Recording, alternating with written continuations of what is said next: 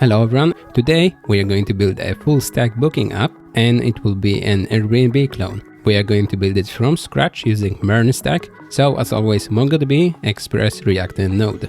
On the homepage we are going to fetch all places that we can book, and when I click a specific place we can see more information about this place, like title, a link to Google Maps, some photos, and if I click here I can open gallery to see all the photos. Here I can close it. Then on the left side we have description and some more information, and on the right side we can book this place using this date pickers. Then we have some extra information, and that's it for a place page. When we click this user button on the top right corner, we can log in and register. And when we log in, I can go to my account, I can go to my bookings and see all my previous bookings to see all the information about my booking and also see some photos about this place. If I go to my accommodations, I can see all the places I have created and see change the title, address, change the photos, upload more photos, add and change description, remove and add the perks, change the extra information and other stuff like price, check-in, check-out time and stuff like this. Here we can also add a photo using a link to the photo, or we can upload from our computer. This tutorial may look like it's very long because it's around 7 hours, but that's because I wanted to explain as much as possible so it would be easy to follow even for beginners. The whole project is built from scratch, so there is no starter code or anything. I will put all the timestamps and the source code in the description, and as always all I ask for is that you will smash that like button for me to give me some extra motivation for the future projects, and if you have any questions or anything, let me know in the comments. And now, without further ado, let's dive into the code. Alright, so as always we start with an empty directory here in my editor. As you can see it's Airbnb clone, the directory name, and I will open here a terminal and I will start by installing a React app.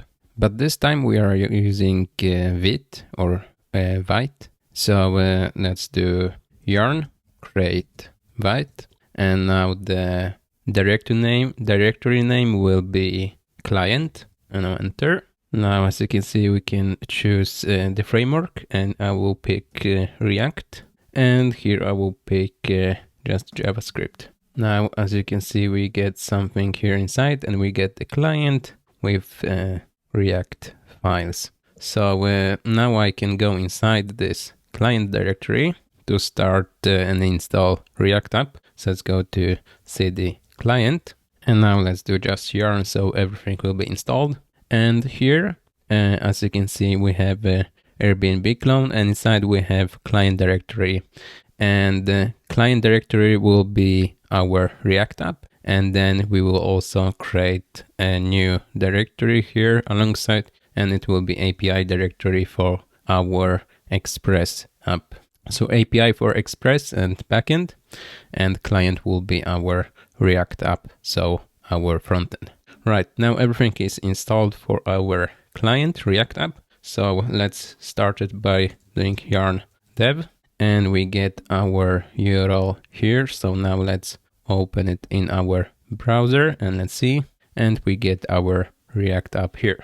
So I will hide my terminal for now, and now let's open this client directory source, and as always we start with an app.jsx. So on the beginning we will just remove everything here from this return, and I will just leave an empty div here. We don't need this state either, so I will remove this, and I can remove this logo as well. Now I will just add test here so I know everything works. Yes, this one looks nice, and I will also jump into app CSS, and I will remove everything from here as well.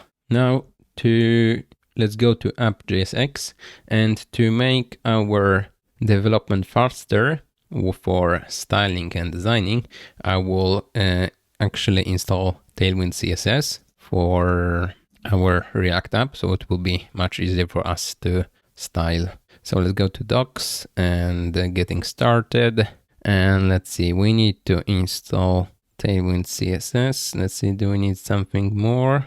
we need for React. So I will search React, not create React. We are using Vite. So here is what we are going to need. We already created our project, so we can skip this part. We only need to install those three.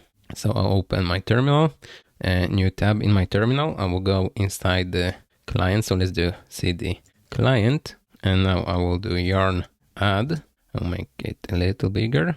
And let's paste all those three things we need to install. Enter. Let's see what else we need to do. We need to run this npx tailwind init. So let's copy and paste it. Enter.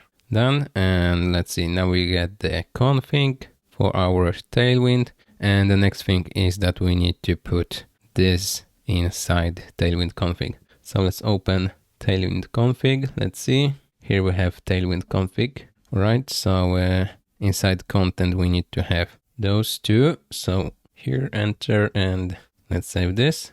And now inside, let's see, source index CSS. So source and index CSS.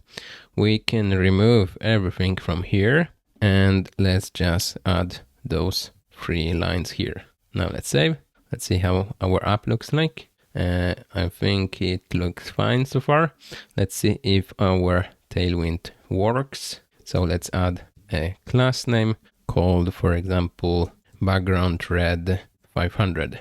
It doesn't, but maybe we just need to restart our app. So let's do this, yarn dev, and now it works. Right, so I will hide my sidebar for now and terminal. Right, so now for now we have just an empty div with test inside. And now we need to build something like this. So we will start from the header where we have a logo, search bar, and login and authentication and user section. So I will put an empty div for now, and let's start with an header. And inside this header we have three things. The first one is a logo, so I'll put just a link for now with class name logo, and maybe we can put some kind of icon inside. I will open hero icons, and let's find something similar to this Airbnb. Maybe I can search for paper plane, yeah, something like this. Let's copy JSX and let's put this inside. So we have the icon, and now as you can see, if I make it bigger, it also shows this Airbnb text here. But I will not do exactly the same title and everything, so I will just put Airbnb. Why not? Let's see how this looks like. Yes, it looks fine. But let's make it, let's rotate this one and let's put this label next to the icon. So for this SVG, let's see, we have some class names here on the, most likely on the end, class name, yes. Let's do minus rotate 90. So now it's rotated.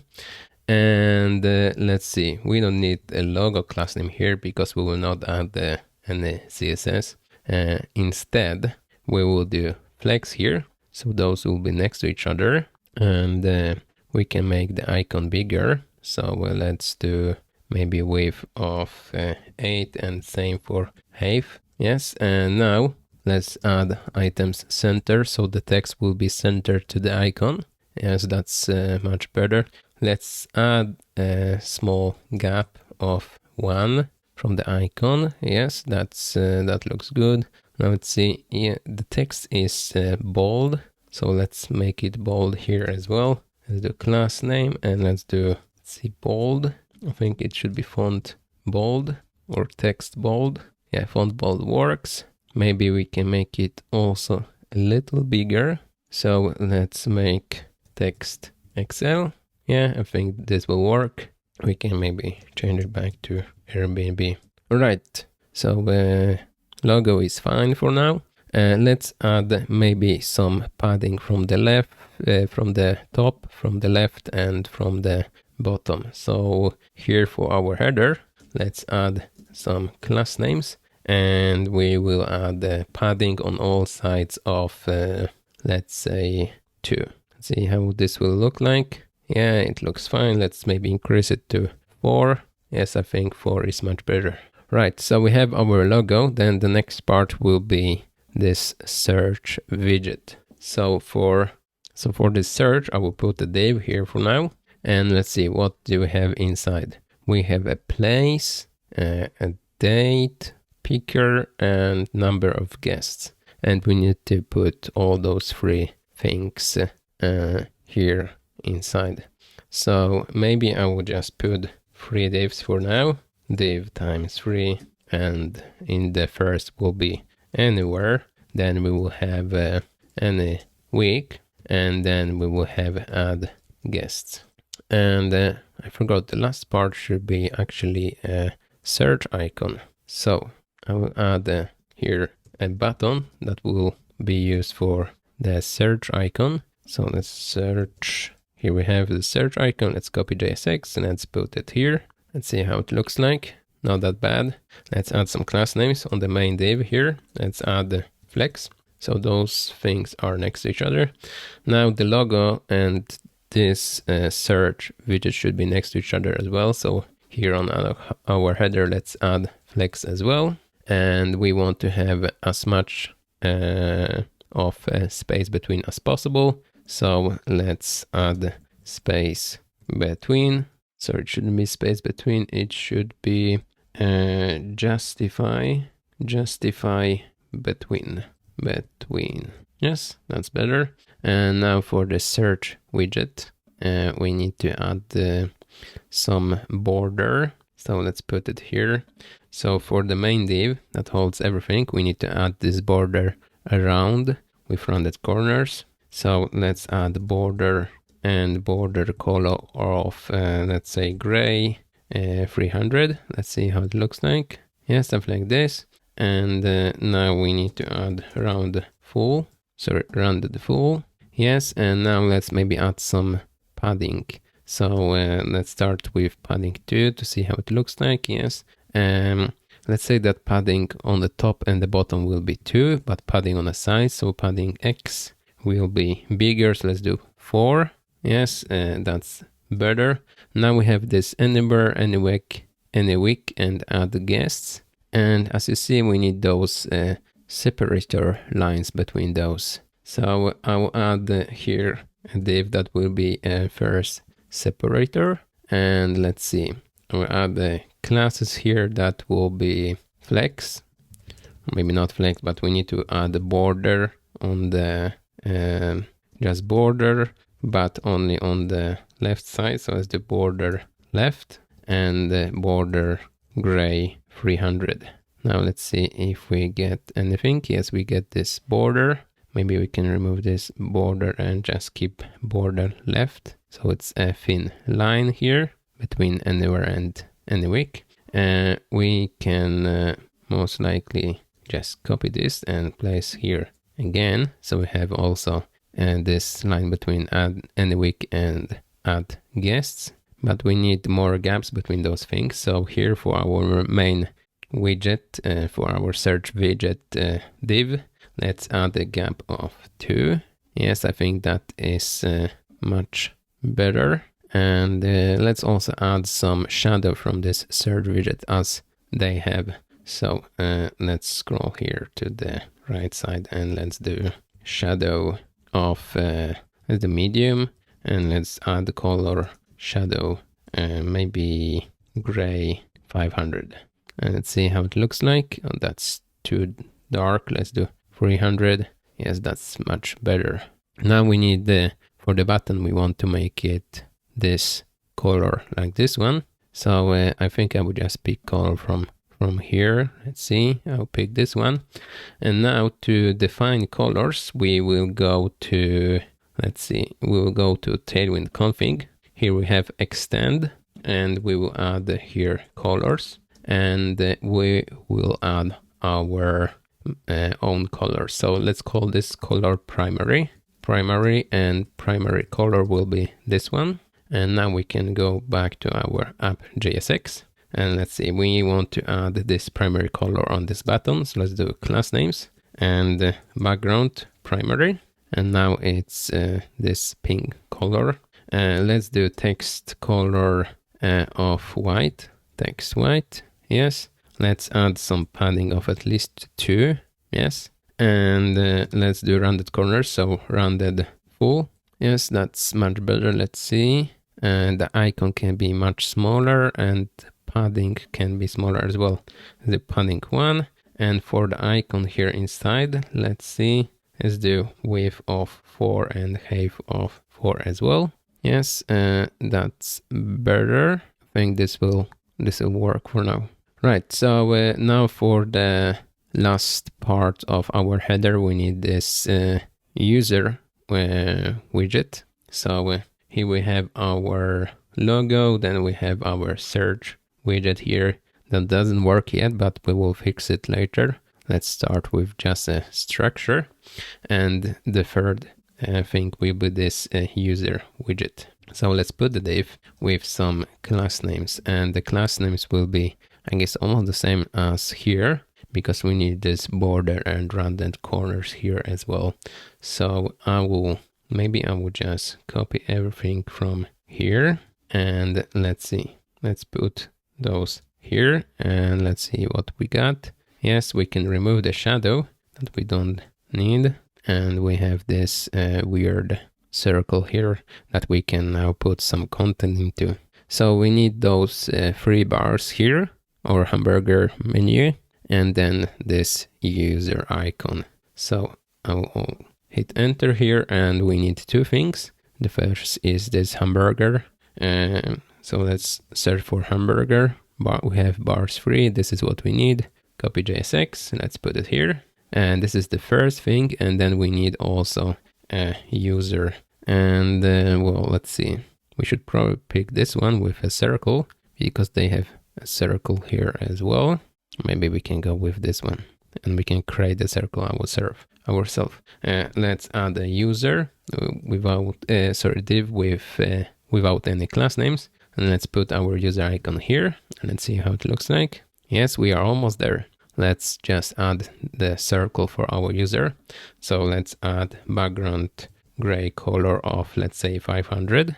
Yes, let's put the text to be white. So maybe our icon will be white. Let's see. Yes, it is.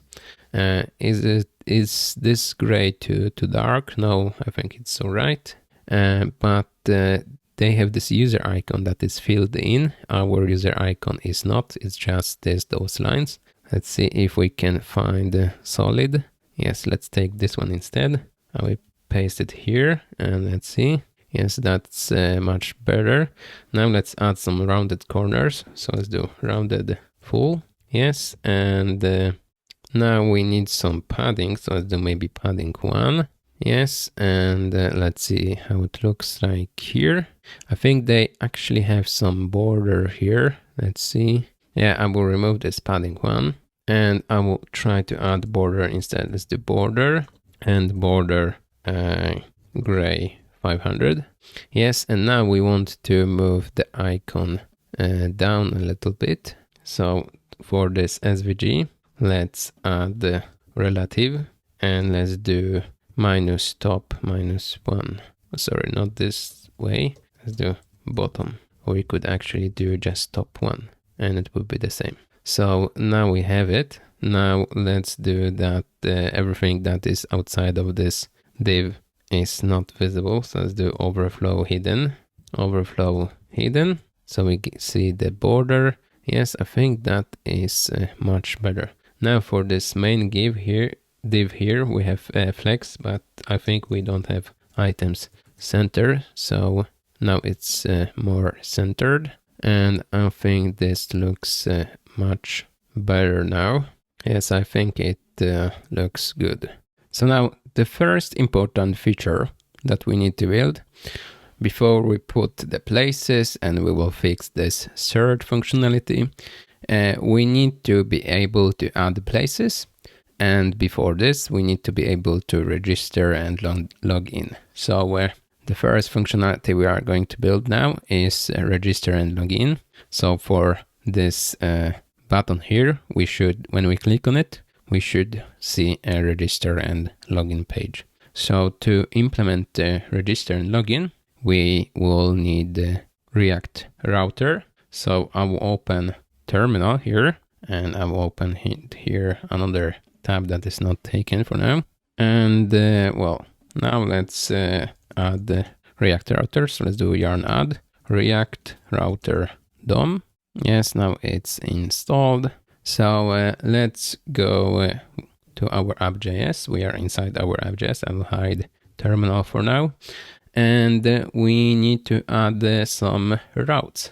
So here and on the beginning of our return, I will start by putting all of the routes like this. And here inside routes, we need to put our first route. So let's do route.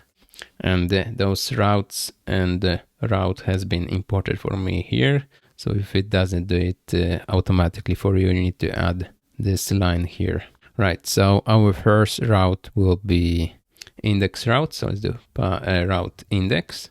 And then we will do element. Well, let's leave it empty for now. And let's close it like this. And for element, we need to put our page component, or we could actually put all of this that we have here, but I will cut this for now, and it will be ugly to put it just here. So I think it would be much better to put it as a separate component. So I cut everything that we created, and I will create a new component here, but let's maybe put it into a separate directory. So I'll create a new directory here called pages. And inside this pages, I will put a new file called, let's call this one index page.jsx. And on other tutorials, I was doing just .js. But as you can see, where we started with Vite, it put JSX into our React component file name. So that doesn't really matter if you do .js or JSX. It's not that much of a difference, but for now we will just follow what Vite suggests, so .jsx. But here inside our file, let's see, we are inside index page JSX. Let's do just export default function index page, and here we will just return and the things that we just cut from the app.js. Now if I save it, let's go back to app.jsx, and now we can add here our index page component. So the index page, and it has been imported for me here. Now let's save, and now it looks like it works almost. Let's see if I change this path to index to just path / no. So the last thing now to make our routes to work, we need to go to main JSX, and here inside we need to add we need to put browser router. So let's do browser router like this, and the closing part should go after our app. I'll put here some indentation. Now try to reload, still nothing. I will try to, let's see if we just restart our app. Right, then now let's go to our app.js and let's see. Here we have element, and this is where we got this wrong. It should be actually index page like this, and now it works. I will hide terminal for now, and now let's add another route for our register page or register login. So let's say we will start first with login page. So inside pages, I will create a new file called login page.jsx, and here inside let's do just export default function login page, and here let's just do return, and login form should go here. All right, so now let's try to put it inside app.js. So let's do a new route, and the path to this route will be actually /login, and the element will be login page like this, and here we're closing the route. And now let's see if we just visit /login, we have login form should go here, right? But first we need to fix that. We can actually click on this icon here, or this button. So let's go to index page, and let's see, here we have this last part of our header. So instead of this div, I will actually use link, and this link has been imported from React Router DOM, and we need to add here too, and here we will have just /login. So now we should be able to click on it, and it should go to /login. Right, but as you can see, this header that we created should be even visible on our /login page, and there will be probably a footer on the bottom as well.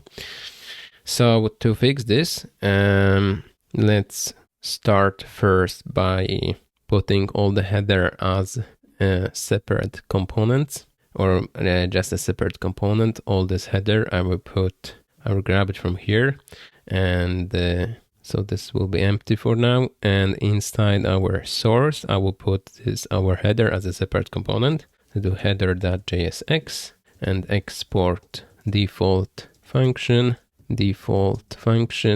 and let's do header. And here we'll just return all of this. And now we can put header into our index page. So let's do header. Yes, that's much better.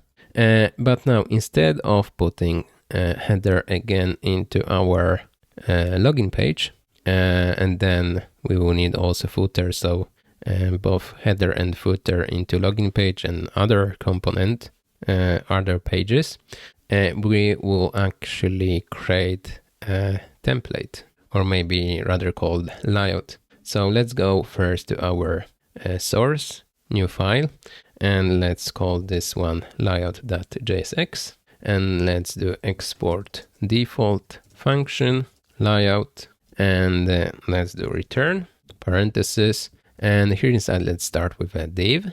And now inside our layout, we want to first have our header, and then we want to have content of our page. So for index, it will be like some random places. Here for login page, it will be this login form. So to make it work for our layout, we will use a component called outlet from our React router, outlet like this. And it has been imported for me here, as you can see. And now let's see, we have our outlet, and now we probably can use our layout inside our app. So in app.jsx, we have our routes, but now we can also add the information about our layout. So to use layout, we just define a route, and for this route, we will define that path will be just slash. We can put it like this. And element will be actually just our layout. So let's put layout like this. And now we will not close our route here. We'll close it like this so we can put some content inside. So we have opening tag of our route and closing tag. And those two routes, we'll put them here inside. So now as you can see, the problem is that we have two headers, but this is because we have header inside layout and inside index page. So let's go to index page and let's remove this header. And instead, let's maybe put some index page here. Why not? And those two are not used, so we can remove those. And now we have index page here. And when we click on the login, we see login form should go here. And we have some header as well. So let's see login page here. And as you can see, it just returns this login form should go here. And the header is actually from our layout that is defined in app.jsx. So both index route and login route is here inside our route for layout that is opens here and closes here. Right, but now we should add some login form. But before we do this, it will be nice to add this padding that starts here from the header all the way down, either for the content of any page. So let's go to our layout, and we have some div here that we can use. Let's add some class names, and let's add just padding of 4. Now we have some padding here from the left side, but the padding on the header is just too big. So I will go to the header, and this padding 4, let's just remove it from here. Yeah, and now it looks much better. Let's go back to our login page. And now instead of this text, let's put parentheses and an empty div for now. And now let's see, what do you want to have on our login page? We need a form. So I'll put a form here. We don't need any action for now. Let's just put input for email. So let's do type of email. Let's do placeholder youremail.com and another input for password. And the placeholder will be just, well, we can do like this, password. Yes, so we have 2 inputs for email and password. Here we have those curly brackets. We can change those to just like this. And we need also a button. So the button that will say login. Yes, and all the inputs are here, even the button. Now we need to add some styling. So first, maybe for this main div here, let's add some class names, and let's add some margin top of at least 4. So we'll have some spacing from the header. Another thing is, let's maybe add also a header 1 here that will say just login. And for this header 1 or heading 1, let's add the text of, let's see, 4XL. So it will be big. Let's put text center. Yes. Now for all the inputs, I would like to make the input take as much space as possible. But before I will make this form centered a little bit. Let's say that it will have a max width of 2XL, and we will make it center. So let's do margin X of auto. So now it's centered. Let's maybe adjust the border to see how it looks like. Yes, it's this big. Maybe we can make it a little smaller. Let's do XL. Maybe just large, LG. Maybe we can go with just medium. Yeah, I think medium will work well. So now all the inputs should take 100% width of the parent. So I will go, maybe we can add the classes on all inputs, but I think that for the inputs I can add some default styling here in index CSS. So let's say that for the all inputs or inputs of type text and input of type password, we can add the styling like let's do apply. So we can apply some classes from Tailwind, and now let's apply width of full. Yes, and that's much better. Let's remove this border from this form so we can see a little better. Yes, what else do we want to apply? We want to apply some border for the inputs. So let's do border. We forgot we have text, password. We need also email, input type email. Yes, and now let's add some margin on the top and the bottom of 2. So we have some spacing. We need also padding. So let's do on the top and the bottom, it will be 2. And on the sides, let's do at least 3. Yes, let's do rounded full. So we'll have it like this. Let's see what they use for inputs. Let's see here, login, something like this. Okay, so they don't have fully rounded inputs. We don't need this as well. Let's do rounded medium, maybe rounded large. Yeah, I think rounded large, or maybe let's do extra large will be good. 2XL. Yeah, I think we will have 2XL. All right. So we have email and the password input. Maybe margin 2 is too much. Let's do just 1. And now let's add some default classes for a button. Here we'll also apply. Let's do background color of gray 300. And let's say that by default, the button will also take as much space as possible. So let's do width full. And now as you can see, it has been applied even for this button here. So maybe I will remove this with full from defaults. But let's see, I will add some classes for the button. Let's do button primary, and let's apply here that the primary button should have a background of primary. Does it work? No, this will actually not work, but we can add the background color from here, and we can go to Tailwind config to just copy this and add it here. Sorry, it probably didn't work because we don't have primary on this button on the login page. Button class name login page, or sorry, just login. So now we have it here. Back to index CSS and button.primary. This doesn't work.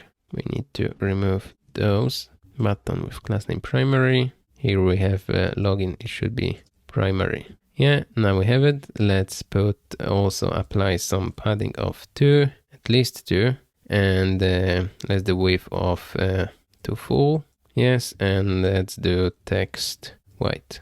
Text white. Yes, and rounded full. Not full, but let's do 2 XL.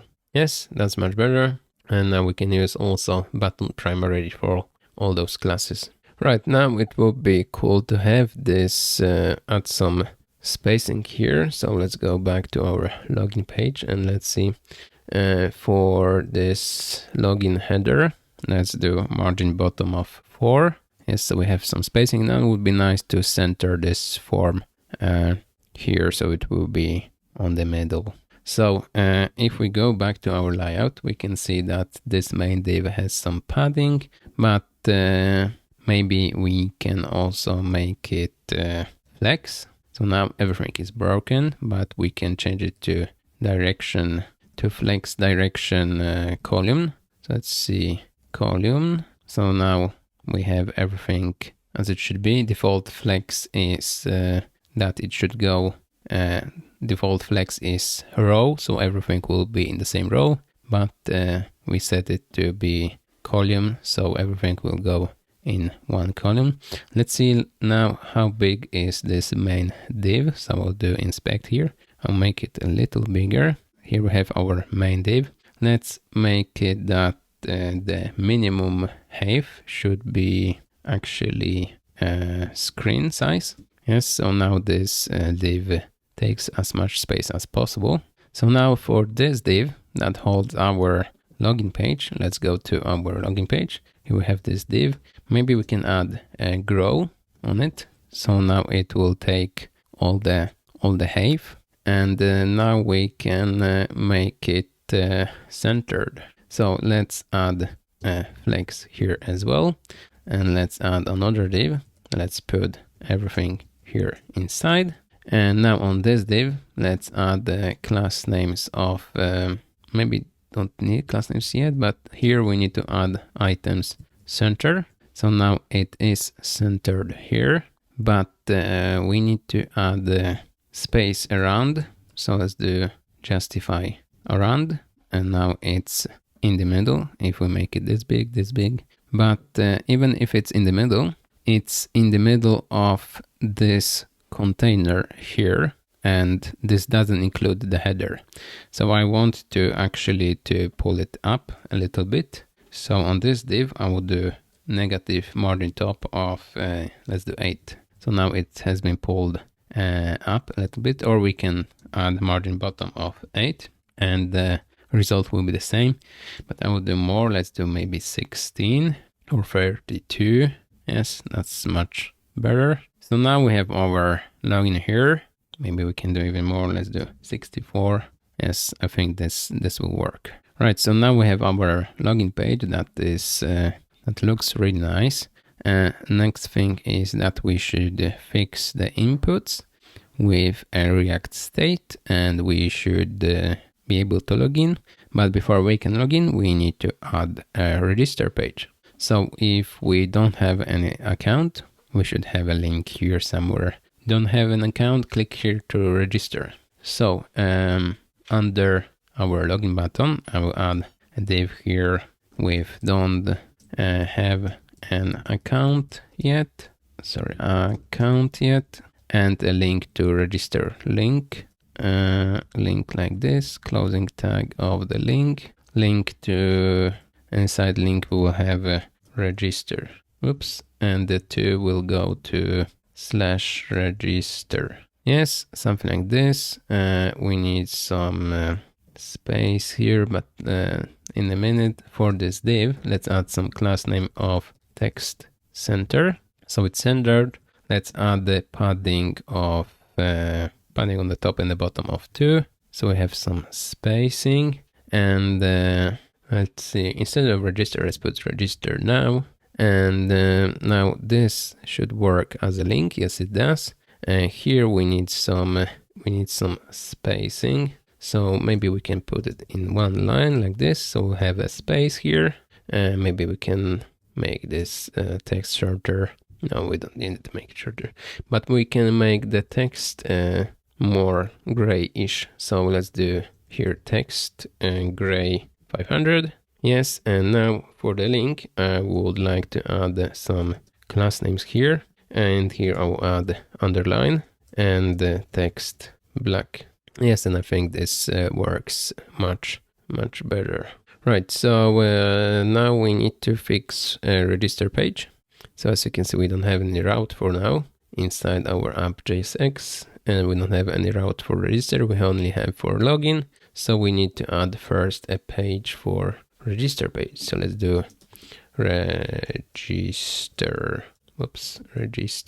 page.jsx, and basically we can just copy paste from login. And now let's see, we need to rename this to register page. And if I save, sorry, it should be register. Now we should be, let's also rename this login header to register.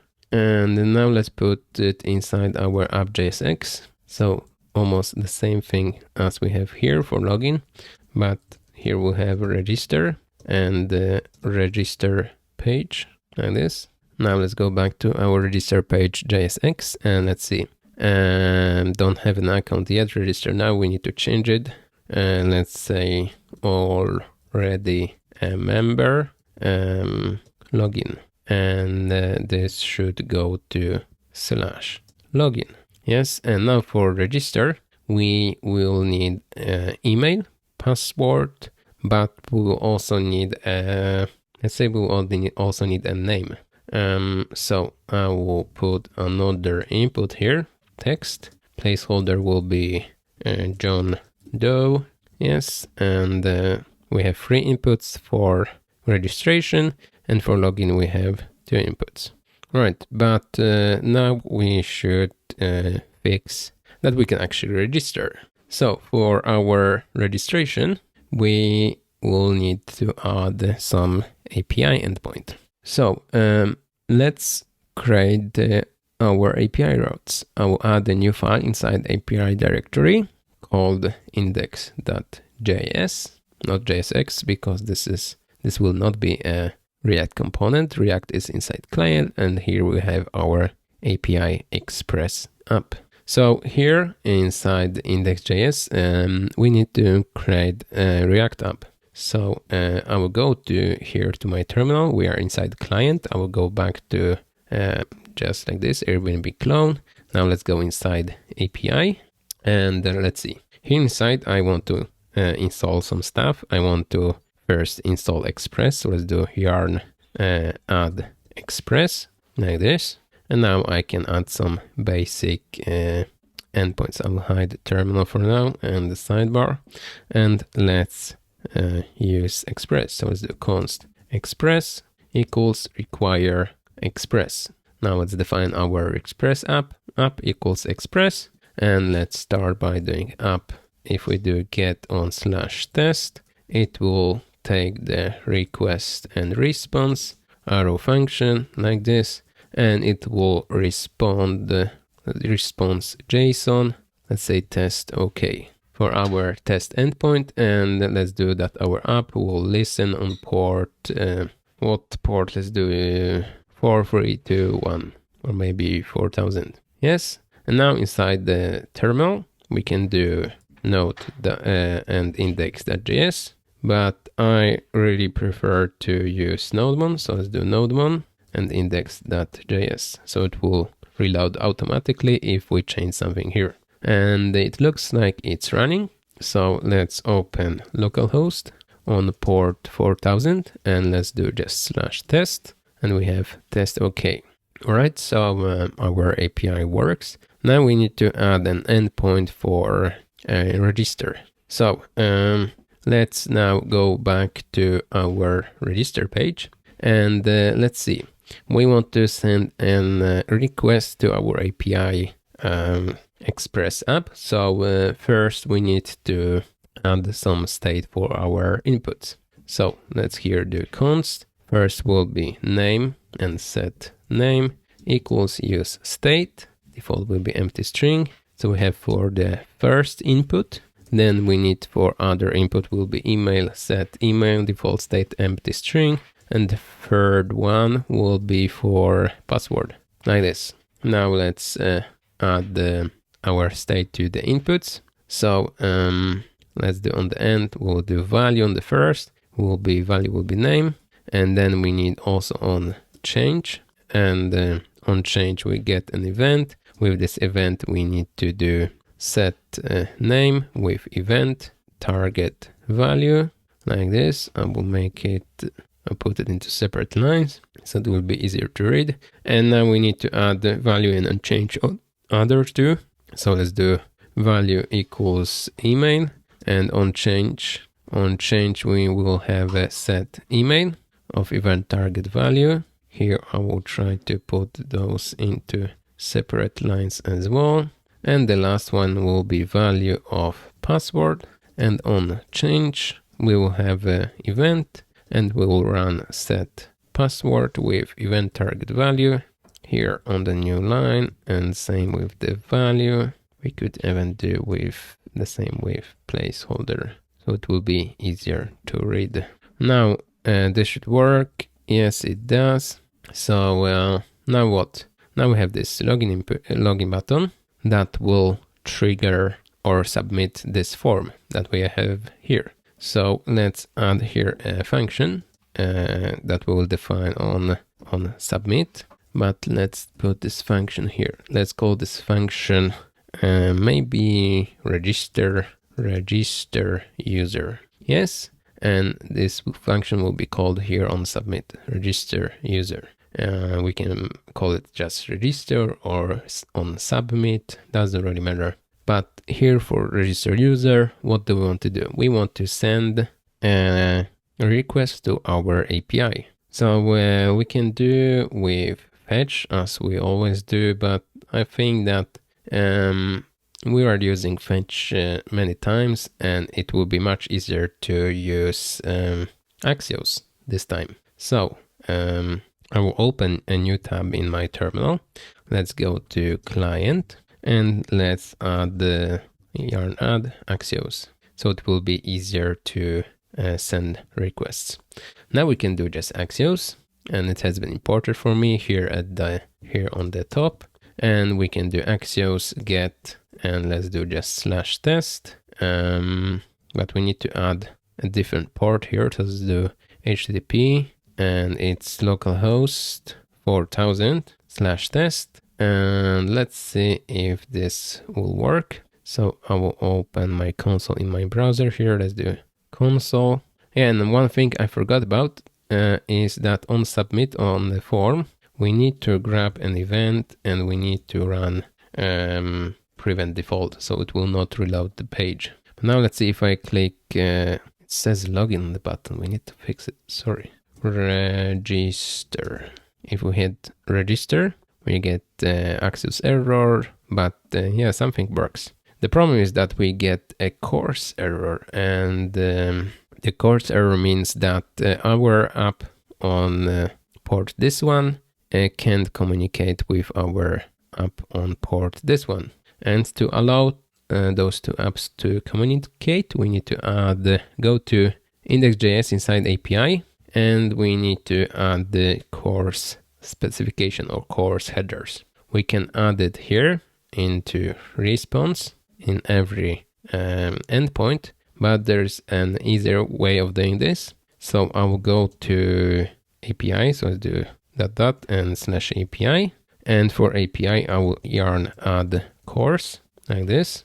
And now let's see how the course package looks like inside yarn. So to use it, we can do just like this. But first we need to require it. So let's do const, or maybe more to the top, const course equals require course like this. And now we can use it. So let's do app dot and now use. And here we just call course with parentheses because it's a function. But there is more things that we can add. We can add some course options, and we can allow credentials. So let's do credentials. So let's do here, and let's put an object, and let's do credentials to true.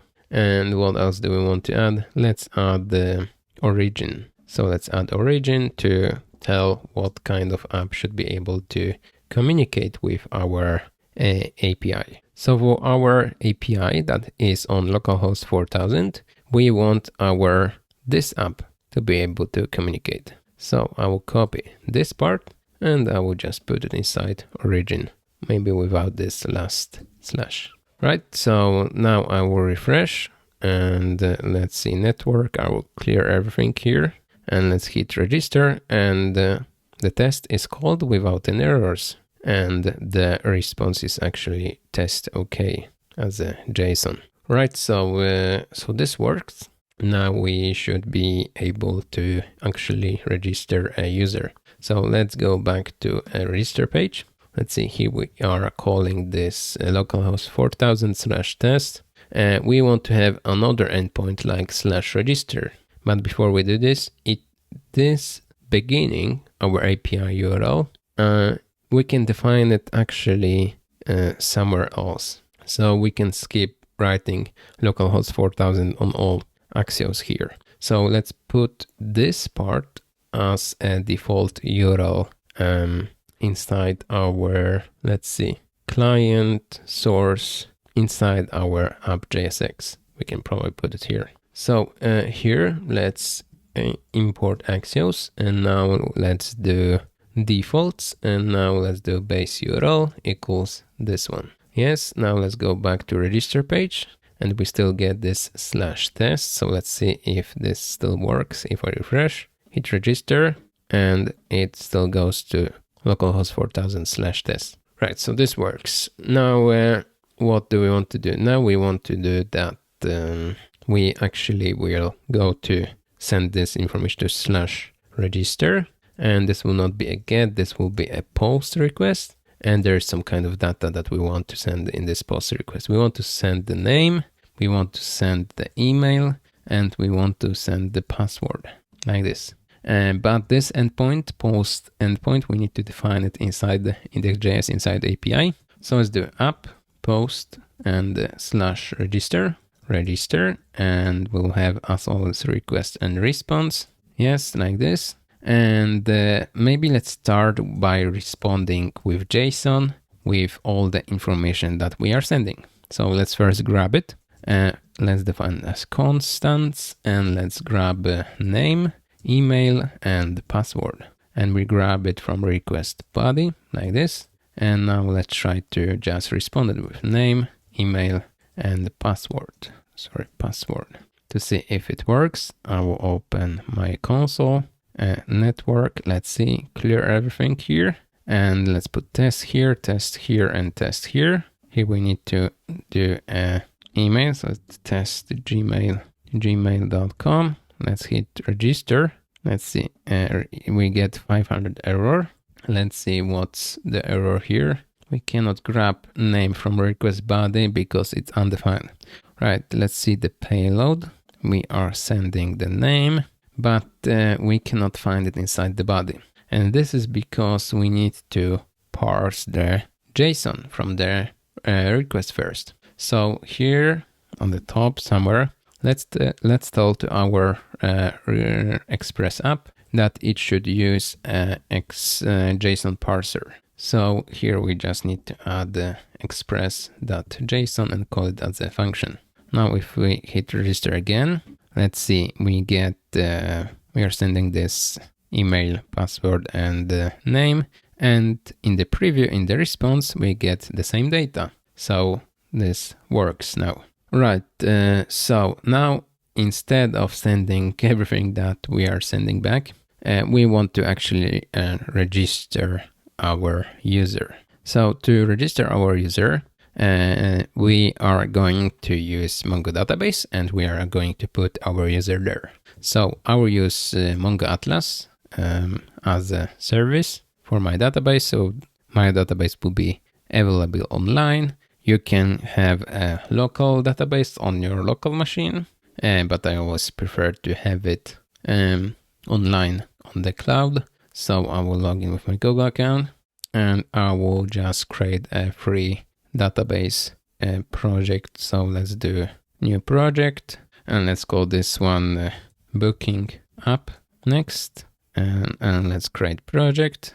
All right, now let's build a database and we can use this free version. It will work good for us. Here, let's see, we don't need anything special here. So let's just create cluster. And for username, let's maybe just do booking. For password, let's auto-generate this one. I will copy and I will put it here for now. I will change it later so you guys cannot use it. And now let's see, let's hit create user. So the user is created, booking as a username. Let's see, for the IP addresses, and we will hit maybe cloud environment. No, my local environment. I will add my local IP for now. So only my IP can use this database. Let's finish and close. Let's go to the database. And now it is being created. While it's being created, we can install Mongoose. So Mongoose is a package that we can use for connecting to our database. So here in terminal, I will inside API, I will do yarn add Mongoose. And now let's see, it's installing. Now it's installed. And now we can connect to our database. So let's see, somewhere here, maybe between the middlewares and our endpoints, let's do Mongoose. So now Mongoose has been imported for me. Let's do Mongoose connect. And here we need our connection string.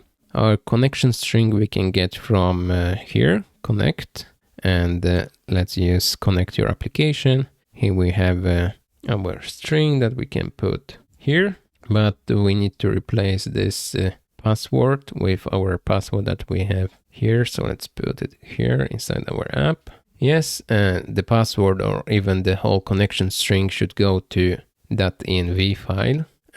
So maybe let's fix it. This connection string, let's put it into env so everything will be by the book. Inside API, let's do new file and .env, and here we'll put mongo URL equals this. So we have our connection URL, and now let's try to use it here. So let's do process, environment, and mongo URL. But this will sometimes will not work just like this, and there is a package that we need to install to load our configuration from .env files, and it's called just .env, like this. Really popular, 100 million downloads, and it's super easy to use. You just require .env and you can call it with just that config. So let's do yarn add .env and let's put it here somewhere at the top. Just paste it like this. We are requiring this .env package and we are running config on it. Right, we have our test endpoint here. Let's see if it still works. Yes, it does. Let's maybe console log our process environment mongo URL to see if it works. Let's see here. Is it? Yes, it is displayed here, console logged. So everything looks fine. I will remove it now. I will hide my terminal, and we are already connected to our database. That means that we can create a user here. So we are grabbing name, email, and password from our request body. And now inside our database, let's see, I'll open the database here. Let's hit browse collections. We want to create collection for our users. So first we need to define this collection. Inside API, I'll create a directory called models. And inside models, we will have definition, mongoose definitions for all our collections. And the first one will be user. So let's do user.js. And here we can define our user model. So first we need to grab mongoose. So let's do const mongoose, mongoose, require mongoose. And now we need to define schema for our model. So let's do const user schema equals, and now it will be new mongoose.schema, or we could grab just schema from mongoose like this. Let's do const schema from mongoose, doesn't really matter, and this way we can skip this part. New schema, and now inside the schema, what do we want to have? What kind of information we want to have about our user? We want to have a name that will be a string. We want to have an email that will be a string as well. And we want to have a password that will be also a string. But we want to have maybe some more definition on this schema. First, the email. The email should be unique. So let's change it to type string, and let's also add the unique to true. Yes. Let's see. Password is okay, and the name is okay as well.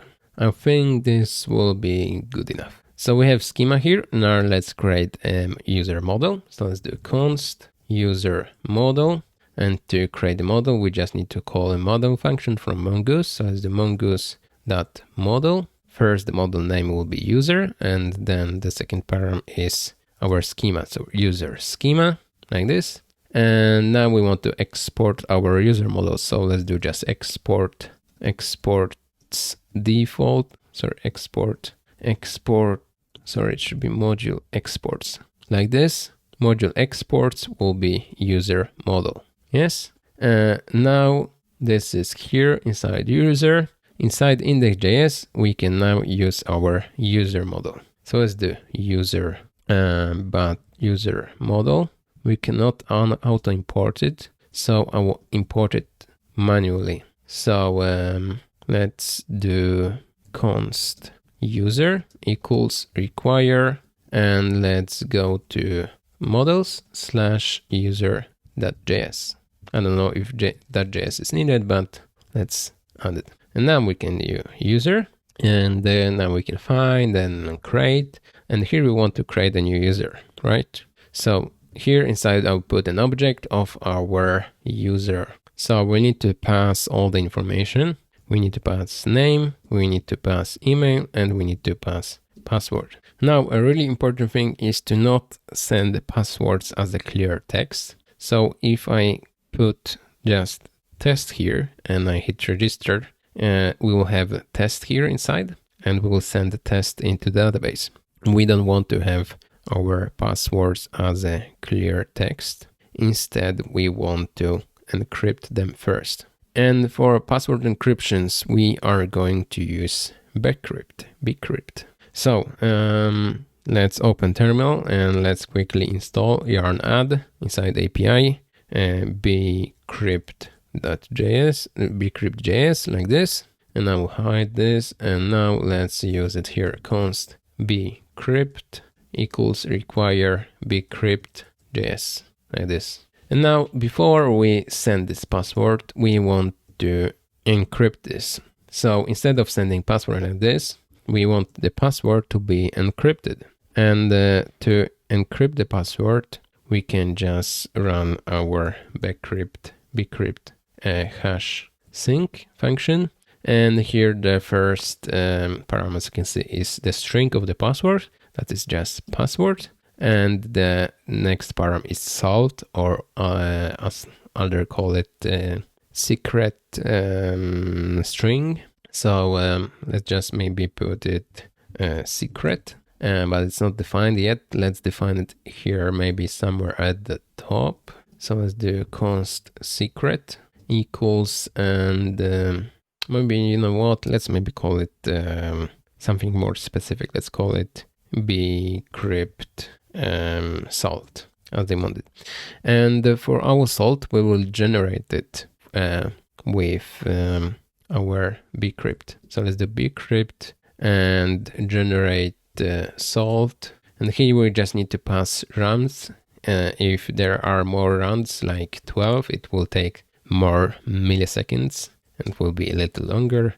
But for us, it can be shorter. It doesn't really matter. It can be 10, it can be 8, 6. Doesn't matter that much. And well, and it will be generated for us. Instead of secret, we'll use now bcrypt salt, like this. And I don't want to remember this password.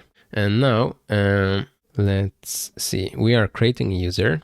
This is an async function, so we need to either add .then here, or we can add await here. But because we are adding await, we need to add async here, because now this arrow function will become an async function.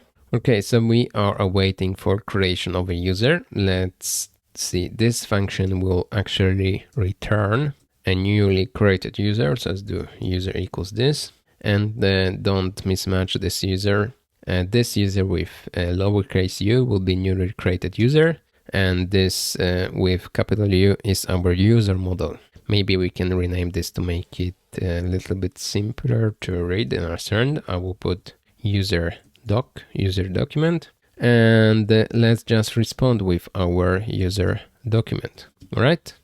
So now let's try to register. So let's put John Doe. Email will be just john@gmail.com, and the password, let's say, will be just John. I'll clear here and let's hit register, and it's pending. So something is wrong. Let's see inside console here. So something is wrong with our bcrypt hash sync. Let's see. We have hash sync on the password bcrypt salt. Right, so the problem is that this will actually, as you can see in the error, illegal arguments, string and object on hash sync. So here we have a hash sync. We are using hash sync, and the first is string and the other is object. Well, the salt is the secret that should be actually a string, not an object. And the problem is that we here put generate salt, and this is actually an async function. So we need to either put await here, or we can do salt generate salt sync, like this. We can do the same for connect here. We can add await, or doesn't really matter because we'll have enough time to wait for the connection.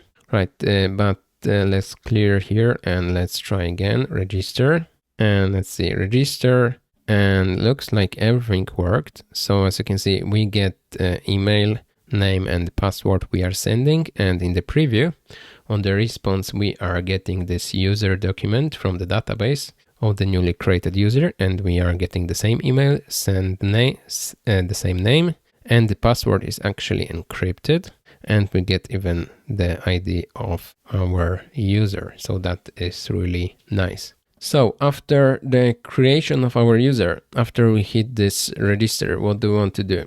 Let's go to our register page and let's see. After we did this, let's maybe add a wait here, and let's make this function async function register user. We will await for the user, and then what? And then we want to say registration complete. Now we can log in. So let's say here underneath, if registration is okay, we will do just alert, and to make it simpler, we will say registration successful. Now you can log in. Yeah, something like this. So now we will have an error. If I hit register, we will get an error. Let's see. Register. No, it's actually pending. So we didn't even get an error. Let's maybe fix it. Let's go to index.js. And why it's pending? It's pending because, well, let's see here. Do we have an error inside console? Yes, we have an error here. Duplicate key for John Gmail. So let's put this crate into try catch. So let's do try to do this, and then try to respond with this user doc. Otherwise, let's do catch, and let's respond with status. I think it will be 422, and with JSON of this exception. Let's see, statuses HTTP. If this is the correct one, 422, yeah, unprocessable entity, it sounds good. Right, so now if I hit register, let's see, register, we get error, failed, and yes, now it looks nice. We get this, we get this 422 response code. So now we can grab it even for register page. Here we have this Axios. Even here we need to do try catch. So let's try to do this. Otherwise, let's catch exception. And with this exception, we want to do alert, registration failed. Please try again later. Yes. Now let's see if we click register here.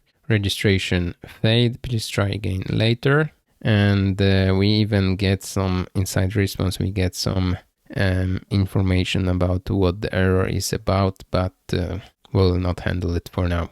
We could change the message to the email is already in use or something like this, but it's not important for now. For now, we need to make this registration and login to work first. Right, so now we can log in with John at Gmail and just John. So let's fix our login page. Let's see, let's open sidebar here and let's see. Inside client, we have sources, pages, login page. Here we have login page, and yeah, here we have login page. So first, for our login page, we need to add the state for our inputs. So here we just need a state for email and password. So let's do email and set email equals use state.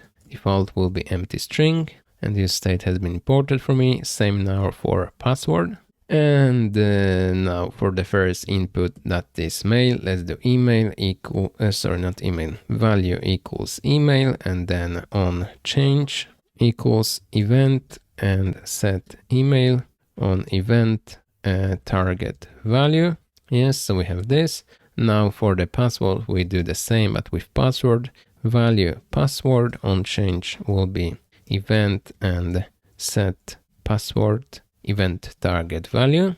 Yes, I will put those into separate lines so it will be easier to read. Value here and value here. Right, maybe even placeholders. Yes, so now we have state for our inputs. Now we need to have a submit function for our login. So here on submit, let's see, we had the registered user for register page. Now we can maybe have something more complicated name, doesn't matter. Handle, login, submit. Why not? And let's define it here. Let's do async function, handle, login, submit. And also if we get an event from the form submission and we want to prevent default on the beginning here. And now what do we want to log in our user? Well, to log in our user, we want to do Axios and we want to send a post request to let's say /login. And we want to send both email and password. And well, I think that's it. Let's add a wait here. And let's put it inside try catch. So do try and let's put this and let's add a catch here. And here we'll do alert login failed. And here we'll add alert login successful. Yes. And now this will not work because we don't have this endpoint inside our Express app. So let's add it. We have register. Now let's add for login app.post request at /login. We grab request response with the arrow function here. And let's see. First, let's grab from request body. We want to grab, let's see, we want to grab, we want to grab email and the password from request body.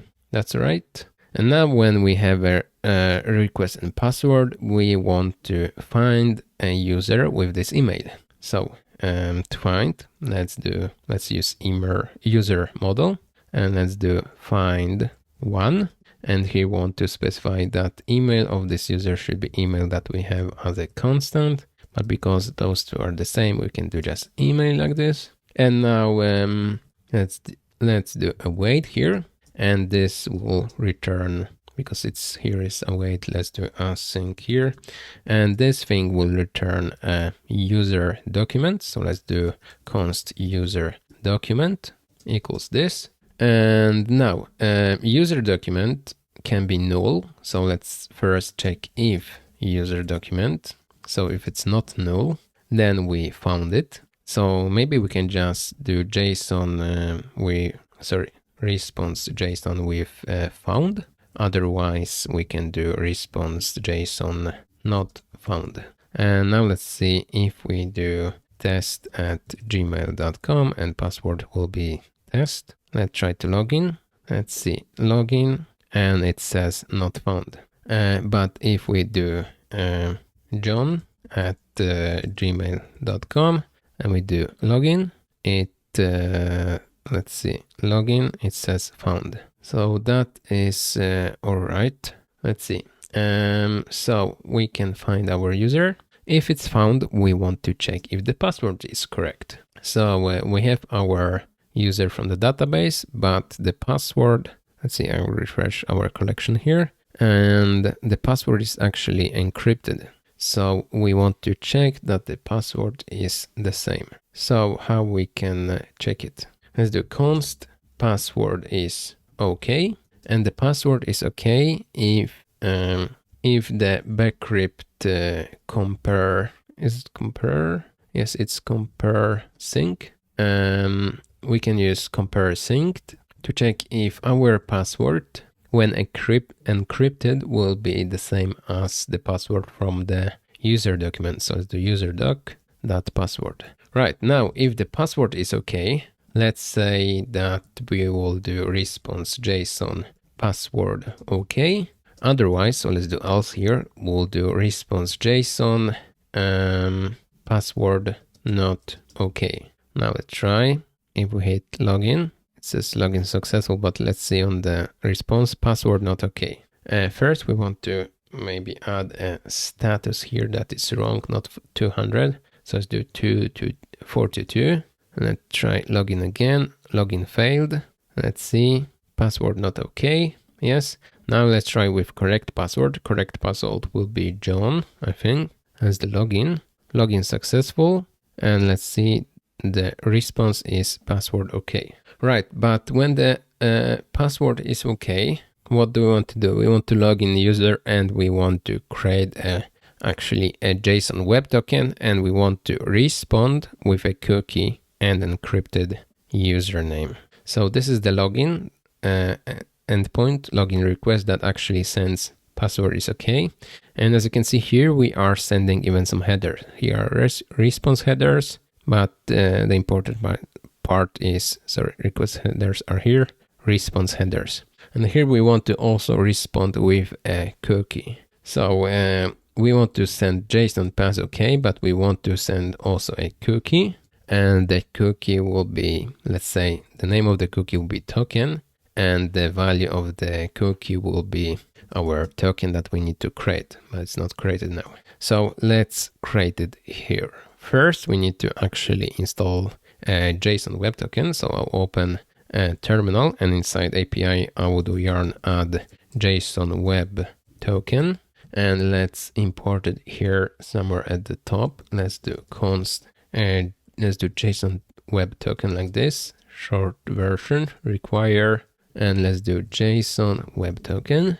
Right, and now to create a JSON web token, we just do JSON web token dot sign like this. And for signing, we want to first pass the information. What kind of information we want to sign into this token? We want to have something about the user. Let's say we will put a user ID and the username. So username, or maybe not username, we don't have usernames, we have emails. So let's do email. That will be email from the user doc. So let's do userdoc.email. And what else do we want to pass? We want to also pass ID of the user. So let's do ID, and now user doc, but not that ID, because it should be actually underscore ID. Sorry, underscore ID, because IDs in Mongoose database start with underscore, as you can see here. Right, so we will sign a cookie with email and ID of this user. Right, so now let's see. We are signing with this data, this object here, but we need also a secret as another second param here. So I will define the secret here alongside with this salt that we have. Let's say it will be JW token secret. And I will just put a random string here. Doesn't really matter. And now let's use it. So let's do JWT secret. And now there are two ways of using this sign method. You can either do await, or you can do add a third param that will be a callback. Fourth param would be callback. First, we need to add options as a third param. So let's do like this. And the fourth, so options will be empty object, and the fourth param will be a callback. So let's do empty arrow function, callback like this. And inside this callback, first we get an error, and we get also a created token. And first, let's check if we have error, then let's just throw this error. So it will stop here. Otherwise, we want to respond with our cookie, and the cookie value should be token that we get from this sign method. And well, now it should work. So let's test it. Let's hit login successful. Let's see, login here, preview, password okay. Let's see headers, response headers, and here, as you can see, we get this header set cookie and token to be this value. So this is really good. So now we should have this cookie. I will go to application. Let's see cookies. I don't see this cookie, but this is maybe because let's go back to login page. Here we have this login request, but when it comes to cookies sending between different hosts, different ports, and different domains, we need to, even for Axios, we need to add that it should accept cookies. So let's do with credentials here as a third param to true. And now let's see, let's try again here, john@gmail.com, and let's do, John here again, John. Let's hit login successful. Let's see, we still don't get any cookie, but it has been set here. Let's see, let's maybe try again to log in. So let's do john@gmail.com and John as a password. Let's go to network, clear everything, login successful. Okay, let's see the response and the request. So response, we get the cookie, and request, let's see if we are sending the cookie. No, we are not. Well, let's maybe put this with credentials true to default. So I'll remove it from here. And instead, let's go to app.jsx. And here we have defaults for our Axios. Let's add the default for with credentials to true. Now let's try again our reload here. Let's do John at gmail.com and let's try again John. Let's hit login. Login successful. So we should get a cookie. Yes, we get this token. So now here in the cookie we are setting here, as you can see, we get this small exclamation mark about that this set cookie header didn't specify a same site attribute, and it was defaulted to same site lux, and was blocked because it came from a cross-site response. So the thing is that we are calling probably because it's a different host. Let's see if we change to 127.0.0.1, and now let's see, I will do John at gmail.com and John again. If I do login successful, and let's see, login here, and we get this cookie without exclamation mark. So now we should work. If I hit login again, we get login successful. And let's see, we have a response cookie, but in the request we are sending this cookie as well in the request headers. If you want to have different host names, like localhost and other ports and other domains, you need to add some configuration to the cookie inside index.js. Here, where we are setting the cookie, we need to add an extra information about this cookie, the params. Let's see. Here we cannot pass any other information about this cookie, but well, maybe I think we can.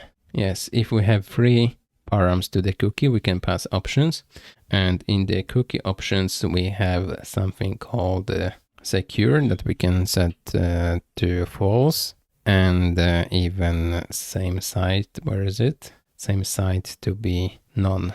And then it will work even for different domains, like 127, that is localhost IP, and localhost, that is just a host. But now we are working on the IP, and our API is both on localhost and 127 and 001, and this works as well. Right, but now we can log in. So let's go back to our login page, and let's see, we have login successful. And well, let's say that if the login is successful, we will redirect to the homepage. So let's see.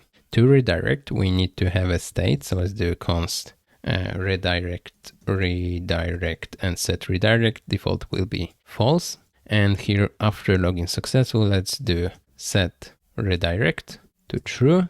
And here where we are doing return, let's check first if we have redirect to be true. And if we do, let's just return. Here we want to return navigate to just slash, like this. And now let's try to log in again. So let's do john.gmail.com, and the password will be John. Login successful, okay. And we have been redirected to the homepage. All right, so now we are at the index page, and it would be nice to see if we are logged in or not. So if we are on the index page, this should be probably different. We should add a maybe name or something, so we will know that we are logged in. So how to do this? Let's maybe first open our app.js, and let's see. We have here different routes. Every route is inside this layout, and on every route we want to actually check if we are logged in or not. So first I'm going to create a context, and I'm going to create a context so I can provide context information to all possible routes and components from one context. So inside my source here, I will create a new file, and let's call this one user context.js, JSX, because there will be also a component there. And now let's see, let's define a context. So let's say const user context equals, and create context from React, and empty object as default. We can maybe even export this user context, but here I will also export a provider with state. So let's do export function user context provider, and this will be a function that will return, let's say it will just return all the children like this, and for now it will be just not like this children, right? And now I can put this user context provider inside my app here, either app.jsx here, or I can put it into main.jsx. Maybe I'll put it into app.jsx, so it will be less code inside the other file, main.jsx. So here I will put user context provider. Yes, it has been imported for me. Closing tag of this user context provider will go here on the end. Yes, and now let's see. Now it's we don't see anything. Let's see, objects are not valid as React child. Let's see, user context provider. Let's see here what happens if we put children like this. Then it works inside a div, but yeah, we can't have many elements as a direct return of a component, so that's why it didn't work. But now, first, instead of this div, we will use user context, and we will do a provider there. So let's do user context dot provider, and value will be empty object for now. But we will also have a state for our user data. So let's do const, and let's do user, maybe just user, and set user, and equals use state, and default will be null. And now instead of this empty object, we'll just pass here, or maybe let's leave this object, but inside this object, let's put both user and set user. And this, so we can export both user and set user. And what else? Let's leave it like this for now. I will save it. And now let's go to login page, and let's see. We are logged in. We are doing redirect, but before doing the redirection, let's maybe grab the information about the currently logged in user. So let's say it will return a user document. This is the user document, or maybe just user info equals this. And now let's make sure we are returning this inside our API. So here for login, let's see, we are just returning pass OK. Instead, I want to return user document. So we'll have all user information. And now with our user information, we want to put it inside our context. So let's grab context. Let's do use context. And let's use user context here. And both use context and user context has been imported for me. Right, and now let's see. Now from the user context, we want to grab user and yeah, only user. Maybe not user, but set user. And now we have this user info, and now we can maybe just do set user, and let's just do user info. Yes. And now let's see if this will work. Let's go to login page, and let's do john@gmail.com, and here John as well. Login successful, and we are on the index page. Now I will just go to components here. Here we have this context provider, we have value, and we have user with a lot of stuff from the response. So this is not only the data, it's a lot of other information like config headers and so on. I will rename this to user, or maybe just to response. And from this response, I want to grab only this data here. So let's do response.data.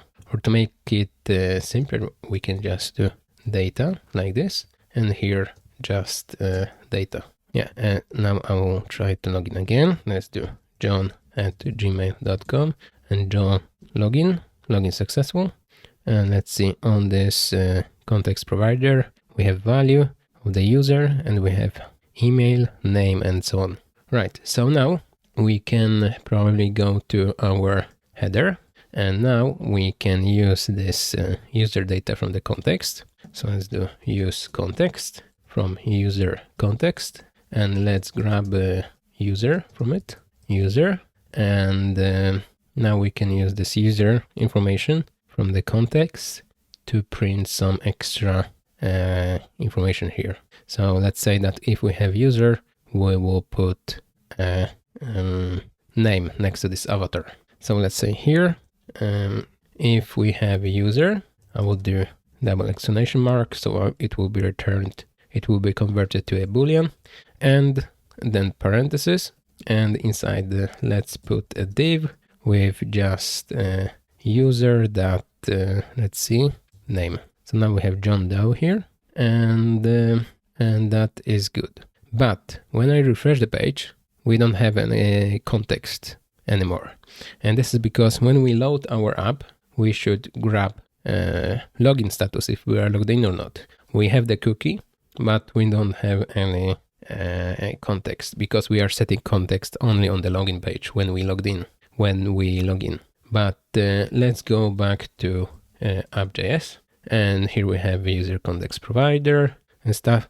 Inside we have this stateful user, and we are providing this user as set user. But even here inside we can add the use effect, and we can do empty arrow function here, no dependencies, so empty array. And here we can add a function that checks if the user is empty, we can actually try to fetch information about our user. So let's do this. Let's grab Axios. Maybe first let's check if user is empty, just in case. And then let's grab Axios. Let's do get request on slash, let's maybe call it slash profile. So we'll get user profile information. Right, and we need to have this endpoint. So let's add it inside our API index.js. So let's do app get slash profile and request response arrow function. And here, what do we want to do?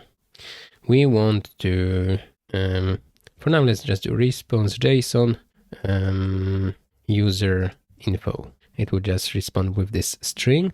But now let's check that this will run.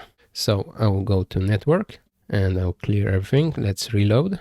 And as you can see, it's calling this slash profile, and we have here user info. Small problem here. Looks like it's called 2 times. As you can see, profile and profile. Let's maybe fix it by moving this to maybe to app.js. Inside app, let's put this use effect. But now we need to re-import it here. Use effect. Now it's imported. Let's comment this user part. Now let's see how many times the profile is called. Still 2 times. This can be actually because we have strict mode on React, and on development mode it will render each component twice. So this is actually not a problem. So I guess we can just move it back to our user context. So let's have it here, and this will be called 2 times. This will be fired 2 times, but it's okay. It's only on the local development, but it's pretty fast, so that's not a problem.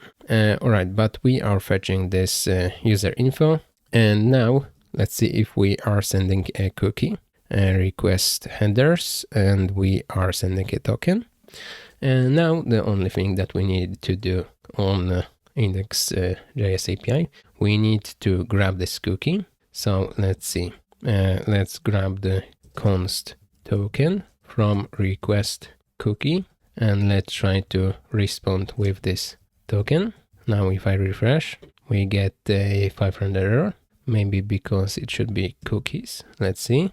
No, still an error. Let's see.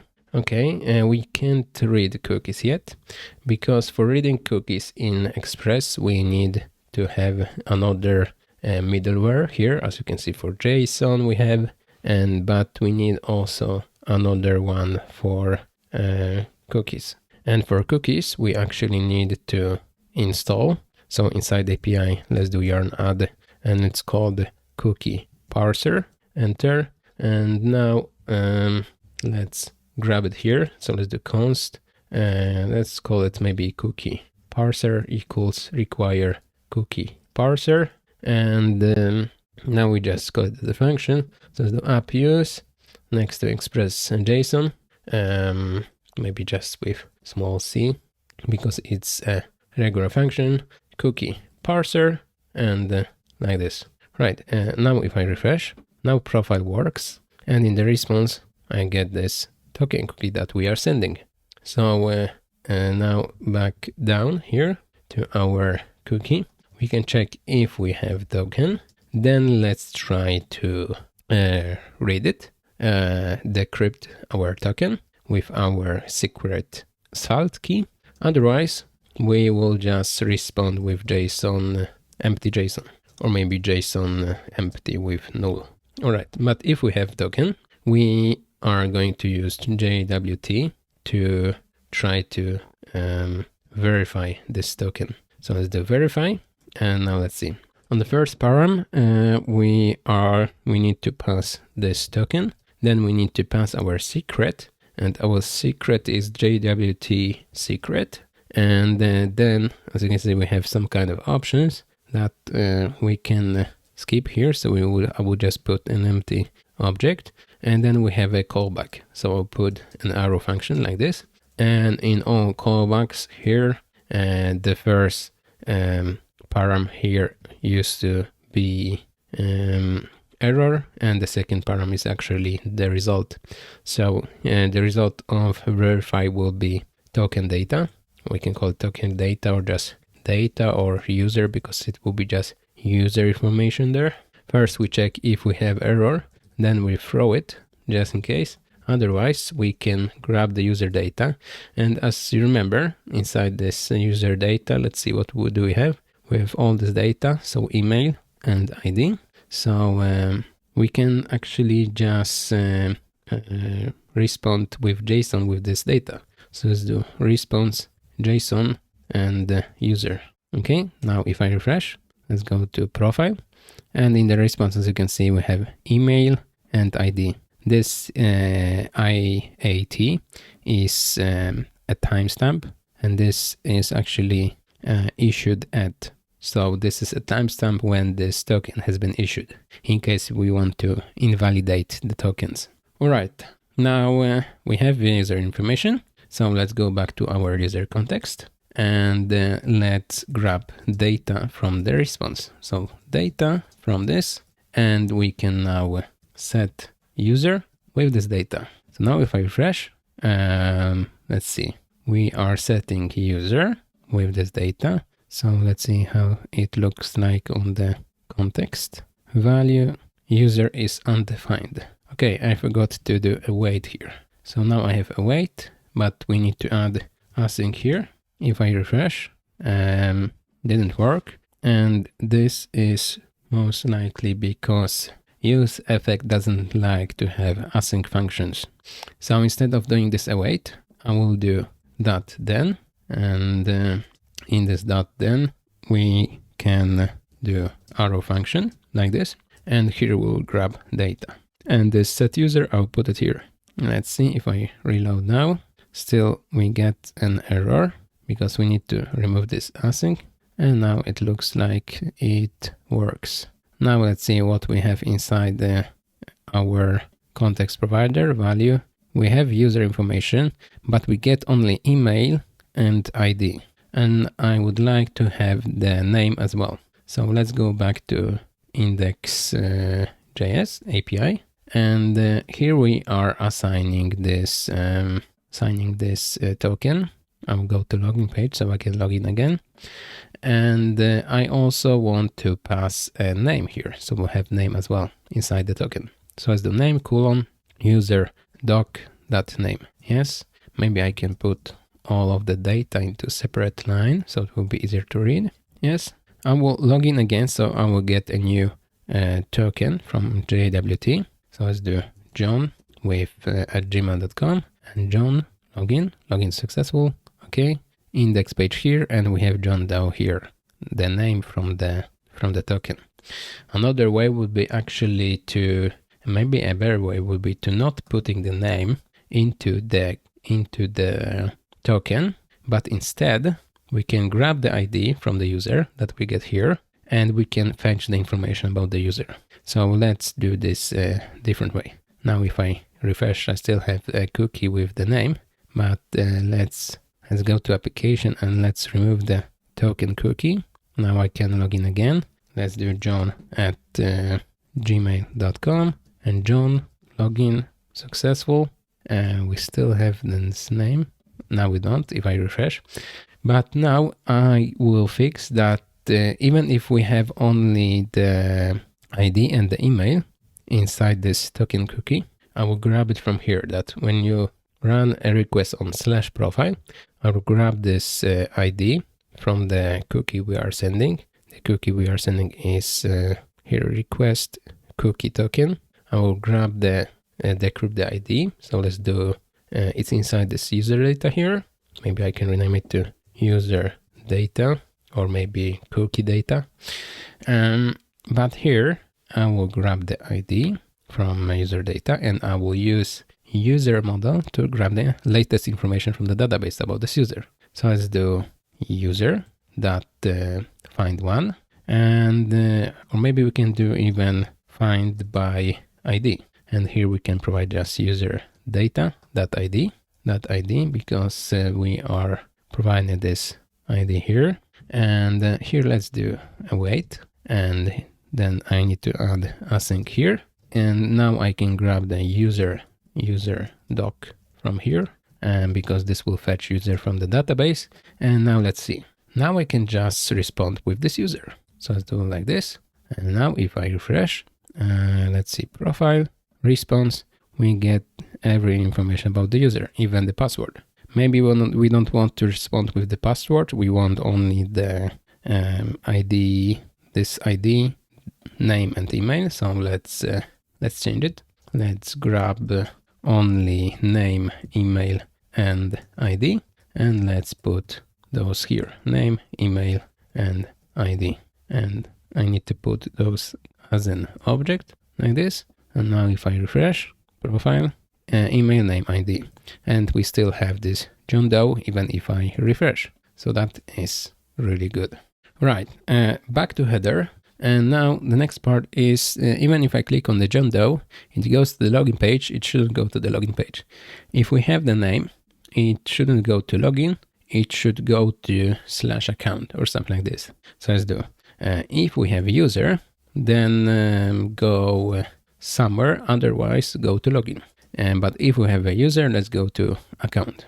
Yes, something like this. So I'll go to, now if I click here, it goes to /account. We don't have any page for this for now, but well, it works. Another thing is clicking on the logo doesn't do anything. So let's fix it as well. Here we have just a tag. Let's change it to link to just /. So now if I click here, it goes to the index page, and here it goes to this /account. Right, so now let's add the account page. So pages, new, file, account.js, x, and now let's do export, default function, account page, and here inside let's do return, and a div account page, something like this. And now let's use it. Let's go to app.jsx and let's add a route. So route, the path will be /account and the element will be account page, like this, account page. So let's go back to account. It's just account. Maybe we should rename it to account page. Yes, I think I will rename it. So I will do refactoring name, account page.jsx. Right, let's see if it still works. Account page 2, yes it does. But now let's grab the user context. So let's do const user from use context, user context, right? And let's see, let's say account page for, and then the user dot name, account page for John Doe. Yes, that's correct. Now, if we are not logged in, then the account page shouldn't be visible. So we can do here that if not user, then return navigate to /login, like this. So now let's see if I refresh. Wait, but why is it then redirecting me to the login if I refresh? The problem here is that when I refresh page here, it goes to this /account, it grabs the user, but user is not yet available. You know why? Because inside user context, this use effect is called when this is mounted, but it takes few milliseconds. Let's see here, it takes 29 milliseconds before it's returned to the user data. So for on the beginning, this is rendered with user being null. And when it's null, then it's null here on the account page. And then that's why it's navigating back to login. So we can actually add more state to the user context provider. So let's do a state that will be named ready and set ready. Default will be false. And let's say that here it will just do set ready to true. Oops, to true. And we can pass the ready here, and then we can grab this ready from here. Let's grab ready. And then if we are ready with the response about the user and we don't have a user, then navigate. Okay, now let's see if we are on the account page. If I reload, it's empty. Why is it empty? Let's see. Console cannot read properties of null, reading name. Because even on the beginning, this will not run because we are not ready. But then we go further into the code, and then we are trying to get name from the user. But on the beginning, user is actually null. So I can fix it by adding question mark here, and then it works. Because on the first render, this will be null. But here I will also check if we don't have any user, or if we are not ready. Let's add it on the beginning.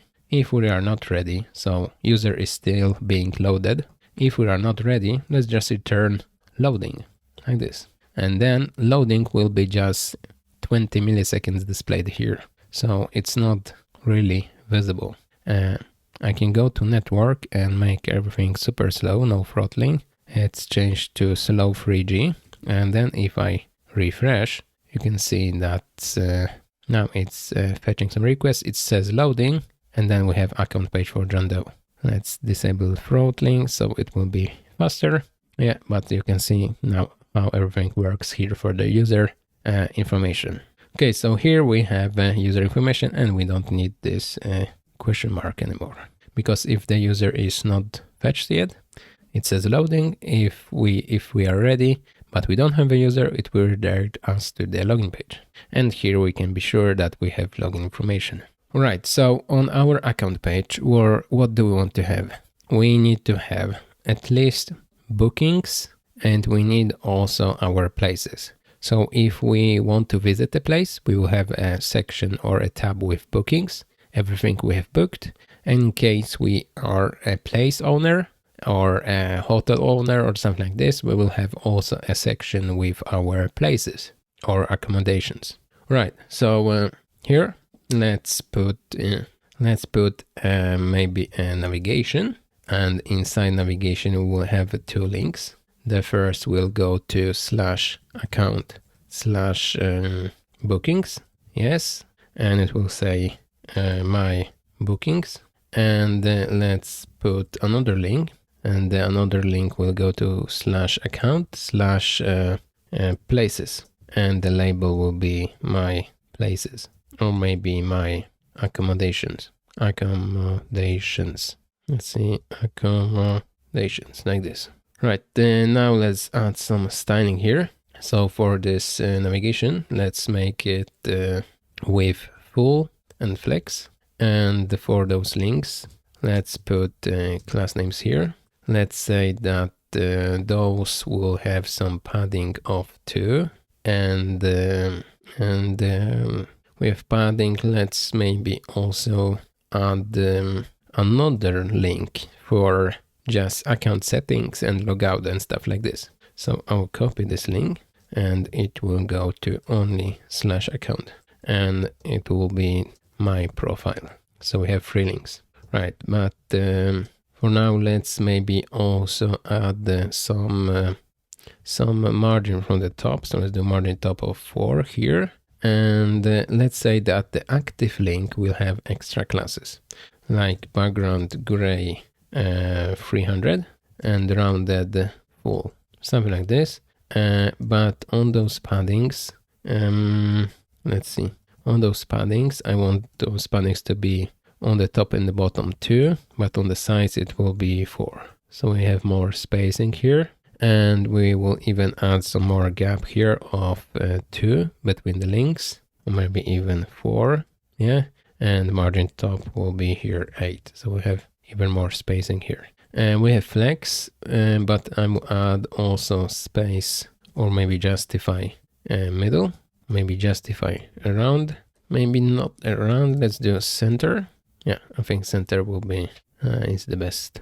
More spacing on the sides. Let's say 6. Yes, and we can make the gap smaller. Let's do gap 2.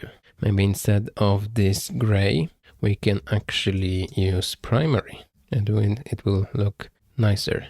Background primary and text white. Yeah, I think this looks better. And on my profile, we will have some kind of information. You are logged in as John Doe with this email and the logout button for now. So let's see. And then for my bookings, okay, account bookings doesn't work and account places doesn't work as well. We need to add routes for those 2 as well.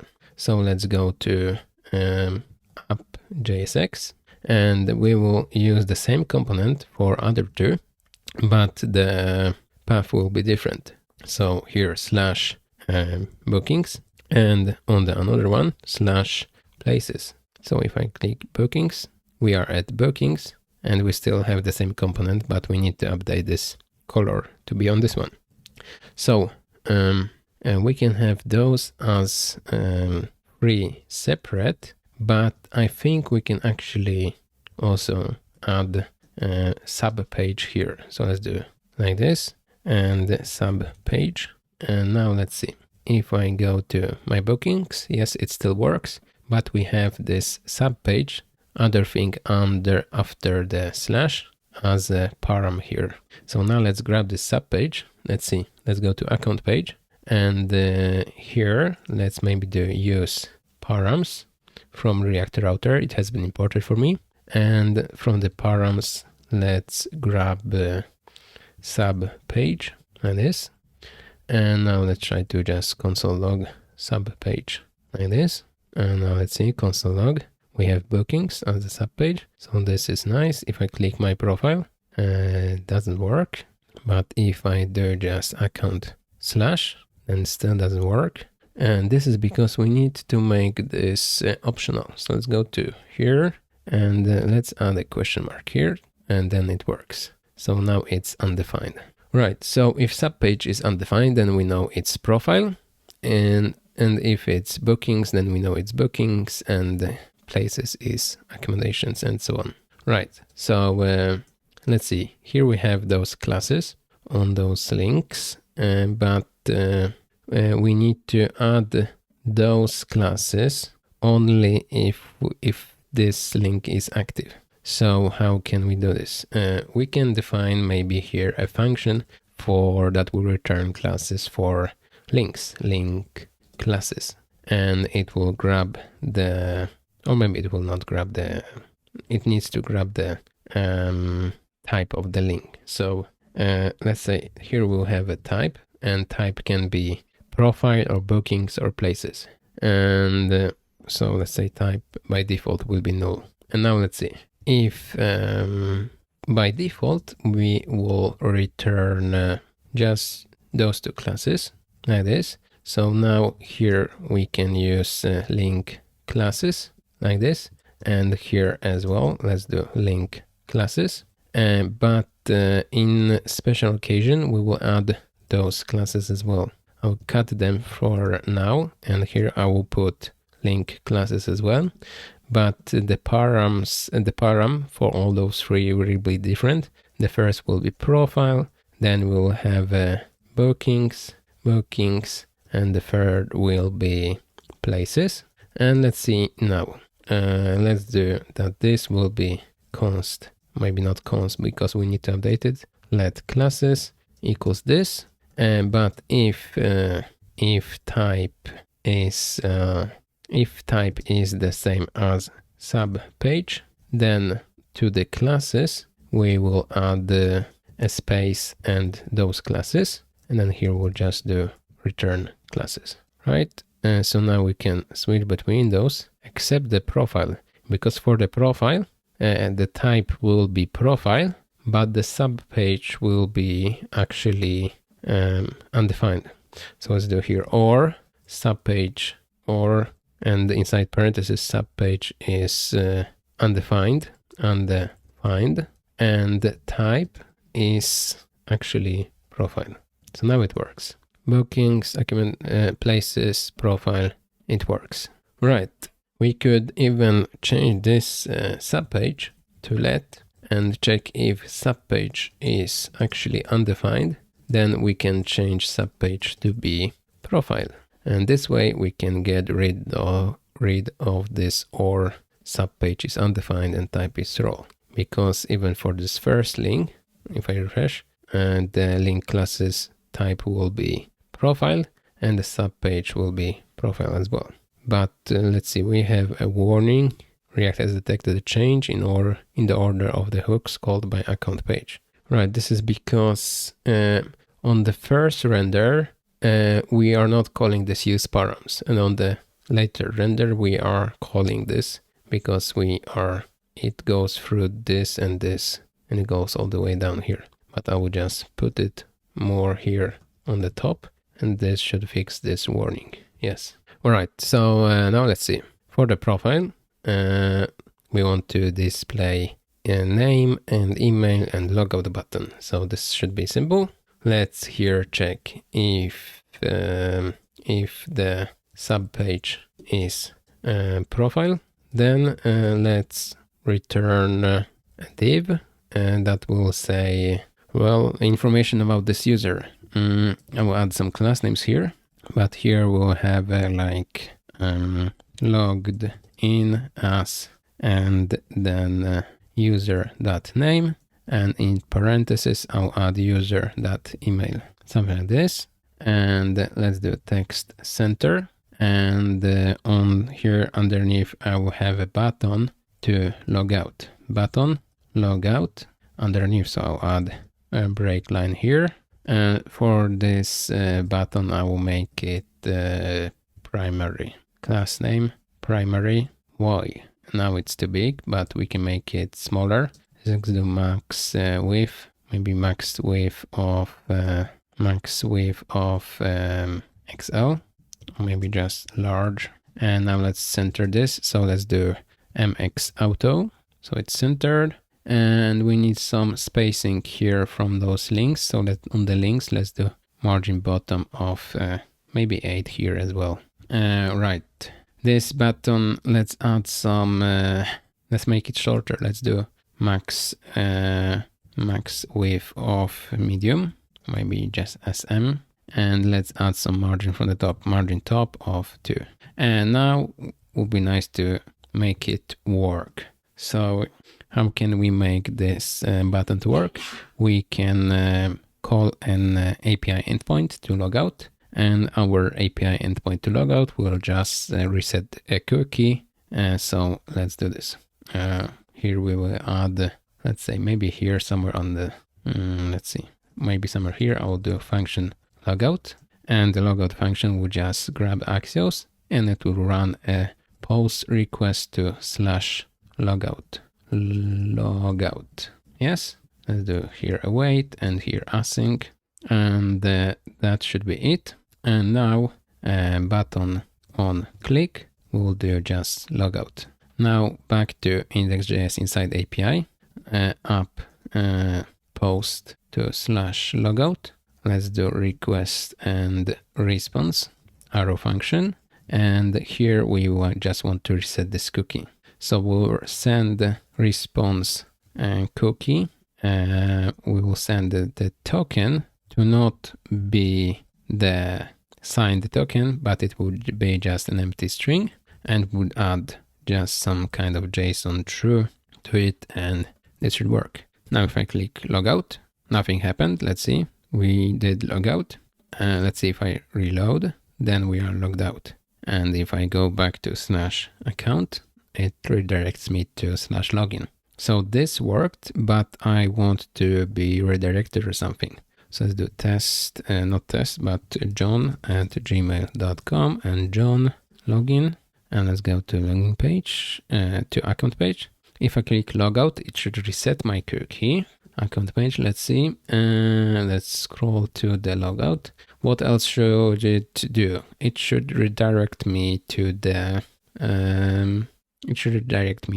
homepage, let's say. Let's put a state for this. Const redirect, or maybe just to homepage, and set to homepage equals use state. Default will be false, and or maybe just redirect and set redirect. And after we logged out, let's do set redirect to just empty just /. So this should work. Let's see. Okay, it says that this is false. Maybe I will change it to null then. And now here, if we have a redirect, then let's just return, navigate to our redirect, like this. Navigate to redirect. Let's see, redirect, yes. So this should work. Now if I click logout, it redirects me to the index page. Right, so, but it redirects to the index page, but it's not resetting our context. So we need to add it as well. We need to grab set user from our context, and we need to do this as well here. Set user to null. Yes, and now if I reload, let's log in. john@gmail.com and John login successful. Let's go to our account page. If I log out, I don't see my name here, and I'm on the login page. So because I first reset this user to null. That's why I have been redirected to the login page. But if I change the positions of those, then first I will be redirected to the index page, and then it will set user to null. So let's try again. john@gmail.com, John. Okay, and let's go to account, logout. It still goes to the login page. Maybe because this one is fast enough to do the redirection. But maybe we can grab here even the set ready. Let's do set ready, and we can grab it from here. Set ready. Let's see if we will use it. Maybe we don't even need this. Let's see. No, we don't need this. We don't need to alter this ready thing. But we are doing redirection to just / and we are setting user to null. But here, before we are redirecting to the login page, let's check that we don't have any other redirection and no redirect to other page. All right, and now let's check. john@gmail.com, John login successful, account page, logout, and I'm on index page and I'm not logged in. So this works nicely. But let's log in back again. john@gmail.com, John login, and let's go to our account. And now will be our main functionality. We should be able to add some places so we can search them on the homepage. So let's go to my accommodations, and we should be able to add places. So let's open a place here, maybe this one, doesn't really matter. Let's see what we have on each place. We have a title, we have a place or location, reviews, we have also photos, and let's see what else do we have. We have some kind of description, and we have some kind of features of this place, so we can scroll them here, and we have we can book this place from here, reviews, map, and let's see what else. Extra things to know, check-in after, check-out before, 2 guests maximum, and some extra information, and that's basically it. So maybe let's focus for now only on the title, location, photos, description. Let's define them as a model first. So new model here, let's do place.js and enter, and let's define schema. So let's first grab mongoose, const mongoose, require mongoose, and let's do const place schema equals new mongoose schema. And now let's see. First we need a title that will be a string. Then we need also, what else do we need? We need a name, location. So let's do location, or maybe address, and it will be also a string. What else? Then we have photos, and let's say that photos will be array of strings. Yes. And then we also need description. So let's do description will be also a string. And then we have perks or features. Let's call it perks. Perks will be array of strings. And what else do we need? We will fix reviews later. And extra info. Let's call it extra info. Will be a string, but there's some more things I would like to add separately, and this is check-in time and check-out time and maximum number of guests. Let's have it as the numbers. So let's add them. Check-in, and it will be a number, and let's add also check-out will be a number as well. What else? Max guests will be a number, and well, I think that's it for now. We have extra info. We can add more things later if we need it. So now let's create the model. Const place model equals model. We call it as a function. It's inside mongoose. Name of the model is place, and it has this place schema that we have just created. Maybe we should call it with small p like this. Doesn't really matter, but if it's not a object, a class, it should be with lowercase. Right, so we have a place model, and now let's export it. So module exports place model like this. Now we can use it inside our index API and so on. But let's see, what do we want to we need to first create show a list maybe of our places, and then a button add a new place. So let's maybe add yes, and of course because we are going to add places for different users, we need to know who is the owner of each place. So let's add owner here as well, and owner will be mongoose types. Let's see, mongoose schema types and object ID, because it will be ID of a user. But because it's ID of a user, I can do here type object ID, and I can add reference to user. So let's do user. Right, this will be helpful for doing populate method and so on.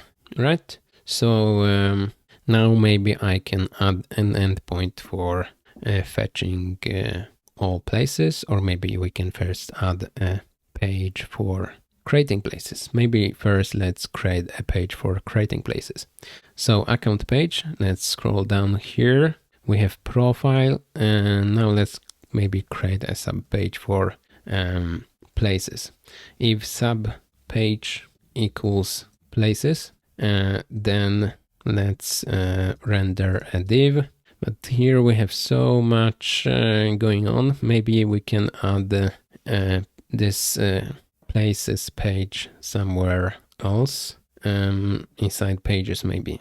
Let's do new file, places page.js x, and let's do export default places page, and export default function places page, return div.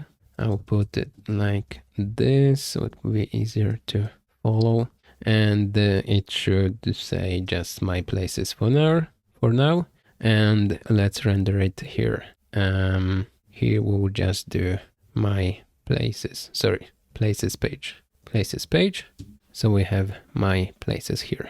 All right, but inside places page, on the top, let's add a big button that will be centered. So on inside another div, let's add a link. Let's add a link, not a button, a link to /account/places/new, something like this, and it will say add new place.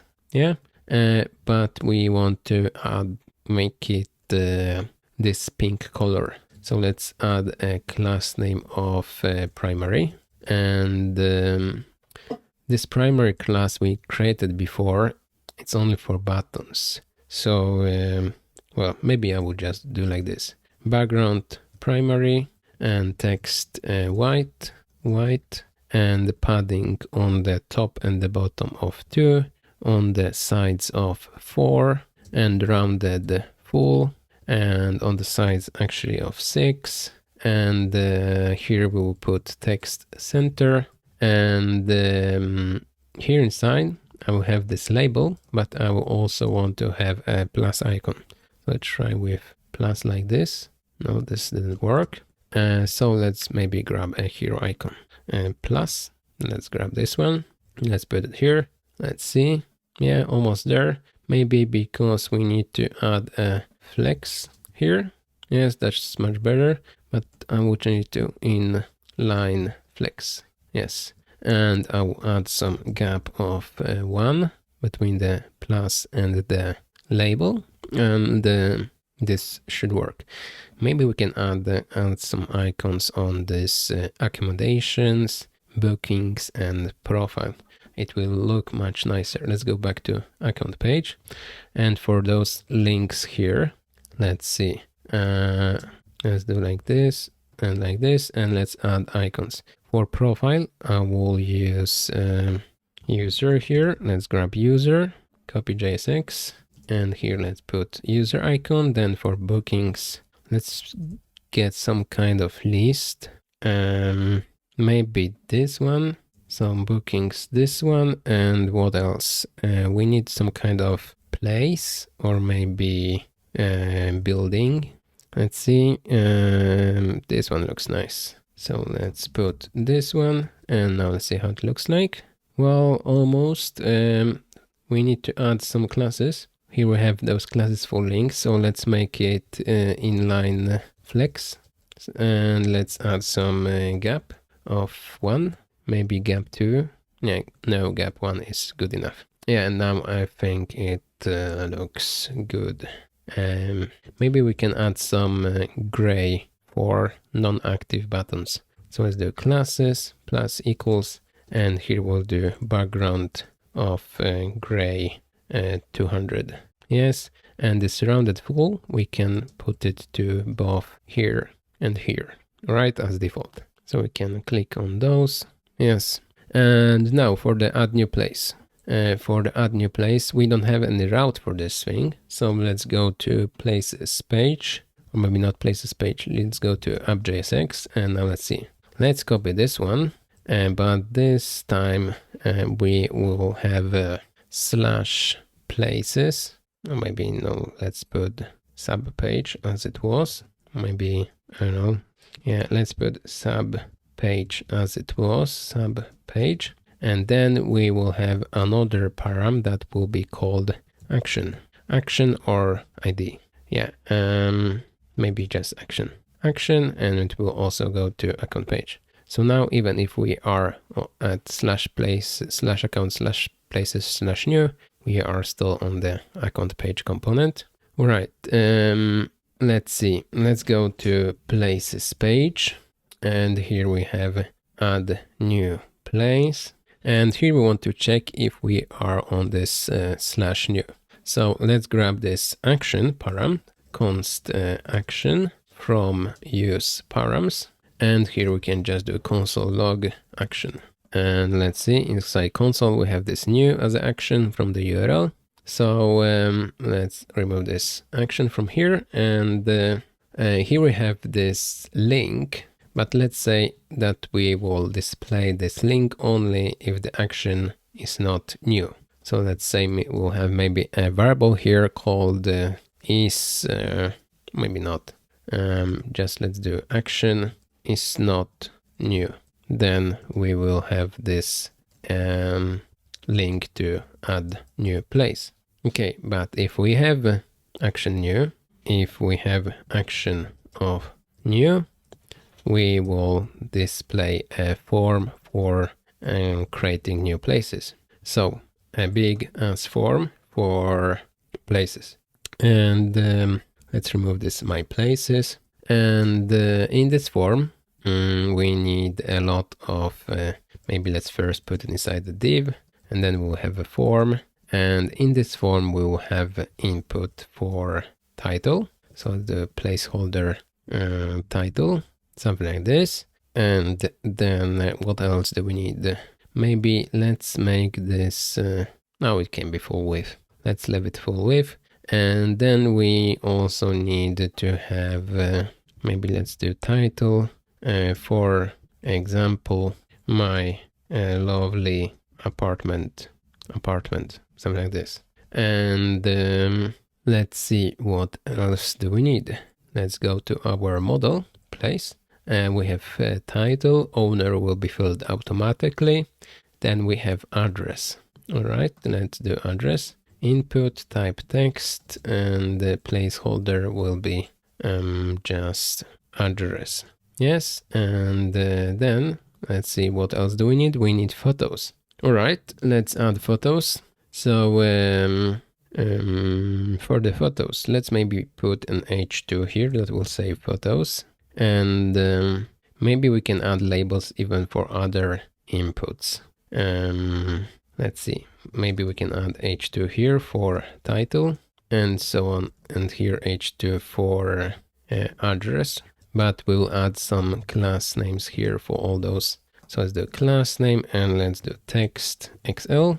Yes, and maybe let's add the margin top of 2 or maybe 4, so we have more spacing. Yes, we can have some kind of descriptions, title for your place, title slash heading, or maybe here should be short and catchy. I don't know how to call it.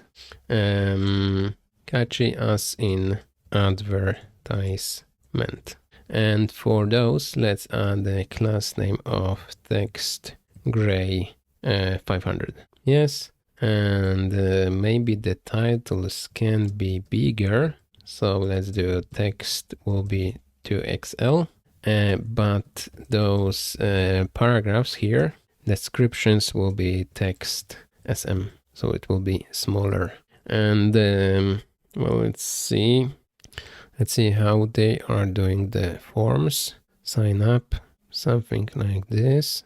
And if I search for places in a smaller search, yeah, let's make it back to this.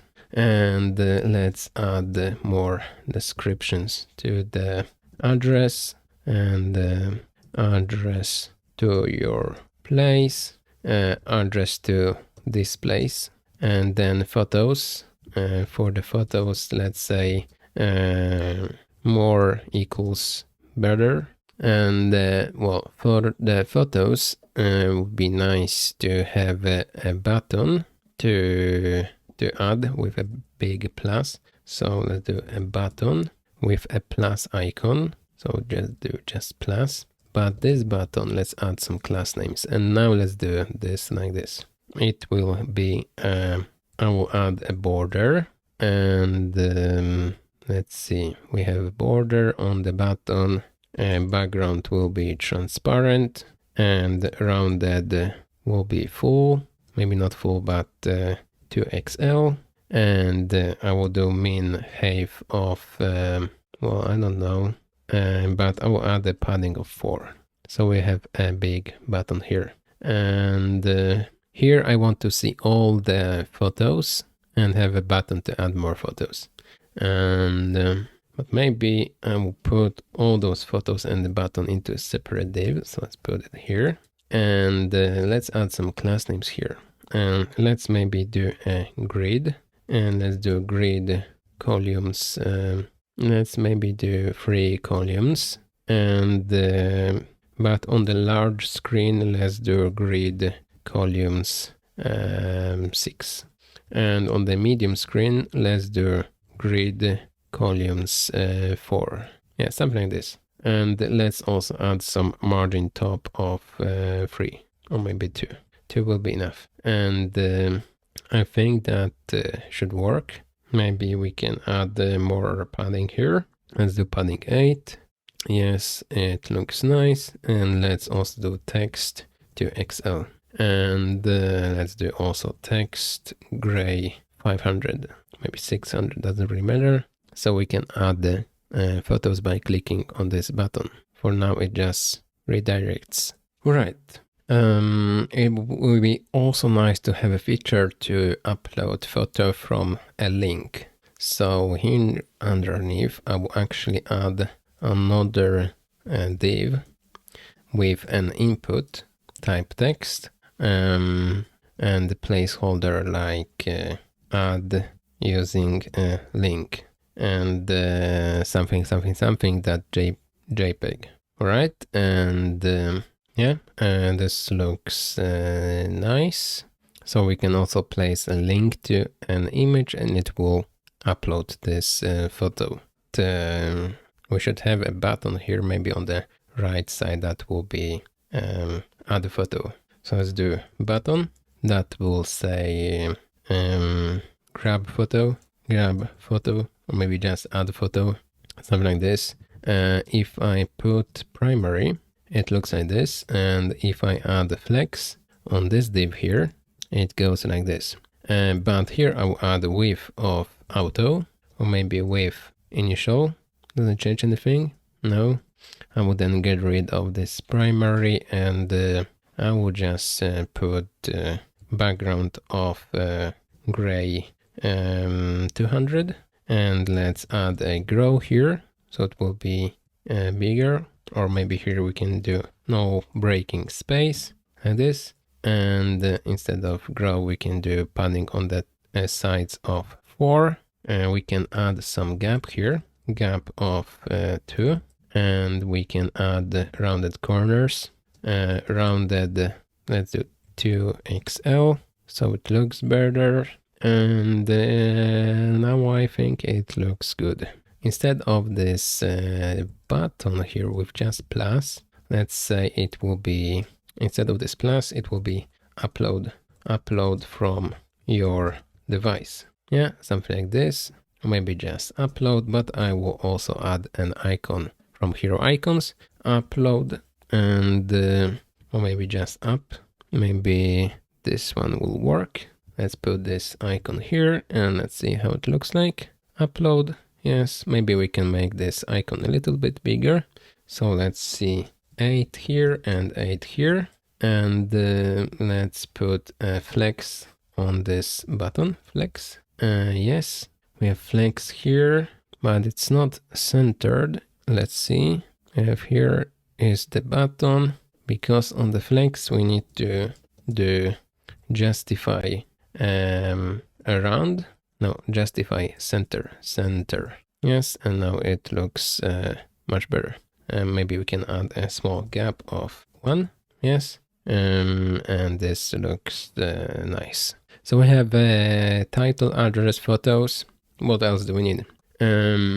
Description. Let's put a div for description. I'll add the header and stuff, and it will say description, and here we will do description of the place. And underneath, let's maybe just add a text area. We don't need any name, ID, calls, or rows. Let's just put it like this. So we have a text area that is barely visible here, but maybe we can just add some classes here. First, we can do the same default classes as we have for inputs here. So I'll add a comma here and text area here as well. So we have some default styling here. And let's see, what else do we need? We have a description. What else do we have inside the perks? Then we have perks. For perks, we want to have checkboxes or something like this. So let's go to places. And here I will just do perks. And here select all the perks of your place. And here underneath we should have a lot of checkboxes. So first maybe we should have a list of all possible perks. I don't know. And the icons for them. And perks can be, for example, here, let's see, pets allowed and parking. I will add maybe 3 or 5 for now. And you can add more yourself. So let's do a div here, and for each perk we'll have a separate div. So for each perk we'll have an input of type checkbox, and then what else do we need? Let's say that instead of div we will have a label here for each checkbox, and we will have a span here that will just be the name of the perk, and let's say that the first will be free parking, or maybe Wi-Fi. Wi-Fi is really important. Wi-Fi, and let's maybe add some more, 3, 4, 5, I don't know. Let's do Wi-Fi, free parking, spot, and what else do we need? What can be TV? What else? Pets, entrance, own entrance or private entrance. Yes, let's do this, and let's see how it looks like. Yeah, we are getting there. Let's add icons. So we have a checkbox, but we should have also some kind of icons there. So for each, let's try to find an icon. First here, Wi-Fi, copy JSX. Let's put it before the span here. And then we have a parking. So let's find a car. And we don't have any car, I think. Let's search for vehicle, truck. Yeah, why not truck? And then we have a TV. So let's do a TV. Yes. And we have also pets. So let's maybe search for pet. And do we have any for pet? Can we find a dog? Maybe animal? And no. Cat? No, but maybe I can add in this smiling face instead for cats. Why not? And or maybe a thumb up. Let's search for thumb up. Copy JSX, and let's put it here. And the last one is private entrance. Let's search for door, entrance, enter, arrow. Let's see. Yes, let's use this one. Why not? And now let's see. Yeah, so we have some icons. We have 1, 2, 3, 4, 5. Maybe let's add one more. Maybe I can we can add the radio as an extra perk. Or yeah, let's add radio. Why not? Radio next to TV here. Let's add a label. and here will be input of type checkbox, and let's put this radio icon and span with radio. Why not? Right, and so now we have 1, 2, 3, 4, 5, 6, and it should be enough for just for demo purposes. So let's now style them somehow. So for all labels, I will add some class names, and those class names will be, or maybe before we do class names, on the main div here, I will add a class name of type grid, and I will do grid columns of default will be 2, but if we have at least a medium screen, I will do grid columns of let's say 3. So now we have 3. Maybe on the medium we can do 4, and on the large we can do even 6. The grid calls and 6 in one row. But if we have like support smart screen, it will be just 2 perks. Right, on this screen it will be 4, or maybe we can make it 3. Yes, and now let's see, for each label, let's grab all the labels and let's add class names on all of those. Let's add the border, and let's add the padding of 4. Yes. Now one more thing is I would like to add some gap between those. So we have grid, let's add gap of 1, maybe gap of 2. Yes, and now let's select back all those classes for those labels, and now let's put flex on them. Yes, let's put rounded to XL, and that looks nice. Let's add a gap of 2. Let's put them, let's align it vertically. So let's do items center. So now it looks better, but I think that the icons inside can be much bigger, and this TV should be here after the checkbox. So let's see where we have this TV thing. Pets, radio, TV. Here we have the icon, and it should go after this checkbox. Yes, and yeah, now we can click on those and select and unselect. But let's see. Let's select those label classes again, and I also want to add a pointer, cursor pointer on all of those. And well, now the icons, I want to make them bigger, and we can add some spacing here. So on the main div here, we can add maybe margin top of 2, so we have some more spacing, and I think this will work for now. So we have perks.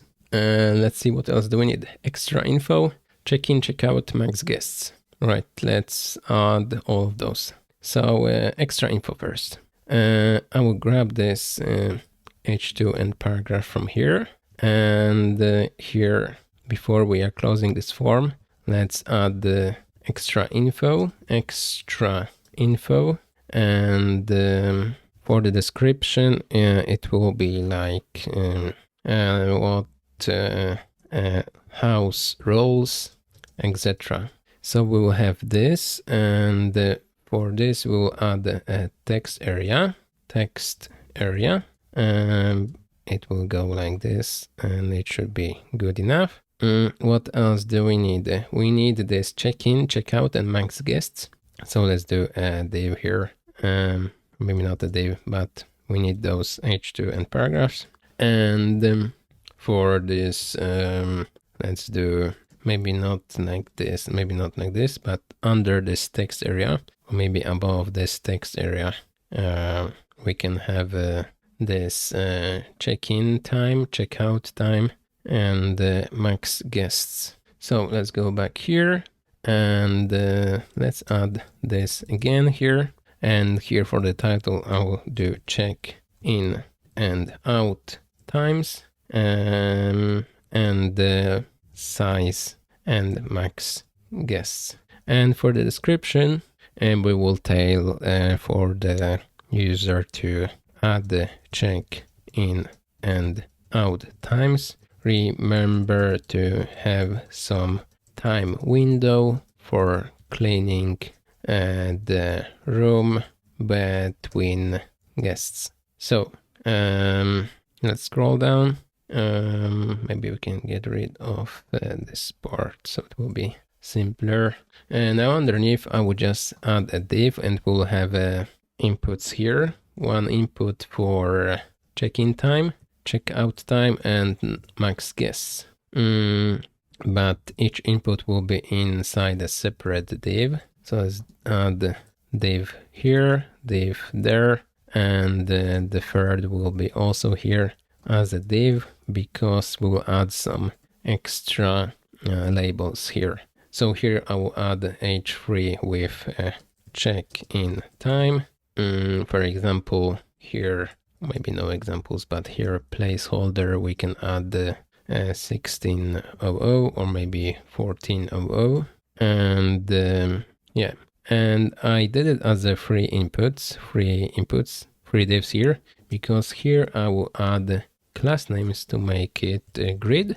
And if it's big enough, if it's small at least, not extra small, I will make it grid columns of 3.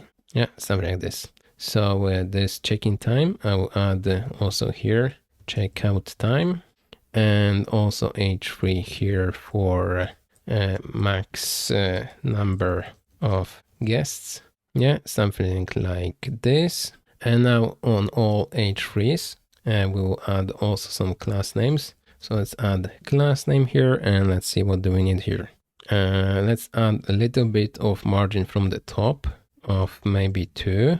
And I want to add a negative margin bottom. So let's do margin bottom 2, but with minus on the beginning. Yes. And now I want also to add some gap between those divs. So here we have a grid. Let's do gap 1, maybe gap 2.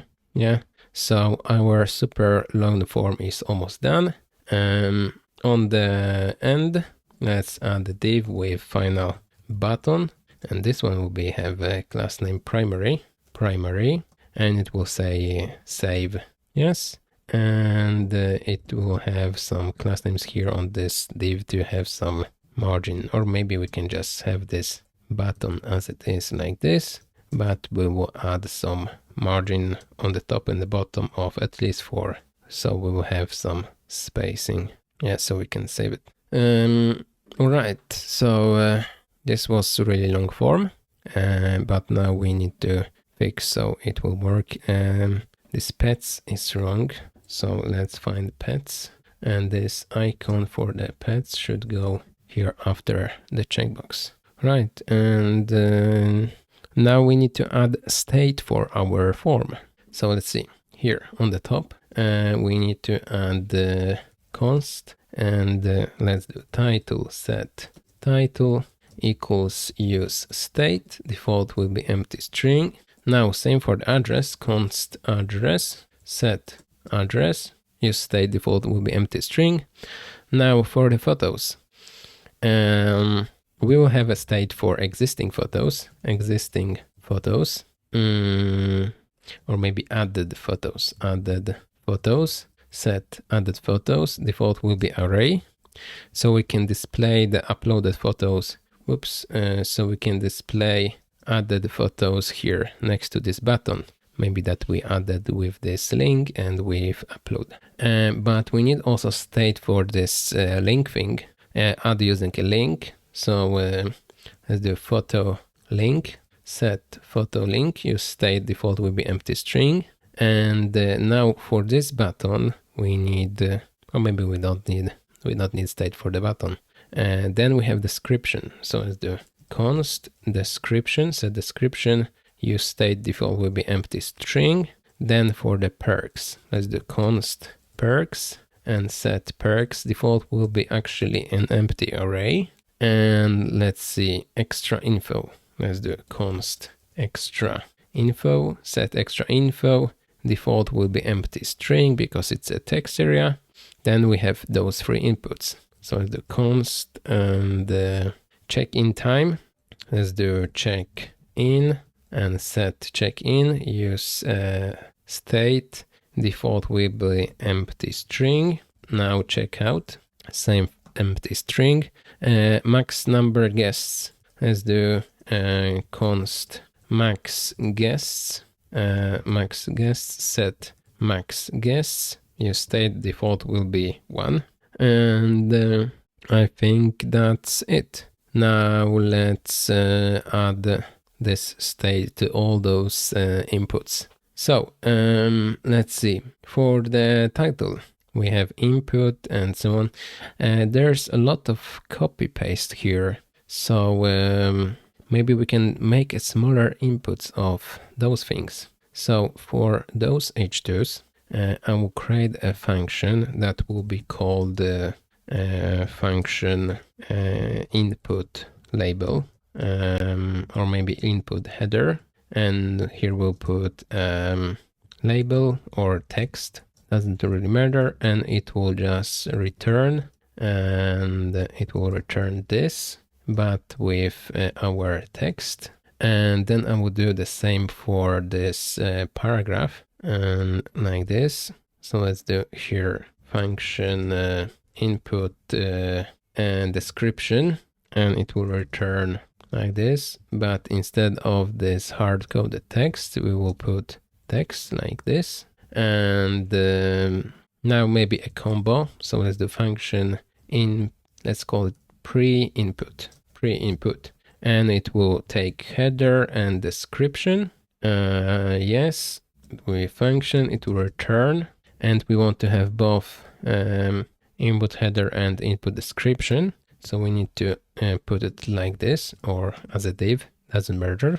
We can put a div here, or maybe we can make it like this. And here we'll do input description of header, and not header like this, header as this constant, and then input, sorry, first we should have input header,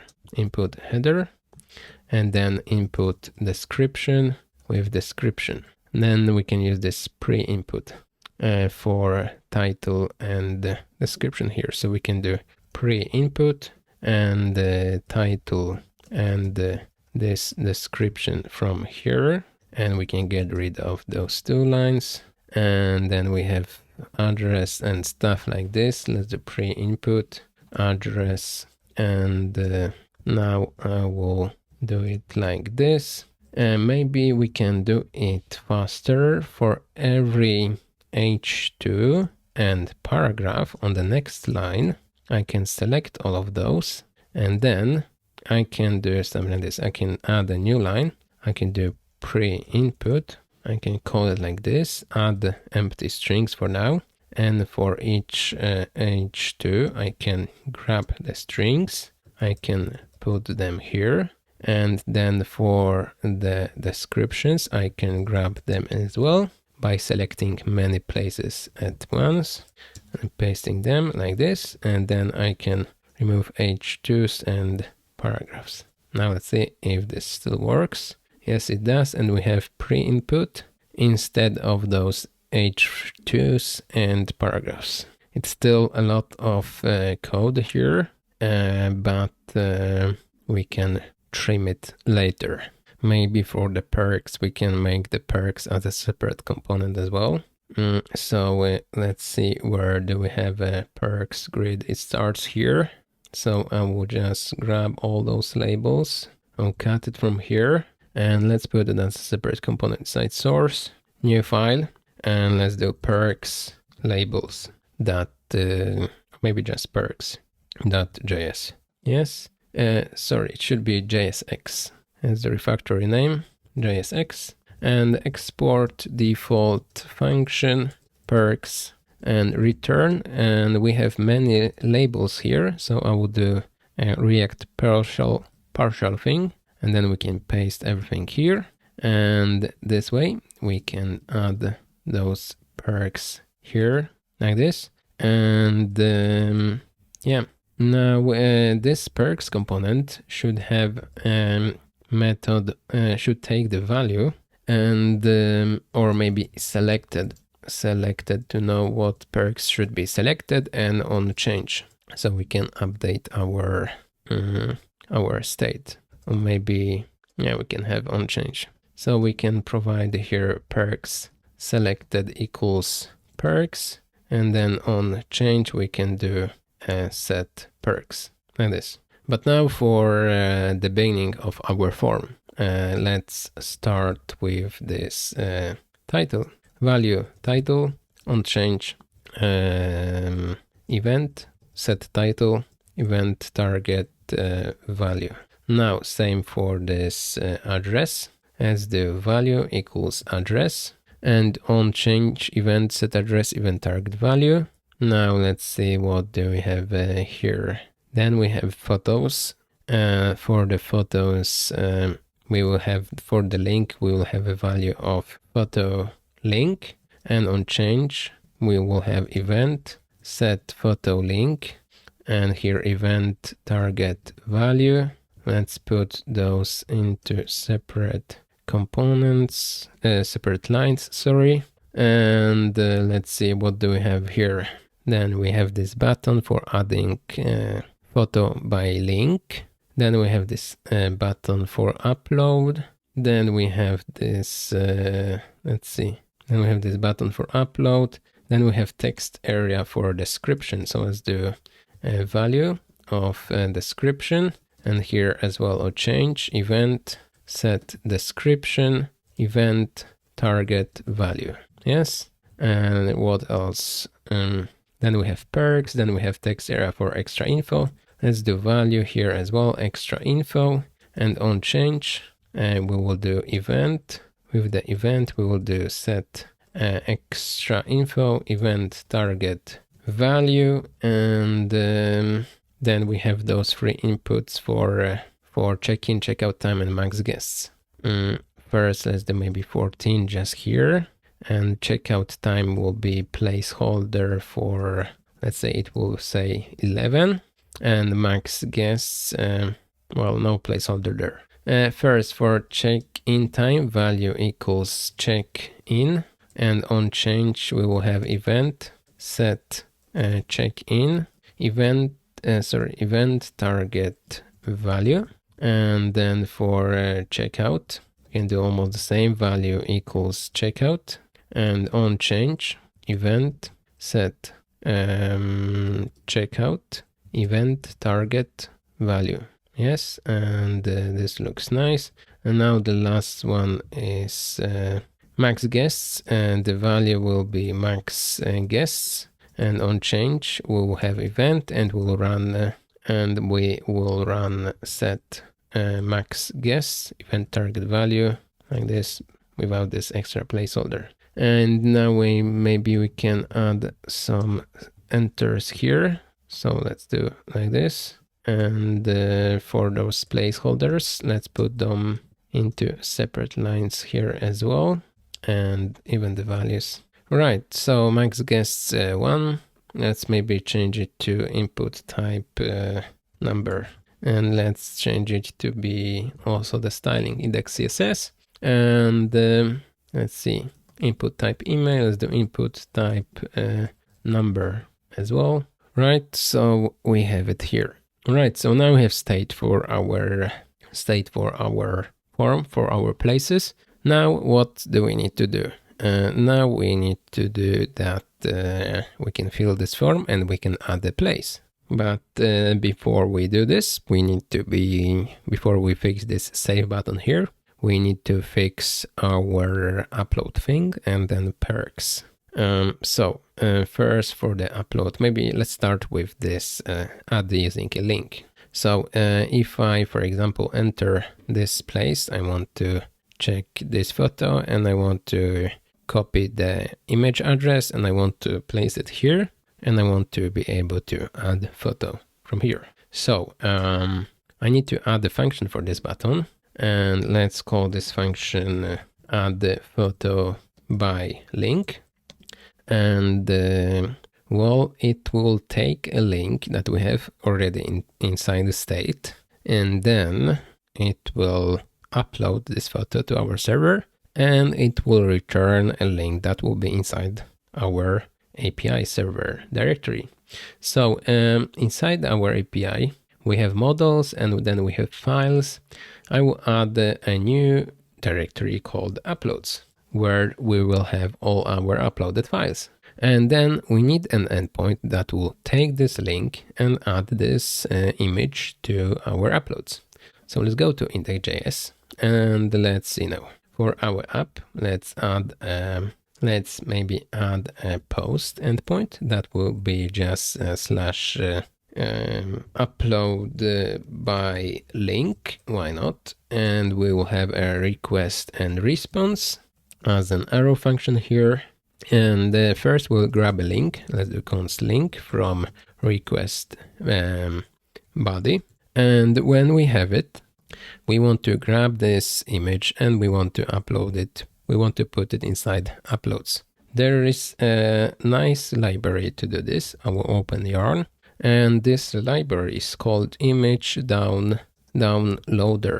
Yes, 50k downloads. So I will just open my terminal here, and inside the API I will just do yarn add and this, and let's see how to use it. We just put options here, image options, and then we have URL and destination, and will be saved to image JPEG.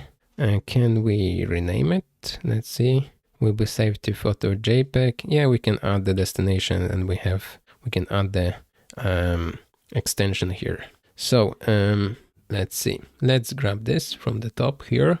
Let's do const image downloader, require image downloader, and now let's use it. On the bottom we have our endpoint here, and as you can see we can do just download that image, and we need to pass URL that we have inside our link, and then destination that will be just destination to our uploads. So to define destination, we can do just uploads, but I think it would be much better to, on the beginning here, add the underscore dir name and then plus and slash uploads.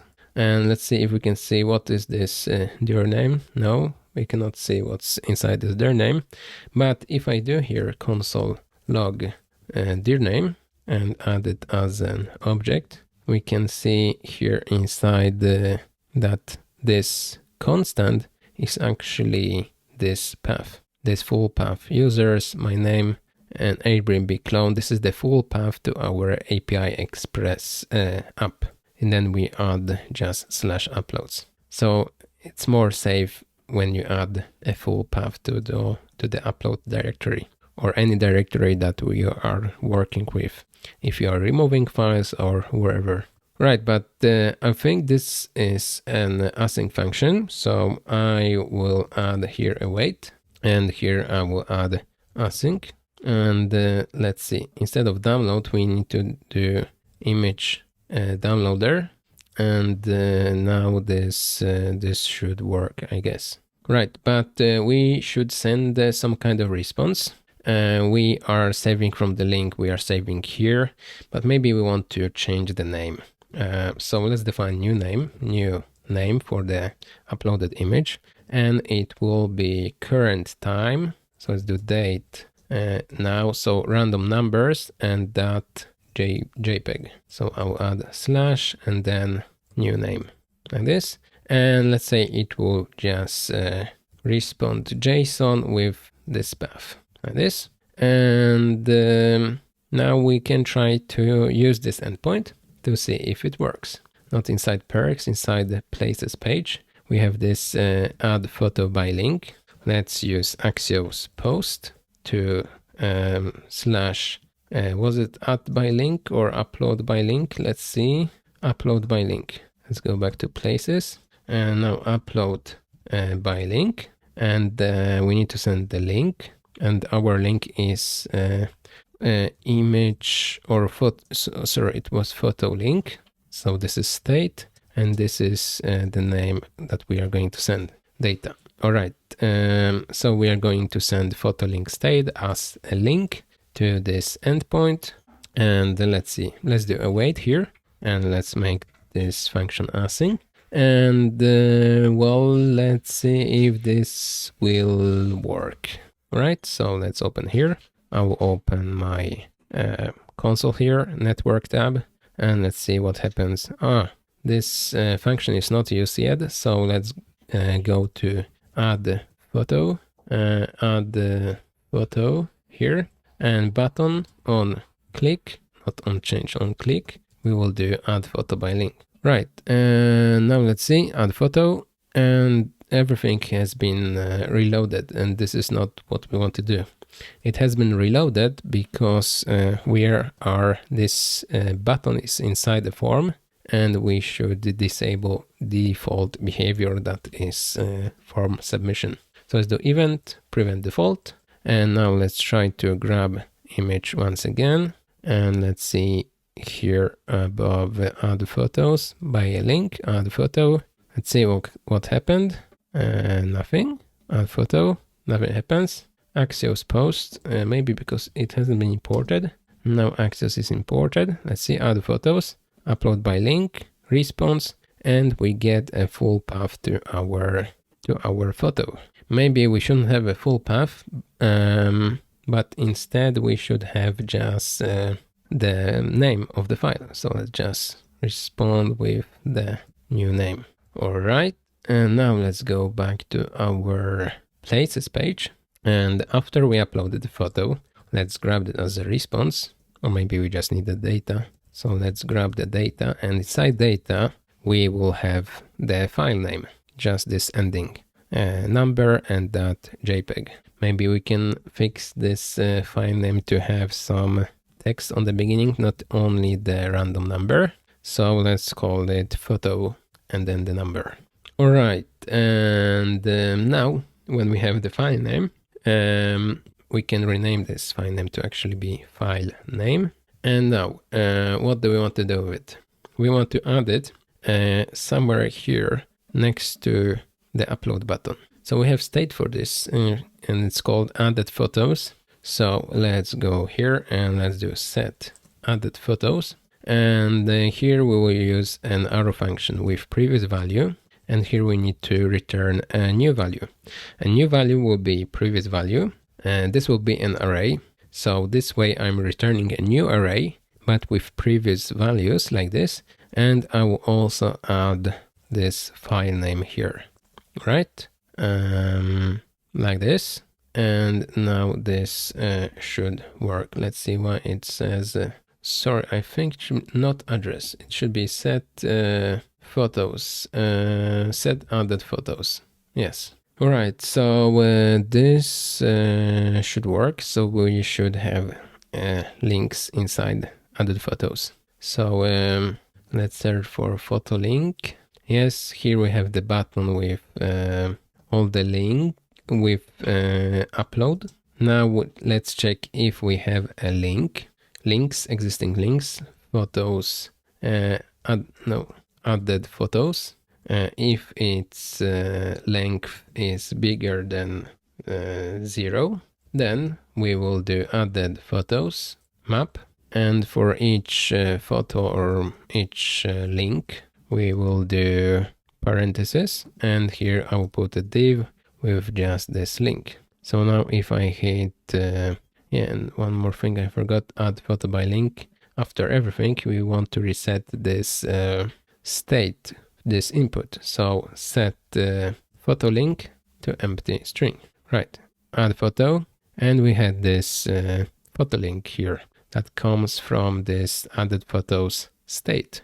All right, but now we want to display this. So let's see, here we have our API that we can test stuff with, and this photo should go to should be inside uploads, and then this. But as you can see, we cannot use it like this. We need to define that everything that is inside uploads should be displayed in the browser. So let's go to index.js and inside API. And on the top here, let's see, we have here some middlewares. I will add another one, app use. And then let's add first param to be /uploads. So let's use a middleware for /uploads.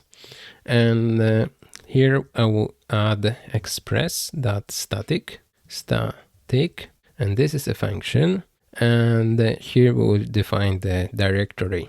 So I'll put directory name that goes to this API directory here. And then I need to add also /uploads. Yes, and now it should work. Yes, it does.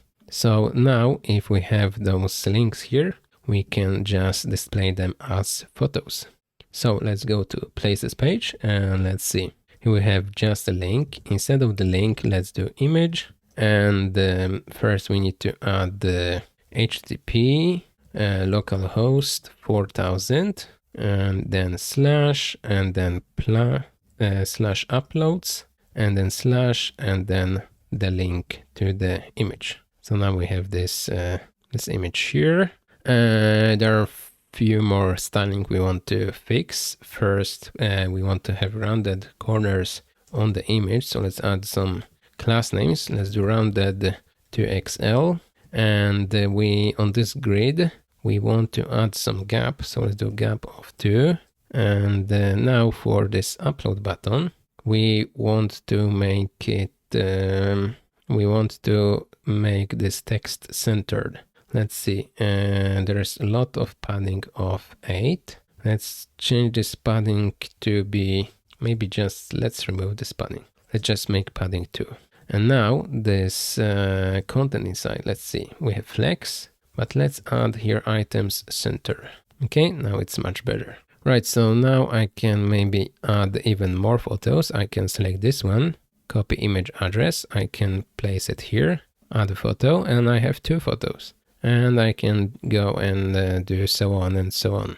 Copy, I can place it here, so it will be faster for us to add some random places. But now I should be also able to upload this, upload a photo from my computer. So how to fix this upload? So to fix this upload, we need to add first an input of type file. Let's maybe add it outside of this grid. I'll put it here and it will be type of file. So we have it here. It's in Swedish, but we will hide it anyway, so it doesn't really matter. The class name hidden, so it's not visible now. I will grab it from here. And now, instead of this button that we have for upload, I will change this to label. And this input, I will just put it inside this label. And now let's see, if I hit the upload, it opens upload window for my Mac, and I can upload files. All right, first I will also add the cursor pointer here. So I will have this hand icon. And now let's fix the uploading part. So to upload a photo, we have this input of type file. And now we need to define a function. When something changes on this input type file, we want to upload that file that is inside this input. So let's do here on change, upload, upload photo, just like this. Upload photo, and now let's define this function here somewhere at the top, and let's do function upload a photo, and we will have an event here, and this is important because inside this event we have a lot of important information. Like inside this input we have files. So how we can grab it? First we go inside input, inside event we go to target, and the target is actually the input, and the files are inside that files. So we can grab it like this, and we can do const files equals event target files. So I can do just console log, and I can display files that are inside it. So now let's maybe grab an image, this one. I will just save it to my downloads, and I can upload it. Let's go to downloads, let's upload it, and let's see, inside console we get files, which is file list, and we have one file here like this. Right, so now we but it hasn't been uploaded. We are just console logging this. So for upload, I will use, we can use Axios, but I think it will be easier for me to use fetch this time, because I know exactly how to send files with fetch. But well, I think that we can even do this with Axios. Doesn't really matter.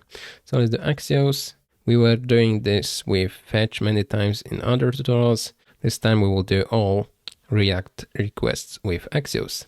So it's the Axios, and it will be post to /upload, and then we will want to send some data, and our data, let's define it here, data will be actually new form data like this. And to the form data, we are going to, to our data, we are going to set a file to be the first file from here. So let's do just files 0. Or maybe we can just upload all the files. Let's do files to be files, and or maybe we can name it as photos. Yes, and then we are doing a post request to /upload with our data, and we want to add some extra headers. So let's do headers, and for this headers, let's do content type. Content type will be, and here we'll put, because we are using form data, it's multi-part form data, and I think that's it. So let's now make this async. Let's add a wait here, or if you don't like async and await, you can get rid of this async and await, and you can here after the post, you can do that then, and then we have response, and inside the response we have data, so we can grab it. So let's do const data from response like this. Maybe we can just do a console log data. Yes, for now. But this data, let's say this data will be a file name to our photo. So maybe we can just do add the same way as we did it here. So I will just copy this, and this file name, let's rename our data to file name, And now we need to fix this API endpoint so we can upload our photos. As you can see, we are sending this as a photos form data element. So index.js API, let's see, let's scroll to the bottom, and let's add app post. I will first remove this dir name console log, app post /upload, just upload. And to do upload, we are going to use another package called Malter, or Malter, I don't know, yarn add Malter, like this, inside API. Now let's require this. So let's do const Malter equals require Malter, and here we get, as always, arrow function with request and response, arrow function like this. So inside this function, we define what should happen for this endpoint. And well, first we want to upload stuff. But for this upload, we want to use our Malter middleware. So here, before this input, let's define our upload functionality outside of this endpoint. So let's call it const and upload, or maybe photos middleware, and equals, it's Malter function here, and we will just do destination to be uploads, and just slash maybe here. I don't know if this slash is even needed. Maybe we can just do uploads. Yes, and then we have this photos middleware, and we can just put it here as the second param, and then our arrow function, response function, will be a third param. So let's put our photos middleware here, but we cannot put it like this. We need to also call it, and as you can see, we can call it as a single if it's a single file, or any non-array.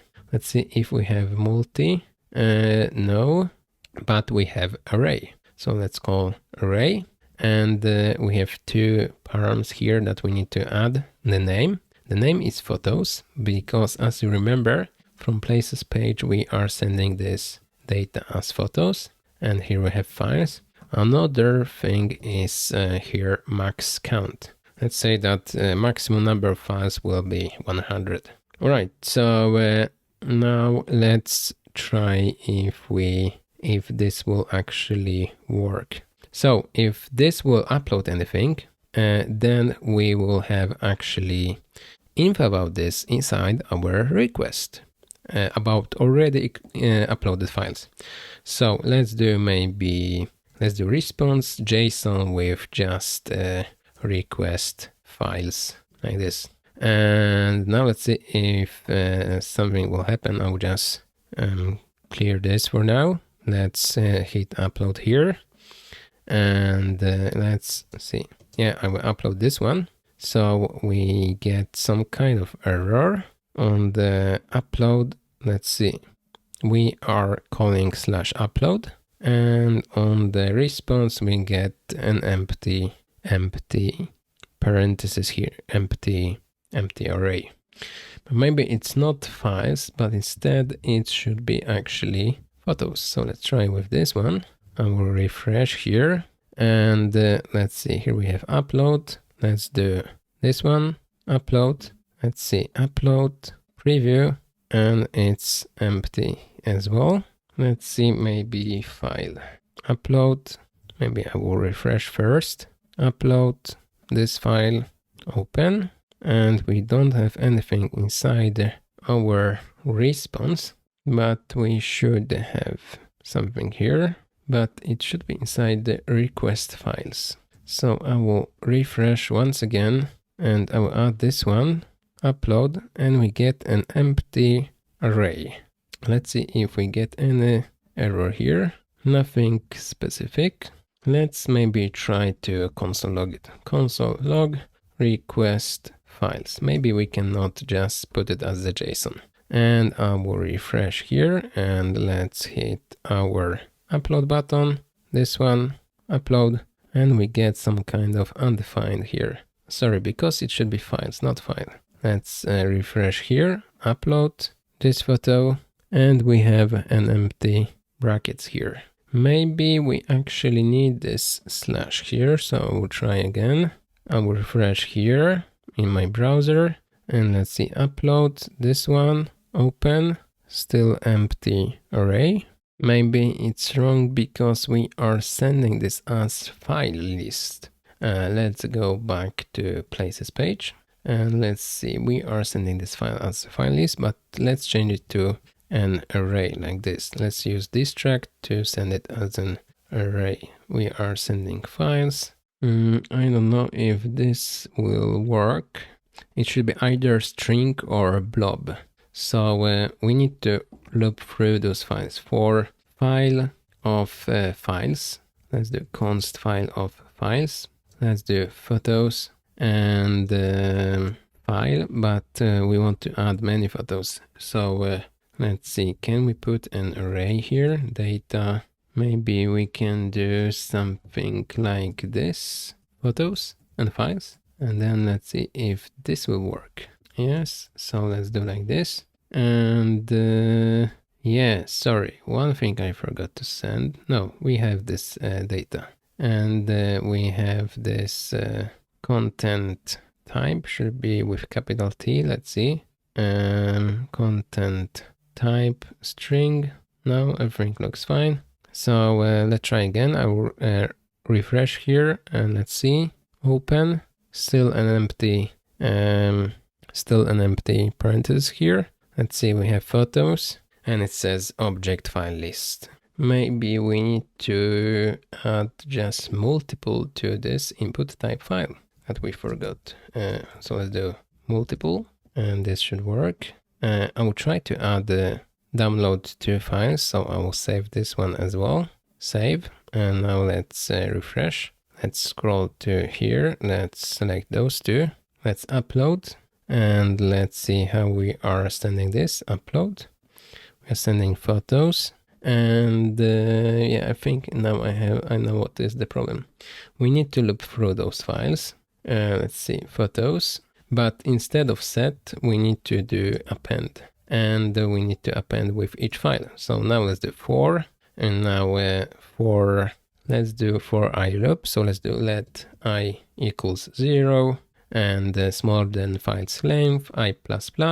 And let's put this photos here inside. So for the, let's append the photos with this files of I. So here inside we will have an array of files and we are appending for each file thanks to this loop. Now let's save it. Now let's reload it. Now let's upload 2 photos. Open. Let's see, upload. We are sending photos as 2. We are doing append. Let's see, preview. And finally we get some meaningful response. Right, so let's see, index.js. Now it finally works. So for each file inside request files, we have something like this. We have destination, file name, and original file name. Let's see if we can open it. I will select, I will take this path name and let's try to open it here. And it just downloaded because the extension was missing. We didn't have any WebP or anything else. So let's grab the extension and let's rename this file on our server. Because here inside uploads, you can see that those 2 files are without an extension. Those have that JPEG and stuff, but those are without an extension. So let's go back to index.js API and let's grab the path for each file and let's rename each file. So let's do const for each loop. So for let I equals 0, I smaller than request files length and I++, and let's do that const file info equals request files of this I counter, and from this file info we can grab a path for this specific file. So let's maybe just grab here path and then we can rename it. So to rename files on the server, we will require fs file system library, require fs like this. Let's scroll to the bottom here. Fs rename sync, and the old path will be path, and new path will be the same path that we have, but I want to add this extension. So let's do const new path equals old path, but I want to add extension .webp or .jpeg. So how can I grab an extension? From the path, no, it's not in the path. We don't have an extension, but we have it inside original name. So let's grab original name. And then if we take original name and let's take it, original name, and we split it using a dot, then we will have several parts divided by dots. So let's do split and by dot. And now we want to have the last part. So let's do const equals, and here I will just do, here I can probably do .rest, and then here extension. Can we do like this? Now it looks like it will not work here. So instead of this, I will just do parts, and then parts will be an array of every part of the string, but it will be divided by dots. So in this example, the first part will be this, and the second part will be this extension. So our extension will be actually the last part. So let's do parts length of -1. So the new path will be path plus dot plus extension. This way we can rename it from path to be new. Yes. And yes, and this way we can add the new path to our request files, or we can just create an array of uploaded files somewhere here. Let's do const uploaded files equals empty array. And here for every renamed file, we can do uploaded files, push, so we can add, and let's add here new path. And here on the response.json, let's just respond with uploaded files. Now here I will reload, upload. Let's select those two images. And now let's see, we have upload slash and this webp image. Let's see if this will work. Enter. Yes, it does. It returns with slash uploads. Maybe we don't want this. Maybe we want to have only the file name. So I will do here for new path, I will replace it uploads slash to just empty string. And this way, if when we add it to uploaded files array, it will be just file names. So let's try again, upload those two, upload, and we have just file names. And well, now let's see if this works out. We have something here next to our upload button. We have one image, but it looks weird. Let's see why. Because we have two images inside one entry. Let's go to places page and let's see inside our upload photo. We are setting the data from the response as one item, but it can be many images. As you can see here, here we have two images. So let's tell that this will be file names, plural, because this will be an array. And because this is an array and we want to spread it here, we add 3 dots. Right, now let's see. If I hit upload, let's pick those two, open, and we have those two. Yes, so this works nice. We want to fix the sizing of those images, right? So let's get down to the grid of those photos, and I want to add the height for those photos. So maybe first I will reload here, and even this button should be bigger. So I will add height to be maybe 32, yeah, something like this. And then I will do the same for all those divs for photos.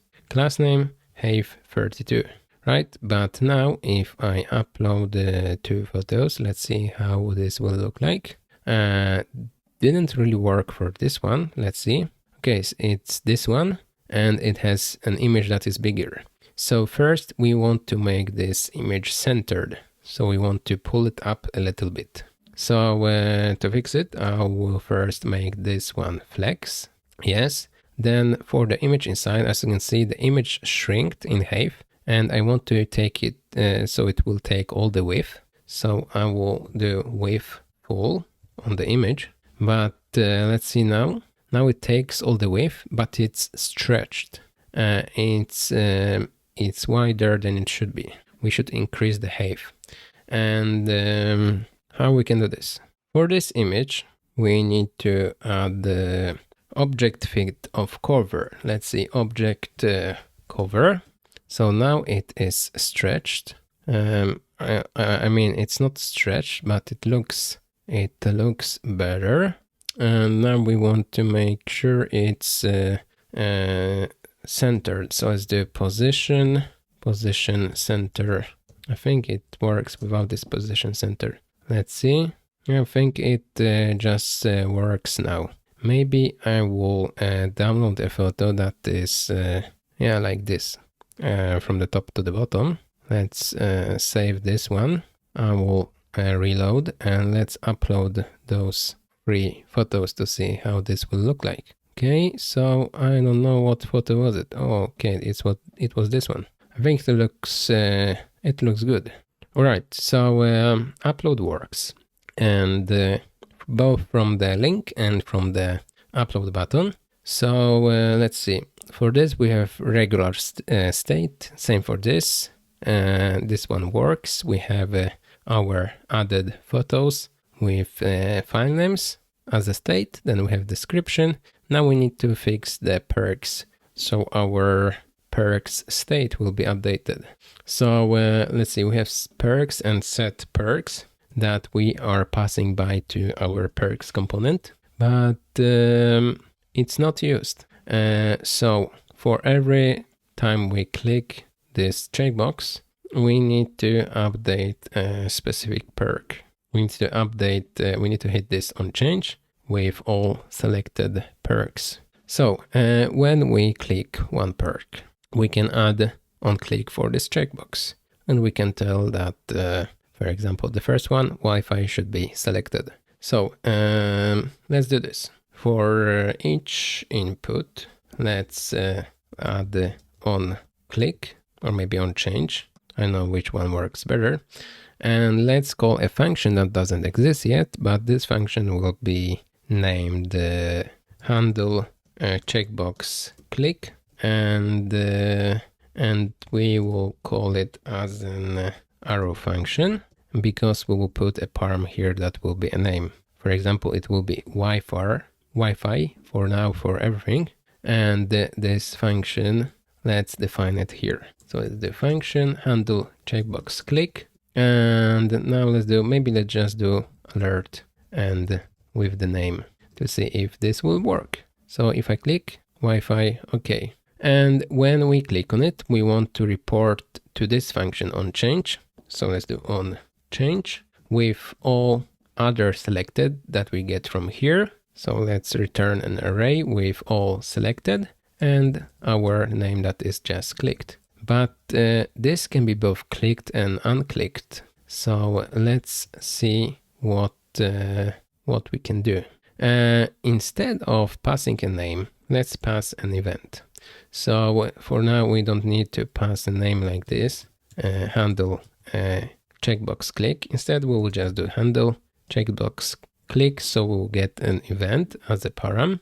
And from the event, we have target. So target is an input. And on the input itself, we can add names. So for all checkboxes, let's add the names. So let's put Wi-Fi on all for now. On the second, let's put parking. And here I will put TV and radio and so on. Let's do pets. And here private or maybe just entrance. Yes, and I think we have fixed all of them. Yes. And now maybe we can check if the input is selected here. Let's do console log event target, and do we have any? Yes, we have selected. And let's open console and let's see. I will reload, and if I select Wi-Fi, it says undefined. If I unselect it, it's still undefined. Let's maybe just print target. Reload Wi-Fi input type checkbox name Wi-Fi. Let's reveal here. It shouldn't be selected. I think it should be not selected but checked. Now let's go to console. We get true. If I click radio again, it's false. Yeah, so this one works. So now let's see if we can grab the name. So if I click radio, it says radio, pets. All right. So from event target, we can grab both the name and if it's checked or not. Const checked and name from event target. All right. And now when it's, we can call this on change function with all the previously selected. But should we add it? Yes, let's see if it's checked. So if it's true, then we should add it like this. But if it's not checked, so checked is false, then we should remove this name from the selected. So let's do it like this, on change, and here new array, ... Let's return all the selected, but from the selected, we want to filter out using a name. We want to check that name is different than our name here. So maybe we can rename this to selected name, and we can check that selected name is different than our name from the input. Now let's see if this will work. If I do it like this, and looks like it works. Let's see inside components.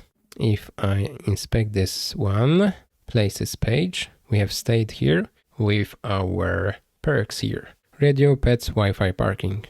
Radio, pets, Wi-Fi, parking. If I unselect pets, we don't have pets here anymore, as you can see. Right, so it looks like perks works now. Now it would be nice to get rid of this those errors, right? Let's see where we get those from. We get something like straight line join, and looks like from the icons it's wrong. Did you make yeah, let's rename this to stream line cap and stroke line join, like this. And now let's see if it's still, we have an error, stroke width. We need to rename to stroke width with capital W. Let's see. Now we don't have any errors anymore. Let's see if we upload, if we have any errors. Yes, we are missing a key. So let's see. On the map function, inside the places map, and here for each we need a key, and the key will be link, right? Let's see. If I upload, 1, 2, 3, upload, no errors. So that is good. Now we can maybe also put a little time to make it a little shorter. So if it's new, we are showing the button. And if it's not new, we are showing the button. If it's new, we are showing this form. Well, maybe it's not big enough, or maybe this component should be big enough, because I don't think we should split this form into separate components, at least not for now. Maybe later we could export this upload as a link and upload with a button as a separate component, but maybe not now, or maybe let's do this. Here, where this upload things start, let's see. Here we have photo link. Here we have pre-input with photos, more better. So this is this text here. And then we have first div for this input here and the button here. And then the second div is this big grid here. So I was thinking maybe we can grab those two and we can put it as, let's see, we can put it as a separate component called the photos uploader. Let's open, I will close API for now. And inside source, inside client, let's do new file. And let's call this one photos uploader.jsx. And here, let's do export default function photos uploader. And let's do return. We have many components here. We have two components. The first one is this part and the second is this part. So we need to add a React fragment here and put them here in between. And now we need state for, we have some missing stuff here. Those two functions, add photo by link, and the other was, let's see, upload photo. So let's grab it from here. So upload photo and add photo by link. Let's grab those two functions. Let's put them here. And then we need a state for photo link. So let's grab it from here. Photo link, as you can see, it's not used. Let's do photo link. And now we can probably use this photos uploader component. So let's scroll down here and let's use photos uploader like this. Added photos is not defined. Let's go back here. Added photos. So let's define it as a state here. Added photos and set added photos equals use state. But maybe we shouldn't have it as a state, but it should be as props. Let's do added photos here from props and on change. Right. And we should get rid of our state here. And as you can see, this set added photos is not defined. Instead, we should call on change here. And let's see, this one, unresolved function or method on change. That's all right. On change should be. And same here. Let's put it like this. And this should work now. Now let's see. Photos uploader. Added photos will be added photos. And on change will be set added photos. Like this. Now I will refresh. Let's see if we can still upload photos. Yes, it works. So yeah, now everything works for our uploader. And this form is much shorter now. All right, so that's good to have much smaller components. We have only this upload photo here. I don't know if it should be here. Let's see. Then we have upload photo here. Okay, this is actually form, and this is the uploader component. So uploader components is 53 lines and places page is 94. So it's now much shorter. This form component is much shorter, but still the form is pretty long, and there are a lot of fields. So that's why this component is that big. Right, but the next part is that we should be able to actually add new places. So let's see here for this form, we want to add an onSubmit function. And let's say that we will define a function that will be called add new place. Now let's define this function somewhere here on the top. So let's do function add new place. I can put it like this. And now first let's grab event and let's do prevent default, because it's on submit on the form, and we don't want to do the default functionality on the form submission. Instead, we want to use Axios, and we want to send a post request to let's say /places, to /places, and we want to send a lot of data. And maybe we can define it as a separate data here, const data equals. And now what do we want to send? We want to send all this state. So title, address, added photos. So let's do title, address, added photos. What else do we have? Description, perks, extra info. Description, perks, extra info. And let's see, what else do we need to send? Check-in, check-out, max guests. So let's do check-in, check-out, and max guests. Now let's maybe put it into several lines so we can read this monster of data. Yeah, I'll put it like this. And we are sending this data to post places. Okay, let's make this async, and let's add a wait here. Right, this way we can grab data from the response here. And, oh, sorry, we cannot grab the data because we have defined data as the data we are sending. So maybe we can rename this to place data. And let's rename it here as well, place data. Yes. Or maybe we can just put this object as a param here. And this data will be actually response data. Right, so we can grab it as a response data, or maybe we can just use data like this. Doesn't really matter. But now let's add this endpoint. Or maybe before we add this endpoint, let's think what should we do after we have added a place. I think that we should redirect to just this page, my accommodations. So we actually don't need any data from the response, so we'll get rid of this. Instead, we want to redirect. So I'll add a state here. Redirect, set redirect, use state, default will be empty string. And now, let's see.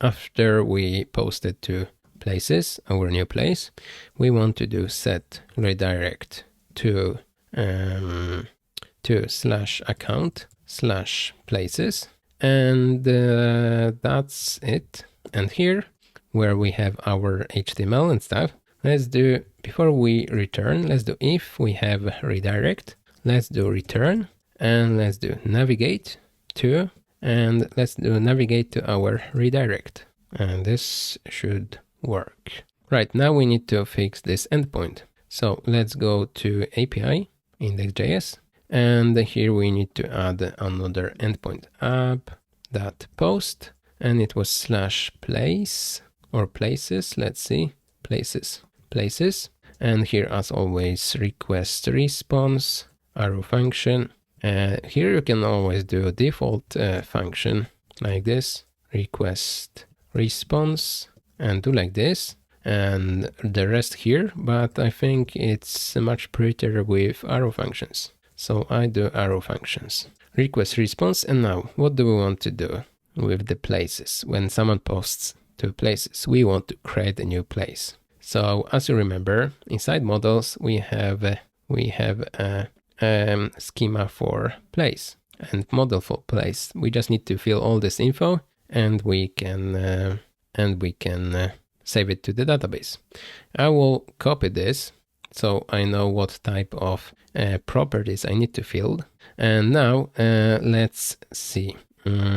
Let's import first our, let's see, we are importing user here. Let's import place, require place models place. Yes, like this one. And now let's do place, and we can do dot create, and we can create a new place here. So how can we, what do we need to fill? Let's see. Let's go to place. First, we need an owner. So the owner is actually user ID. So to get user ID, we need to grab user ID from our token. So how can we do this? Here, as you can see, we can do this JWT verify for the profile, and we were grabbing this user ID here from user data. So I will just copy paste it here.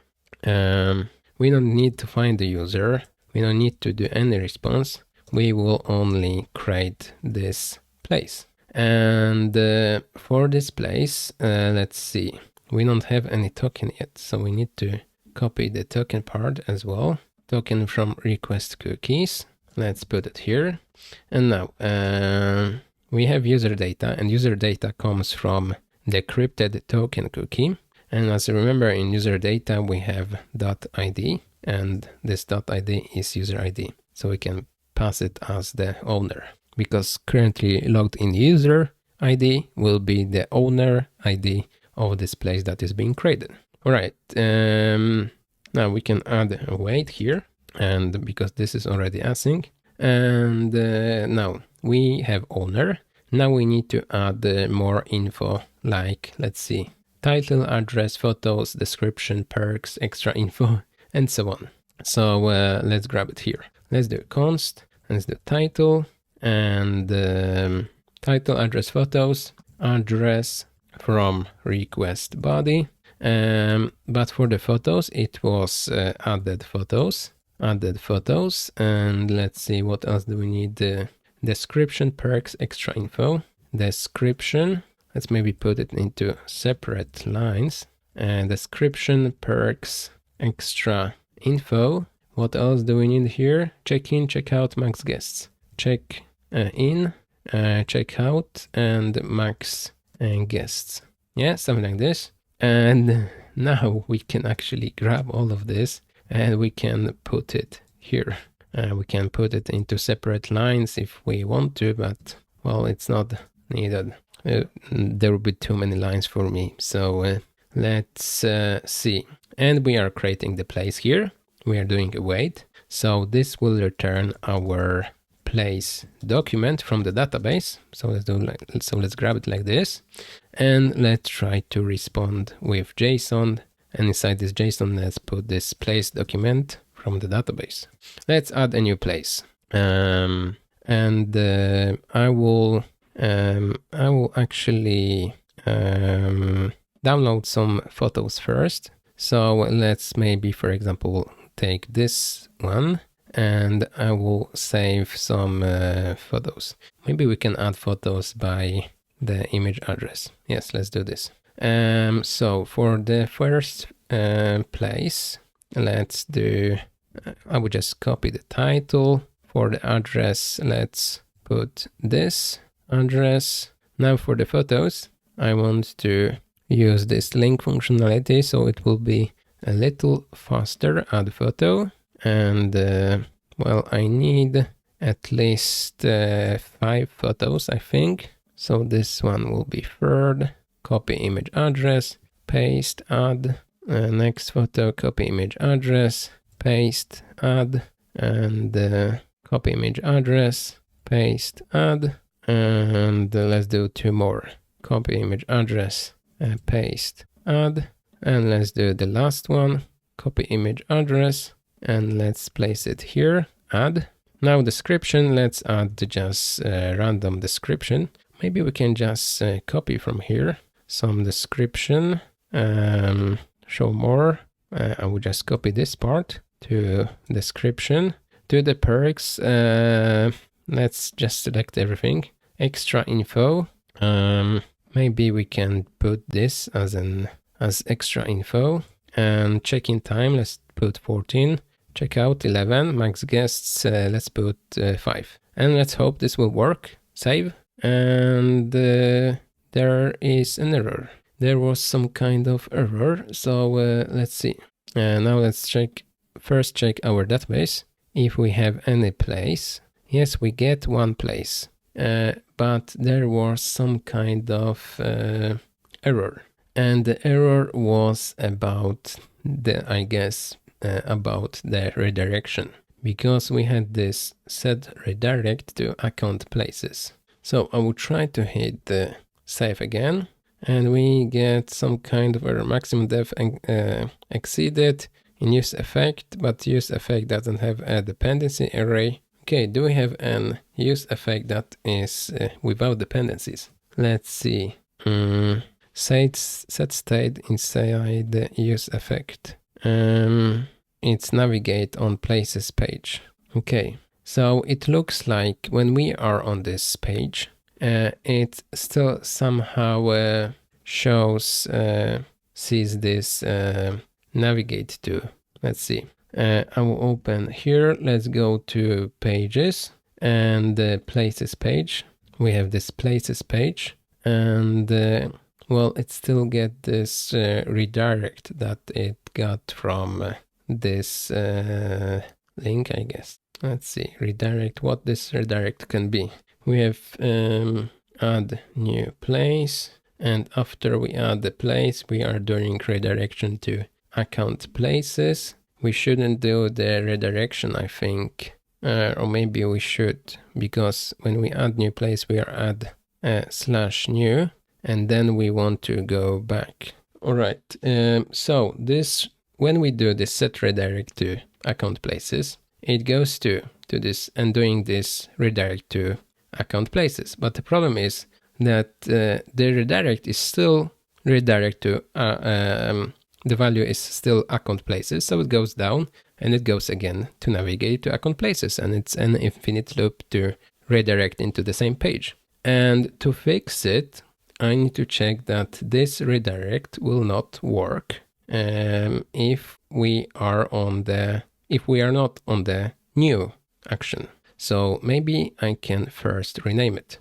So let's call this one redirect to let's call it redirect to list, places list, and set redirect to places list, and use state default will be false. And now after we add a new place, we do set redirect to places list to true, and here where we are checking if we have this redirect to places list, and then we do redirect to account /places /account/places, but this redirect will be only if this is true and we don't have any action. So let's do and no action, because if we have an action, we shouldn't do redirection, but instead we have an action, we can display this add new place button and so on.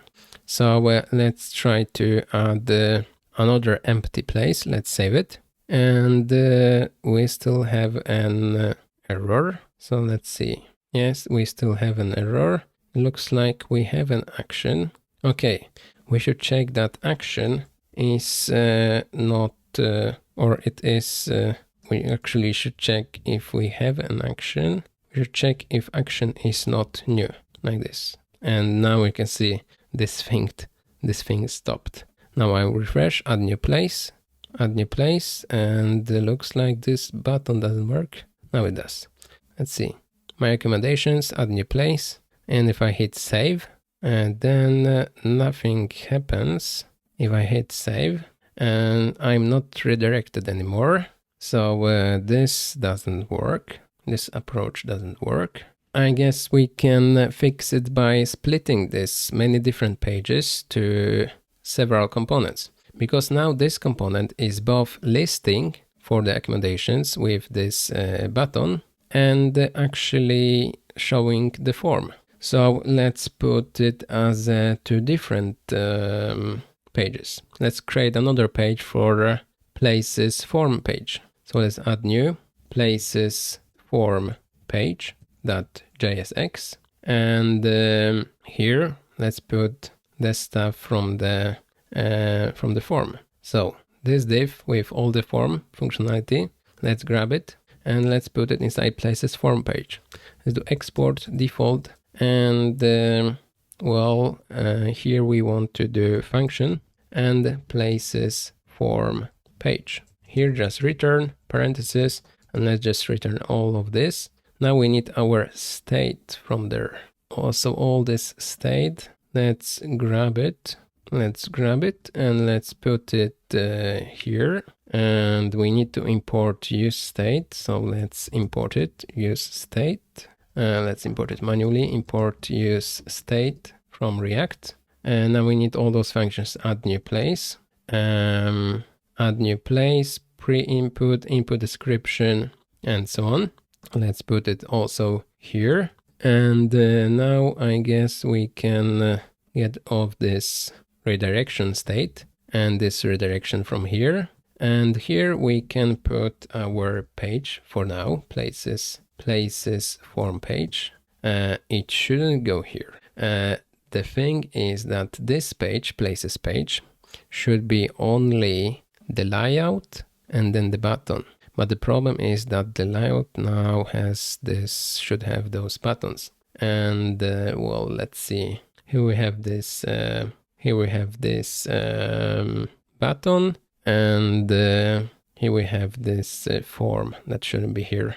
Let's get rid of this form. And here we have a lot of stuff we don't use anymore. Let's remove it. Let's do some cleaning. And let's see. Now we are inside places form page. We don't need any set redirect to places list anymore because we don't have this state. And let's go back to app.jsx to see how it looks like. We have a lot of these sub page things, and I think it would be much better and easier with redirections and everything if we define all those pages. So here we have for all account pages, we have account page component that just does everything and shouldn't be this way. As you can see for this, if sub page is places, then we are places page doing places page, and it shouldn't be like this. First, I will grab this account navigation, all those three links. Oops. So those three, 1, 2, 3, I'll put those as a separate component, so it will be easier to follow. I will cut it from here, and I will put it inside the new file here. Let's call it account navigation, nav.jsx, and here export default function account nav, and it will just return parentheses and like this. And it has this link classes function that we need to put. So let's grab it from account page. Let's see where it is. It's here, link classes function. So we have those link classes here. We don't have any sub page here. We will probably not have it. So I will put like false here for now. false. This will not work. For now, let's go to account pages. We can remove this. And here we should have our account navigation like this. Link classes is not defined. Let's see. It should be defined. Let's put it here. But let's put this as a false. Right. So those links work, but it doesn't change the color because we don't have any information about it. So let's grab some information from here. Let's use route. Use routes. Let's maybe we can do use location. Right, and let's do const location equals use location, and let's do a console log here, location, and let's see if we have anything interesting here. So we can check that path name is, for example, this. We can grab the path name. All right, let's grab the path name. Path name from use location, and this way we can check if we have path name. We can grab the second part of the path name, which is places, or it's empty, or it's something else. So for example, if I go here, it's the path name is just /account, and this way I can check if we are on a profile or bookings or accommodations. So for each link, we are sending this type. So for example, if this is profile, we're sending profile. So let's check it. Here I will define const is active.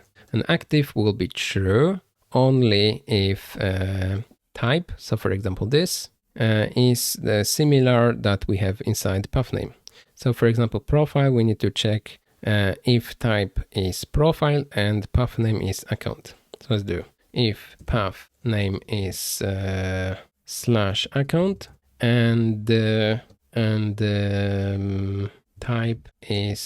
and type is profile.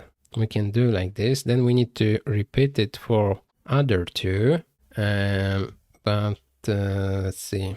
We can write it in a prettier way. So let's do if type is profile, then maybe instead of doing this, let's see. If we are on bookings, then or if we are at places, the second after slash is places, and this is the only thing that we actually need. So let's grab the string that is after second slash. So let's do const sub page, and it's equal path name split. Let's split by slash, and let's grab the second thing. But this can be sometimes empty. That's why I will do question mark dot here, and this way I can check if type is actually sub page, but I will first make it let, and then if sub page is empty, and sub page will be empty for this one because on profile it will be just /account. Let's see, console log sub page. Now if I go to bookings, it's selected, accommodations selected, profile not selected because sub page is undefined. I can do now if sub page is equals undefined, then let's do sub page equals profile. Okay, now it works. Okay, so we have our links, account links to work. Now let's see. We have redirection. Let's see what this redirection is for. Redirection for if we are logging out our user. So this is account page. It will be this for profile. Maybe we should rename it. I will rename it to profile page, so it will be easier to follow. Yes, let's rename this file. Let's do refactor. Let's now go to app.jsx, and now let's see. For account / just account, I want to display profile page. For account / let's see, what do we have later? Places / places. I want to display, let's see, places page. So let's do places page. So if I hit here, I get the places page. But now the problem is that places page, let's see, places page is it this file? Yes. Places page doesn't have any links here above. So let's add those links. Account navigation. Now we have links. And here we are checking if some kind of action. We don't need this anymore. Places page should only display this link. Add new place. And that's it. And then other page, and we don't need this link classes. Then let's go back to app.jsx, and another route will be places/new, and this should go to places form page like this. Now let's go to places form page. We can enter this page by clicking this button, but again we need to add those tabs above. So here let's add the account navigation like this, and we have those links. Right, let's go back to app.jsx and let's see how it looks like. Now we have beautiful pages, and the pages are much shorter. So for a places page we have this, and now we can maybe fix this redirection between from accommodations when we add something back from this form back to my accommodations, the list here. So for this places page we have this link here to add new places, but this page should also display list of all places, list of all added places, something like this. And here break line. Right, and let's hit add new place. Let's go to places form page, and now let's see. Now let's try to do this redirection. So let's do const redirect, set redirect, use state, default will be false. Now after we are done with the place, add a new place, we will do set redirect to true. And here before we do render return, let's do if redirect, then return navigate to /account/places. And now it should work because it's a different page, different component, and so on. Let's see, save, and we are redirected and there are no errors. So now it's much better, but we have a lot of empty places, I guess, in the database. So let's refresh here and let's see. Here we have a lot of places. I can delete them. So this one, let's delete. This one, let's delete. And this one, let's delete as well. Okay, so now we have only one place that we should be able to list. So let's go to places page. And now let's grab our places. So let's use effect here and empty arrow function, empty array here. So no dependencies. And here we want to, let's say, grab Axios and want to run get on /places. And in the response, we should grab the data from the response. Let's do arrow function. And let's say that this data will be actually a list of our places. So let's do a state const places set places will be use state, and default will be empty array. And here we can do set places and just data like this. Now we need to fix this endpoint. So let's do this. Let's go to index.js and well, let's see. We need to add up get /places, and as always request response, and like this. And now to grab all the places, how we can do this? We need to first grab the user ID. We are grabbing user ID doing this thing and grabbing the token first. So let's do this. Let's grab the token and let's decrypt the token this way. So do like this. Maybe instead of doing this, we can just put or it doesn't matter. Right, let's close this here. And now let's see. We want to grab ID from the user. So the const ID from, user data, and user data is actually decrypted token. We get user ID and we want to respond JSON with all the places. So we can do just place and find, and we want to find where the owner is actually our ID. and this is async function, so we need to add a wait here.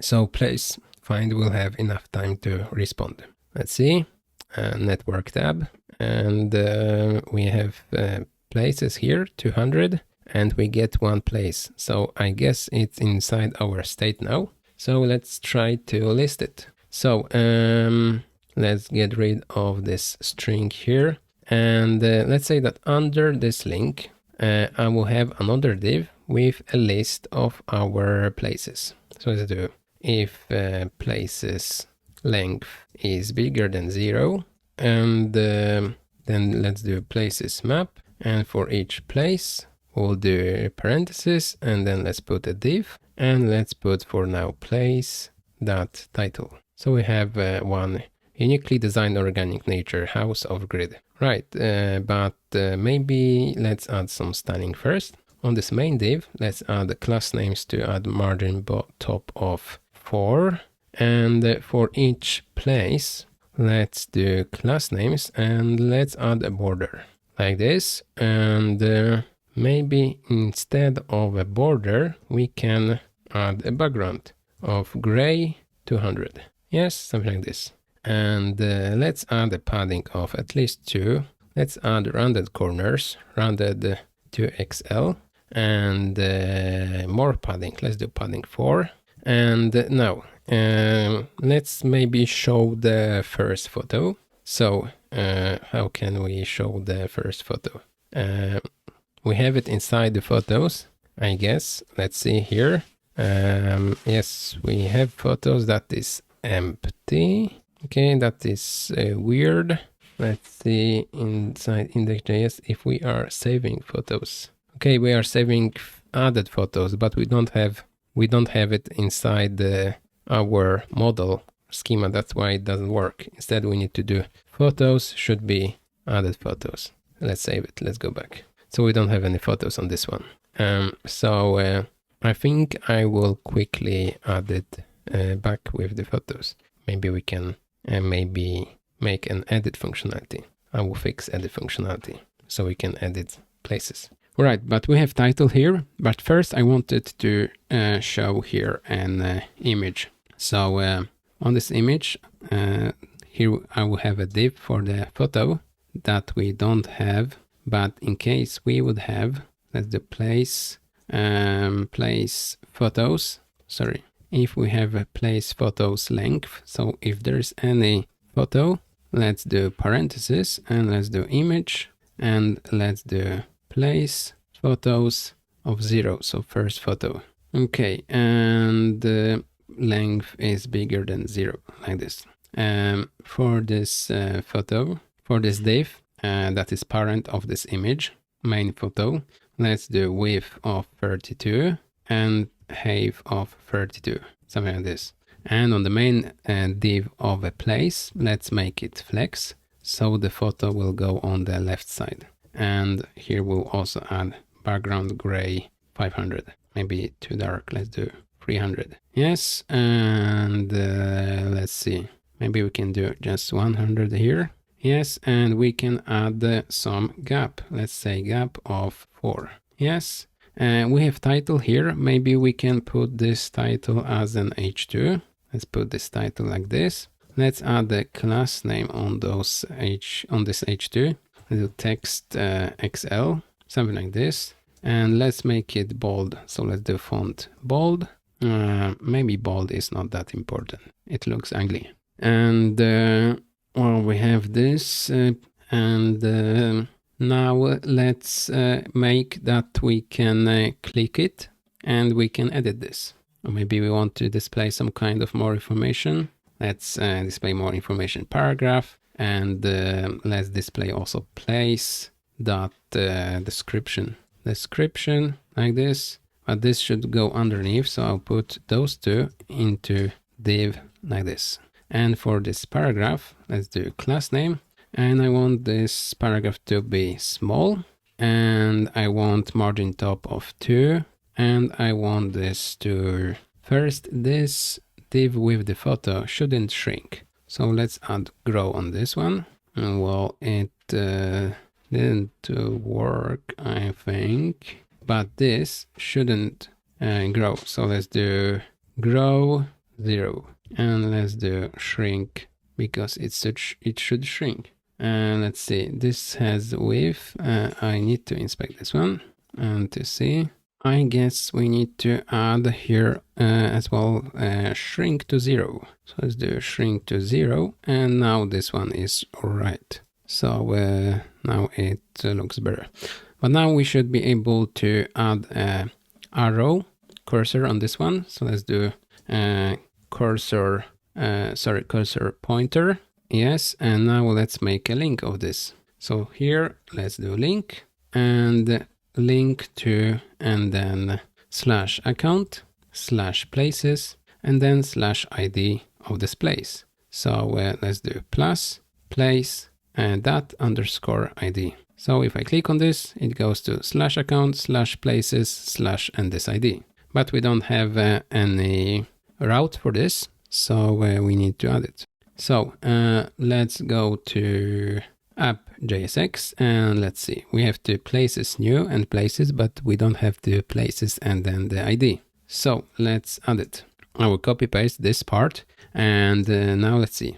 Let's add ID as a param, and let's use the same component, places form page. And let's open this component. And as you can see now, this works, /places then ID. But now we need to grab the ID. So let's do const ID from use params, and let's do console log the ID to see how it looks like. If we have the ID, yes, we do. Let's see if we go to add new place. Do we have an ID? No, ID is undefined. So let's now see. Let's use effect. Here we will have an arrow function, but the second param, dependencies list, will be an array, and the only dependency will be ID. And the ID is actually the ID of our post from the param. And here we check if ID is undefined, so no ID, then we'll just return nothing and it will stop there. But if we have ID, then let's say we want to fetch with Axios, so Axios get to /places / and then ID of it, of this place. So now if I save, I go to my accommodations and I click this one, we have this ID.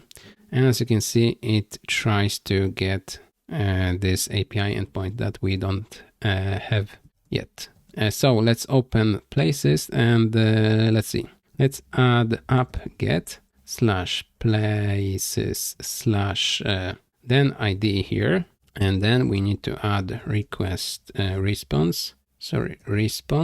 And then we need to do first grab the ID param here. So let's maybe do response JSON, and let's see if we can grab the ID. Let's do request params. Request param. Is it? I think it's params. So if I refresh it, we should have yes, it returns in response ID to be this. All right, so we can grab const ID from request params. All right, when we have the ID, let's just respond with JSON about this place. So here we just do await, place, find by ID, and then just ID. Because this is, we have await, we need to add async. And I guess here we don't need to check if we have any, we don't need to check what kind of owner is it, because all places or all information about all places should be publicly available, so it doesn't really matter. It shouldn't be that only the owner should see all the information. So places form page, let's go back. And now after we grabbed the place information, let's run then, and let's grab the response here. Let's do arrow function. Maybe we can put it back here so it will be easier to follow.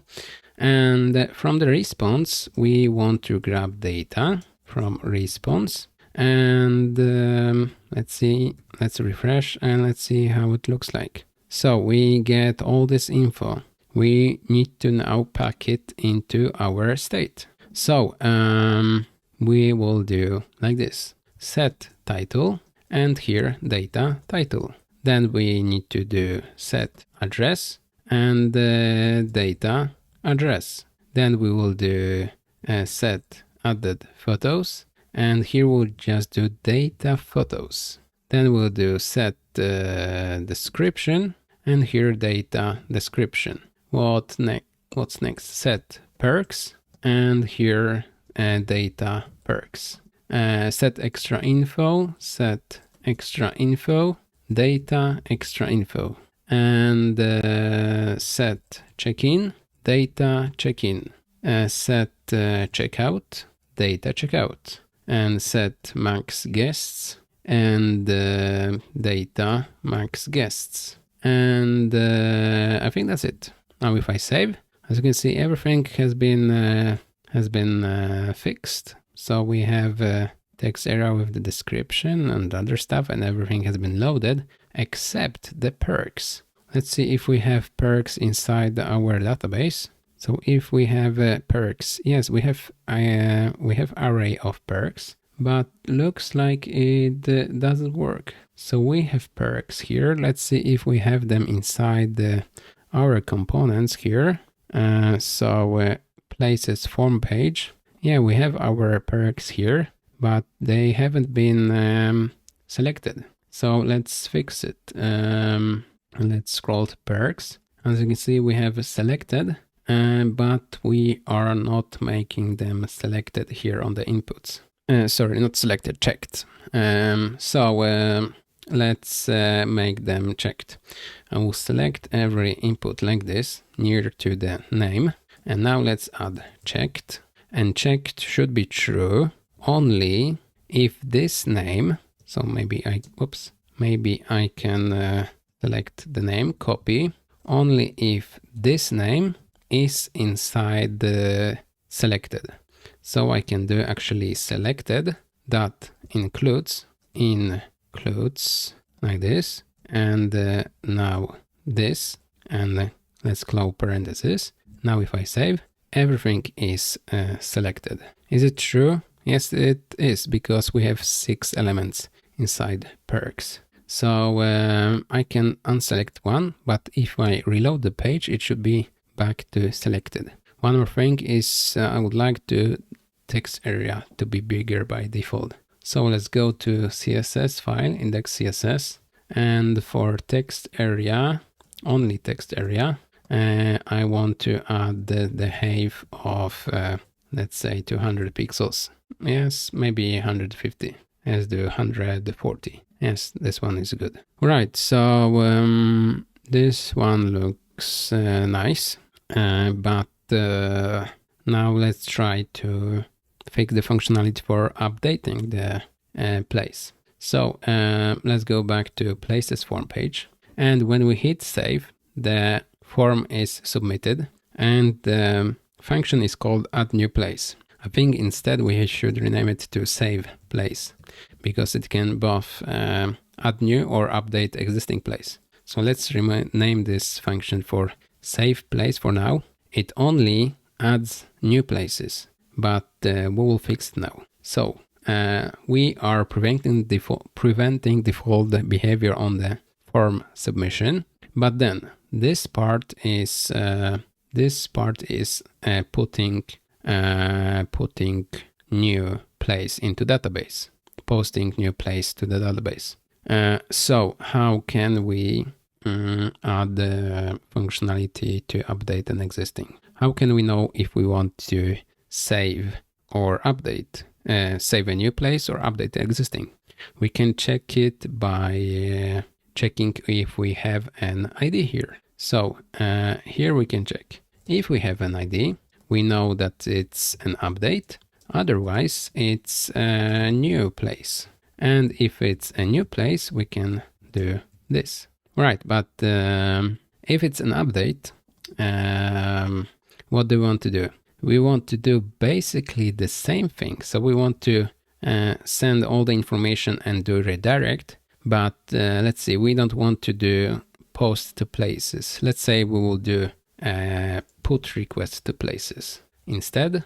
And yes, and this put request will have also slash and then ID of this place. Or maybe we will just put the ID here. Right. So it will know what place should be updated. There's a lot of copy paste on those two parts. First, we can grab those things, all of this, and we can define it as here place state, place data equals this, but as an object like this. And then we can add it here. So we can do place, not place date, place data. So it's like this. And here we can do either you can do place data like this, or we can do just place data, right? And let's see. So we have place data, and if it's update, we are doing a put request to slash places. So, and after it's done, we are doing redirect to, let's see, we are doing redirect to slash places. So let's fix our endpoint, put endpoint to slash places. Let's go to index.js API, and here we have places, and let's do up and put, and it should be slash places slash ID. And let's say it will be async here with request and response, and we put it like this.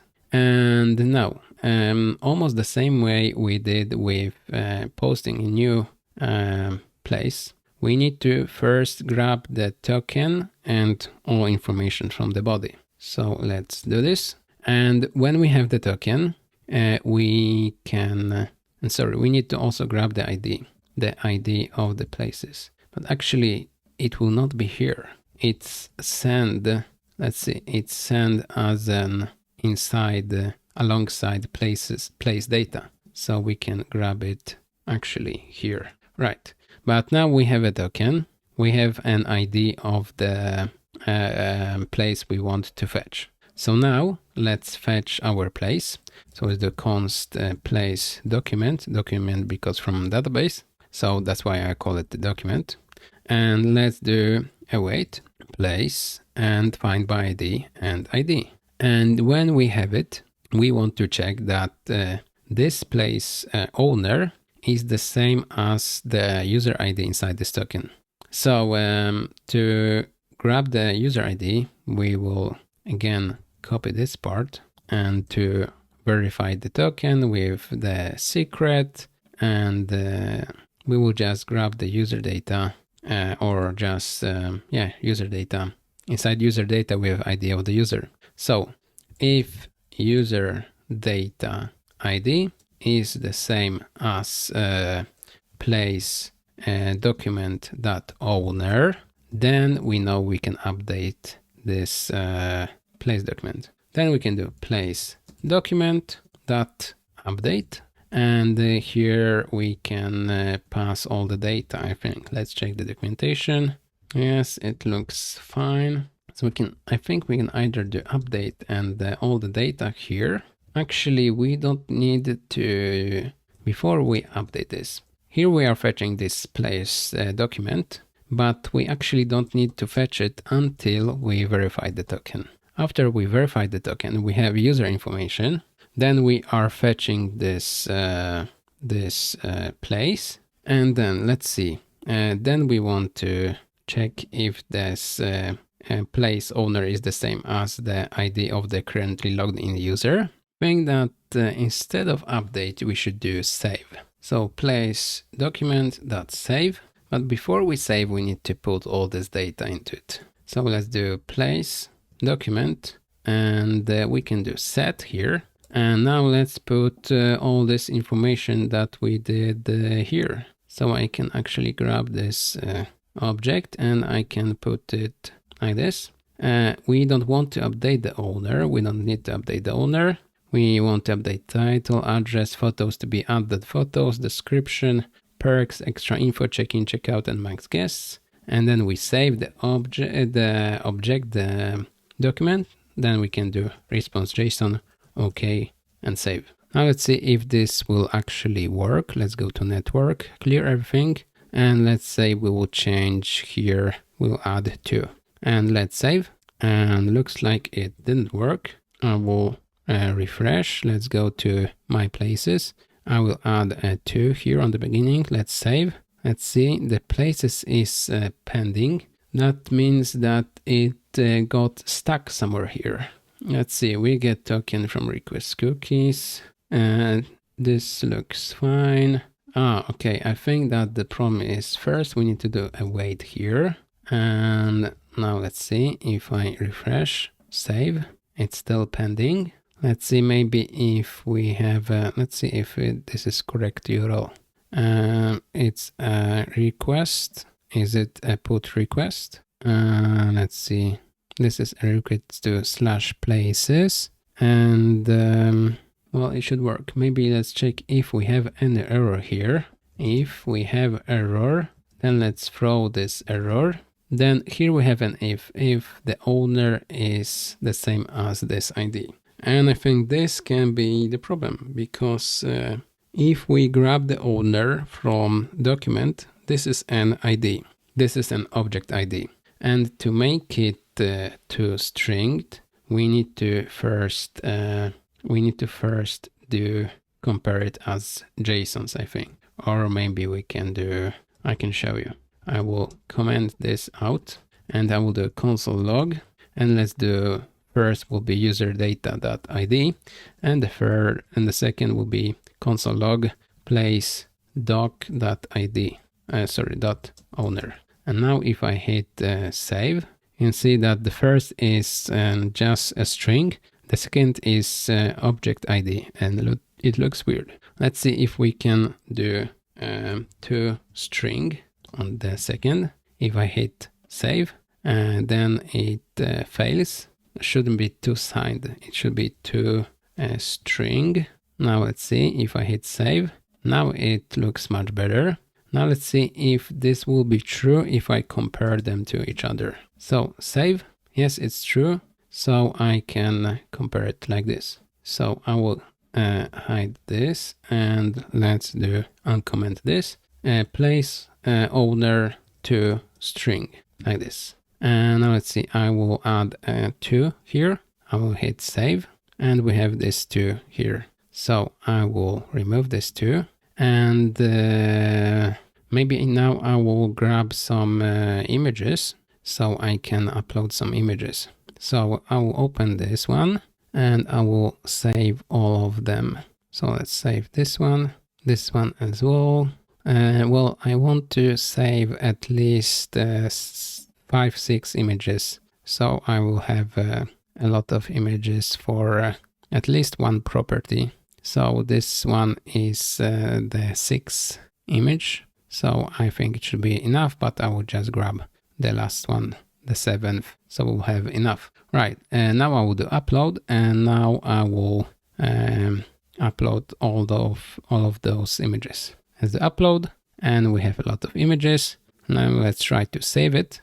And now it's saved, I think. Yes, it's saved, but this image is not visible here. So let me inspect it. Let's see console, no elements. I have div here, image. Yes, we have it, but I forgot to add the uploads before it and the host. So let's see image, source, and let's add here HTTP / localhost 4000 to our API /uploads and this. So now we have it here, but now we want to make this one centered as well. So let's do class name here and let's do object cover, and on this one we need to add flex, and I think now it looks good. Yes, and that looks really nice. Now, one more thing that we need to do with the photos is we should be able to delete any photo, and we should be able to mark a photo as the main photo, because for now this photo will be the main photo. So if I open this, it looks like this, but instead I would like to make this photo as the or maybe this photo or this photo as the main photo, so it should go first. So to fix it, let's go to maybe first place.js, and this is where we have our place schema. And let's see, all the photos are strings. It's just an array of strings. So how can we make that? How can we know what photo is the main one? For example, I want to make this one, this photo. We can fix it to, when I click, for example, this photo, it should go first into array. So let's fix it. We can fix it only using the interface, only inside React. So let's go to places form page. And now let's see, down here somewhere we have this called photos uploader. Let's open this one. And now let's see, for each photo we are showing this div with this image here. And let's see, what do you want to do to delete an image? Let's say that I want to have a trash can icon here, and or maybe here in the middle, or maybe here on the right corner. So let's fix it. So inside each photo, I will add a div with some class names, and inside this div, I will put a trash icon. So let's add search for trash, and I will copy this and I will put it here. And now let's see if we have it. We have trash icon here, but I will make this one position absolute. Yes, and so now as you can see, every trash icon is on the top left corner, but then I can add it to the parent div. I can add relative positioning, and this way on this absolute here, I can add bottom 0 and right 0. So now it's on the bottom right corner. And now I can maybe add some padding. So let's do bottom 2 and right 2. Yes, and now let's make it wide. So let's maybe do text white. Yes, but it should have some kind of background. So let's do background black, and let's add some padding of at least 2. Yes, the bottom one, right one can be maybe changed to just 1 here. So no bottom 2, right 2, but bottom 1 and right 1. Yes, the padding can be decreased to 1 as well.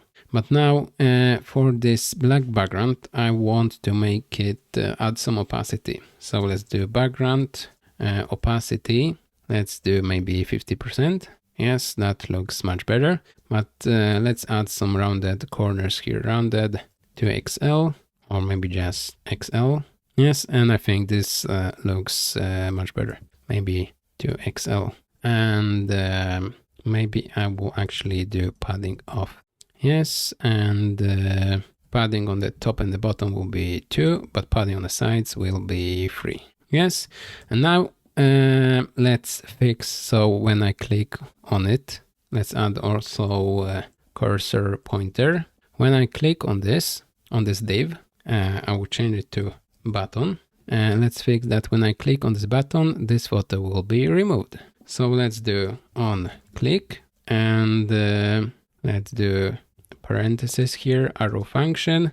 And let's say that on click, I want to call a function called remove photo, and with this link of this photo. But now I need to define this function to remove from our state a photo that has the link of this. So let's maybe put it here, function remove photo like this, and we get a link, and this will be actually path or file name, but let's better call it file name. And now we just need to update added photos. So let's do set added photos. We cannot do this. Let's see why. Because we are in a different file. We can hit only on change. So let's do on change because it has changed. On change, we want to hit this onChange function, call this onChange function from here with all the photos. So let's pass all the photos except this one. So let's do filter, and from here we want to filter out. So let's do photo, and let's check that photo is different than the file name, right? And I think this should work. So now if I click, for example, on this one, whoops, something went bananas. Let's refresh, and we are calling remove photo with this link. Let's open a console and let's see what's going on. If I click this one, whoops, added photos map is not a function. So, okay, I forgot that this should be an array like this. All right, and now let's clear this console. Let's remove this one, and it worked. Now let's add it back. So let's see, it's this one. Let's add it. Now we have it. Let's save it. Let's go back.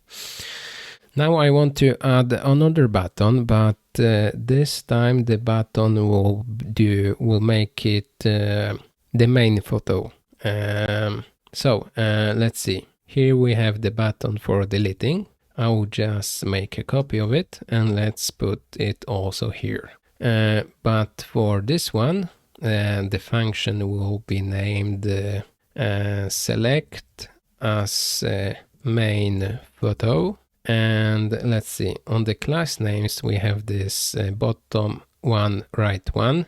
Instead we will do bottom one and left run. So it will be on the bottom left. And for the icon, I want to grab the icon of a star. So let's do star, and I'll copy this one and I will put it here. Now let's see if this worked. Yes, we have the star. And now if it is a main photo, I want the star to be filled in. So I want to this star. Otherwise, this star that we have inside the code. But how can I know if this is the main photo? I can know it by checking if this link is actually the first link inside the added photos. So if link is exactly the same as added photos of 0, then parentheses, and then we will add this star. Otherwise, let's do link not added photos of 0, then parentheses, and this icon. Yeah, so now the first one should be filled in icon, and the others are not. So that's correct. Maybe on the filled in icon, I can make it, I can even change the color, or I don't know, maybe it's not needed. So now let's see, we have this select as main photo. Maybe we can instead, or maybe let's have it like this, select as main photo. And let's add this function here, select as main photo, we get a file name. And now, how can we select as a main photo? First, we want to take this file name and we want to put it on the beginning of added photos. So let's first grab the added photos without selected. So added photos without selected equals, and it's like this. Added photos with filtering out, and we just filter out that photo should not be file name. Okay, so we have added photos without selected. So now we can do const new added photos equals, and here we just put first, as the first we put file name, and then we put the rest of added photos without selected. Yeah, and then we can hit on change with new added photos. Yes, that's much better. So if I click on, for example, this one, whoops, let's see, if I click on this one, it works, but it does some weird stuff. So let's see here, I think it's because it's a button, and when we are clicking on it, the form is submitted. So we also need to pass the event here. So let's pass event on both buttons here, event link, and then on those functions, let's add events here, event, and we need to do event and prevent default like this.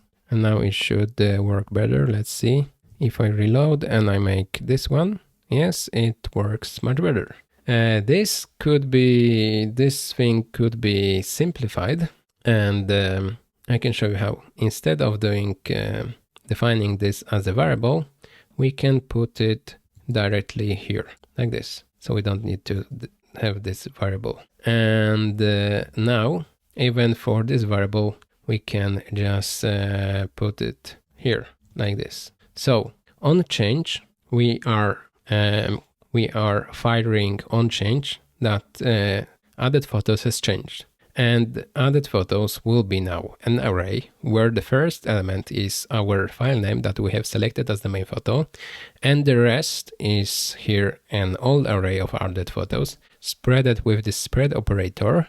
And we are also filtering out that the photo inside of the photos cannot be file name because it's already here on the beginning, right? And this should still work. Let's see, I will select, for example, this one. Yes, it works. I will select, for example, let's see which one is selected. This one. Okay, let's select this one, right? And now I will hit save. And yeah, it works much better. Yeah, so now we are able to add and update places, accommodations. So next functionality we are going to build is actually the main functionality. And this will be to show all the places and to add this third functionality. All right, so now here we have an index page. Let's open the file. So let's do index page. And in here, we need to display all the places we have inside our database. So let's maybe first create an endpoint. Let's go to api/index.js, and let's see. We have actually endpoint for put places, and we have endpoint for get places. But the thing is that here we are getting places for a specific user. As you can see, we are grabbing token and we are fetching places for this user. I think it would be maybe better to rename this to, for example, user places like this. And now let's go to here and my accommodations. And as you can see now, it's empty because we need to update this on account page. Let's see, not on account page, it's on places page, JSX. And let's see here, places. Let's change it to user places. And now we get this one place. But now for the index page, we will go back to index.js inside the API. And let's add up get on /places. And here we will not check any token. Instead, we will just return some places for the homepage. So for now, let's say we will just respond with JSON with all possible places. So let's do here await and place, and let's do find, and I think that will be it. Let's add async here because we have await. And now let's go back to our index page and let's fetch our places. So we are going to use effect here, use effect, empty arrow here, and the second param will be empty parentheses. And now in here, let's just fetch our places. So let's do Axios, imported. Let's do get on /places. And that's it. We don't need any more params. Then we have response. And let's do here arrow function so we can put some more code. With this response, we have data inside. And inside data, we will have all the places. So let's put it inside a state. So let's do places and set places equals use state. Default will be an empty array. And let's see. Now let's just set places, response data. Right, now let's use places and let's list them here. So let's check that places length is bigger than 0, and then places map, and then let's do for each place, let's do parentheses, and in here let's put a div, and maybe let's start with just place title. So we have this uniquely designed organic nature house of grid. So we have one place, that's correct. But I would like to display it this way in squares, and it should be title and then price per night. Yeah, I think I forgot about prices. Let's see here, places. Yeah, I forgot about prices. So we are going to update it in a minute, but let's slide this a little bit first. So first we need an image.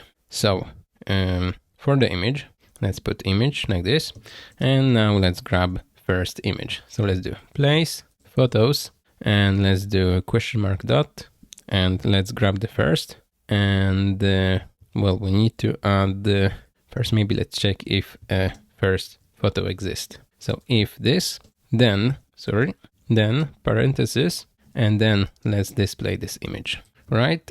So then we can display this image, but we need to add also HTTP localhost 4000 /uploads/ and plus the places photos 0, because here we have the file name. And now let's save, and nothing have changed. That's weird. Let's see if I inspect here.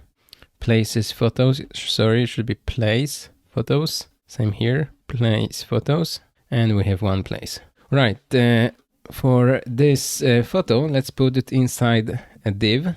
Maybe I can put this div outside here. Let's add some class names. Let's say, maybe let's put it just inside for now.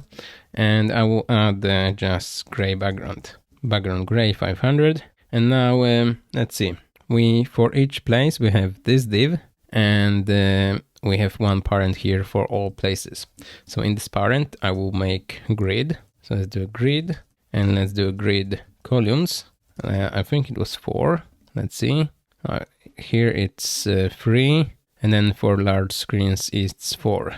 So let's do grid columns 2, but for medium screens let's do grid cols 3, and for large screens let's do grid columns 6, or maybe 4. 4 will be good, right? Now let's see. Yeah, we have one place here. We need to add the margin from the top, so let's do margin top of 4. We probably need a little bit more. Yes, we do. So let's do margin top of 8. Yes, and now it would be nice to have this image with some rounded corners. So let's do class names here on the image. Let's do rounded of 2XL. Yes, so we have rounded corners, but we have this div that is behind. So with gray color. So let's put this on div. Yeah, now I think it looks better. But now it should be a square. Each photo should be a square. So how can we do this? Let's try for this div. Let's make it flex.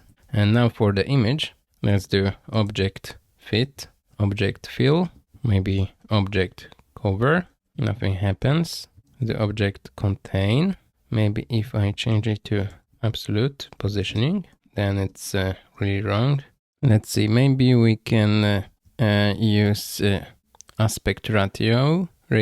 So let's do aspect, let's see, square. Okay, now it is a square. The image is a square. Let's see if I inspect here. Yeah, the image is square. Let's change object to cover. Okay, and now it's a square and takes the full size of this div. I would like to add more spacing from the left and right as they have it. So I probably need to go to our layout, and let's see. I will change that the padding 4 will be only for the top and the bottom. And on the size, let's do padding x8. So we have more padding. Yeah, something like this. Now let's go back to index page. And I think that I will put this the same one place many times, so so I can have more houses to show. So let's do like this, and let's have at least 3. Yes, maybe more. I will do 4. And now let's add a gap here to our grid. So let's do gap 4. Yes, that's a small gap. Let's do maybe gap 6. Yes, that's better. Now let's see. They have address or something here, and we have the name. Maybe let's make this name a little smaller. So I will add a class name for h2 here. Let's do text small, and now let's put this place title here. So something like this, or maybe even smaller. I don't know, SM will be good enough. Then underneath, let's put h3 with some class names. So we'll put place. So let's say we will have here will be place address. Yeah, and let's maybe make it bold. So font bold. Yes, that's much better. Let's see. Yeah, I think this is this looks good. Maybe we have too much text here in this short version of address. I will quickly go and edit this. Let's just put like this. Save. Let's go to the index page. Yeah, and I think this one looks nice. Now, maybe for this name of the place, let's make it one line. So I will put truncate. I think this is, yeah. And then we have those dots here. So that is nice. We have the place name. Maybe let's add some spacing from the div with the photos. Let's do margin bottom of 2. Yeah, and for this title, let's decrease the spacing to the next one. So let's do leading. So we will do smaller line size. Leading 3. And let's do leading 4. Let's do the same with this one. Let's do leading 4. Yeah, now they are closer to each other. Let's see here. Here they are not that close. So I think I will just remove it. And I will increase the spacing between the rows. So let's do row gap, or is it gap, gap row. Maybe I can just increase this gap to 8. Yeah, so we have enough space here. And this one looks good enough.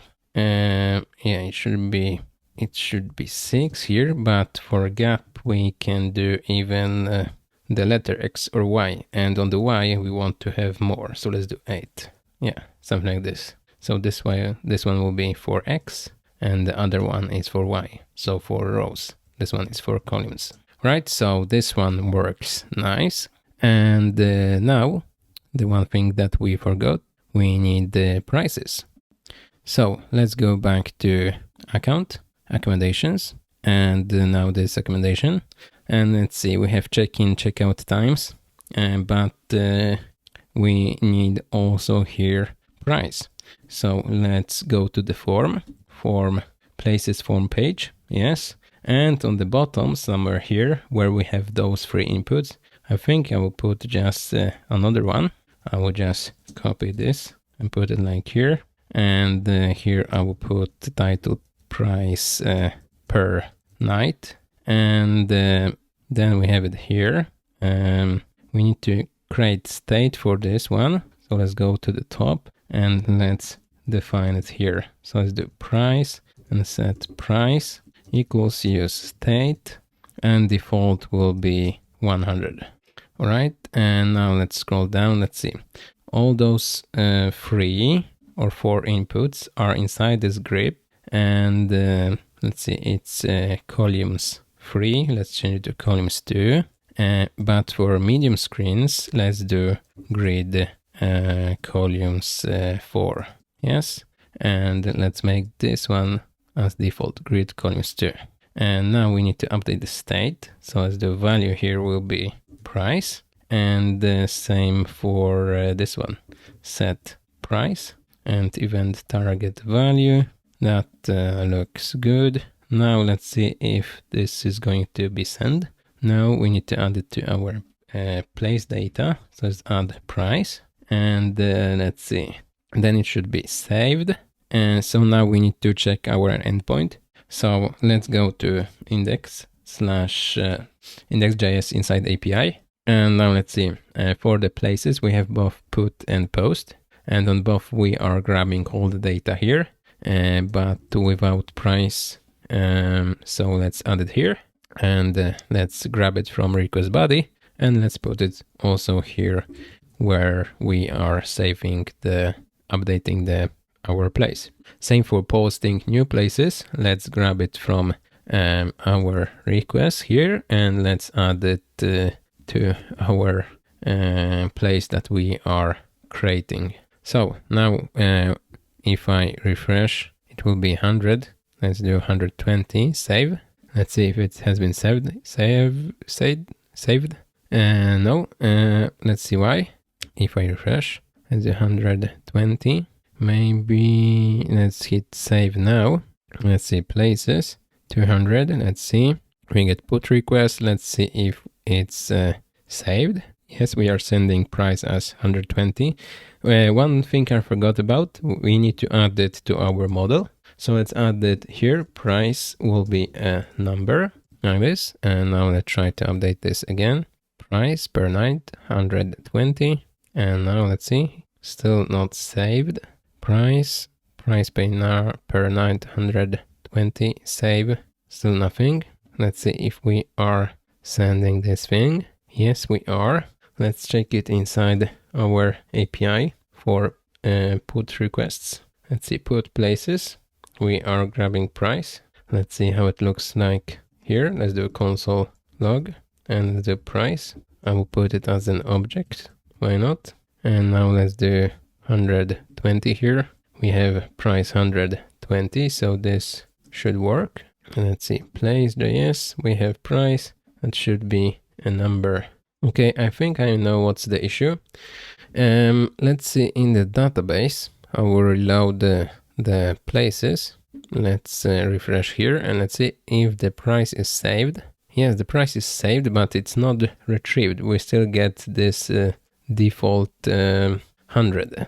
So let's see, here we have default 100, but where we are fetching the current place, we are not setting the price. So let's do this from data. Let's grab price. Yeah, and now it should work. So let's see. Yeah, we have 120. So now we can display our price. So let's go back to index page JS, and maybe under this address, let's put a div with price. So it will be in US dollars. So let's do here place.price like this, and let's add per night. And I think this looks good. Maybe we can have this title actually underneath. Let's put switch places. Let's make this one H2, this one H3, and let's change the color on this one. So let's do text gray 500. So now it's more like they have it. And now maybe we don't need to truncate the text. Let's just show all the text. And let's maybe even add some spacing from the price. So on this div, let's add some margin top of, let's maybe do 2. Yeah. So we have some spacing. Now for the price, for the number, for this part, let's put it inside a span. So let's do span with some class names. And this one will be, this thing will be inside. And I want to make it bold. So let's do font bold here. So we have $100 per night, almost as they have it. Maybe we can decrease margin top to just 1. Yeah, I think this looks promising. So now for a minute, I will stop recording and I will add 5 more places. You don't need to see this because it will be boring. I will just copy images And for the same user, I will just add 5 more places. So see you in a second. All right, so now as you can see, I have 1, 2, 3, 4, 5, 6 places added here. And on index page, they just repeat because here we are setting them multiple times. So now I can just get rid of all of this and I can just set it once with response data as it was on the beginning.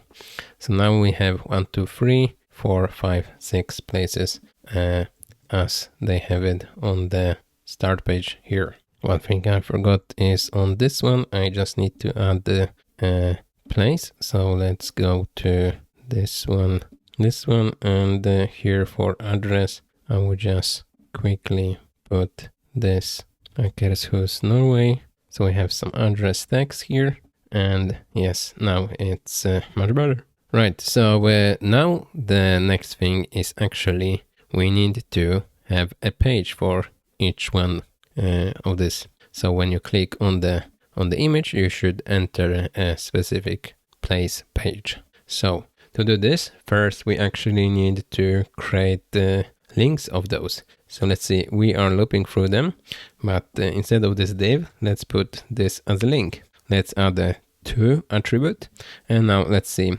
Let's say that the link will be just /place and then slash and maybe the ID of the place. So it's the plus and place.id. Right, let's save. And something went wrong. Okay, looks like this link is not imported for me. Let's try to import this. Yes, now it is imported here. Now I try to click this one and we get place/undefined. We get undefined because it shouldn't be .id, because in Mongo databases we get IDs inside _ID. So let's now try again, and we have place and then the ID of the place. Right, but now we need to fix the route for this URL. So let's go back to app.jsx, and now let's see. We have so many routes here. Let's add another one. Let's do route for path of, let's see, let's do /place and then slash and ID with colon here. And for element, we need to actually, let's see, we need to create page for this one. So I will leave it empty for now, and let's create a file inside pages. So let's do a new file, and let's call this one maybe place page.jsx, and here inside, as always, just export default function and place page like this, and let's just return maybe an empty div, or maybe with a text inside the place page. We can also grab the ID, so the const ID of this place will be, let's grab it from use params, like this, use params from React router DOM, and then let's do place page and let's print the ID. Right, now let's use our component here inside our route. Let's do element, and inside let's do place page, not places page, place page, like this, and let's put them like this. So now we have place page and then the ID. Right, let's go back to our place page and let's see. First, for this div, let's add some margin from the top. Let's do margin top and let's do maybe 8. Right, and let's see. Single place, what do we have here? We have title and address, and then we have images. Right, so let's do this. Let's do the same. Let's remove this, and first let's do h1 because this will be the main header, and then title. So let's do place title, but we don't have place yet. So I will remove this, and first we need to grab information about this place. So let's do use effect, and here an empty arrow function. Now inside this one, inside this array, we will put ID.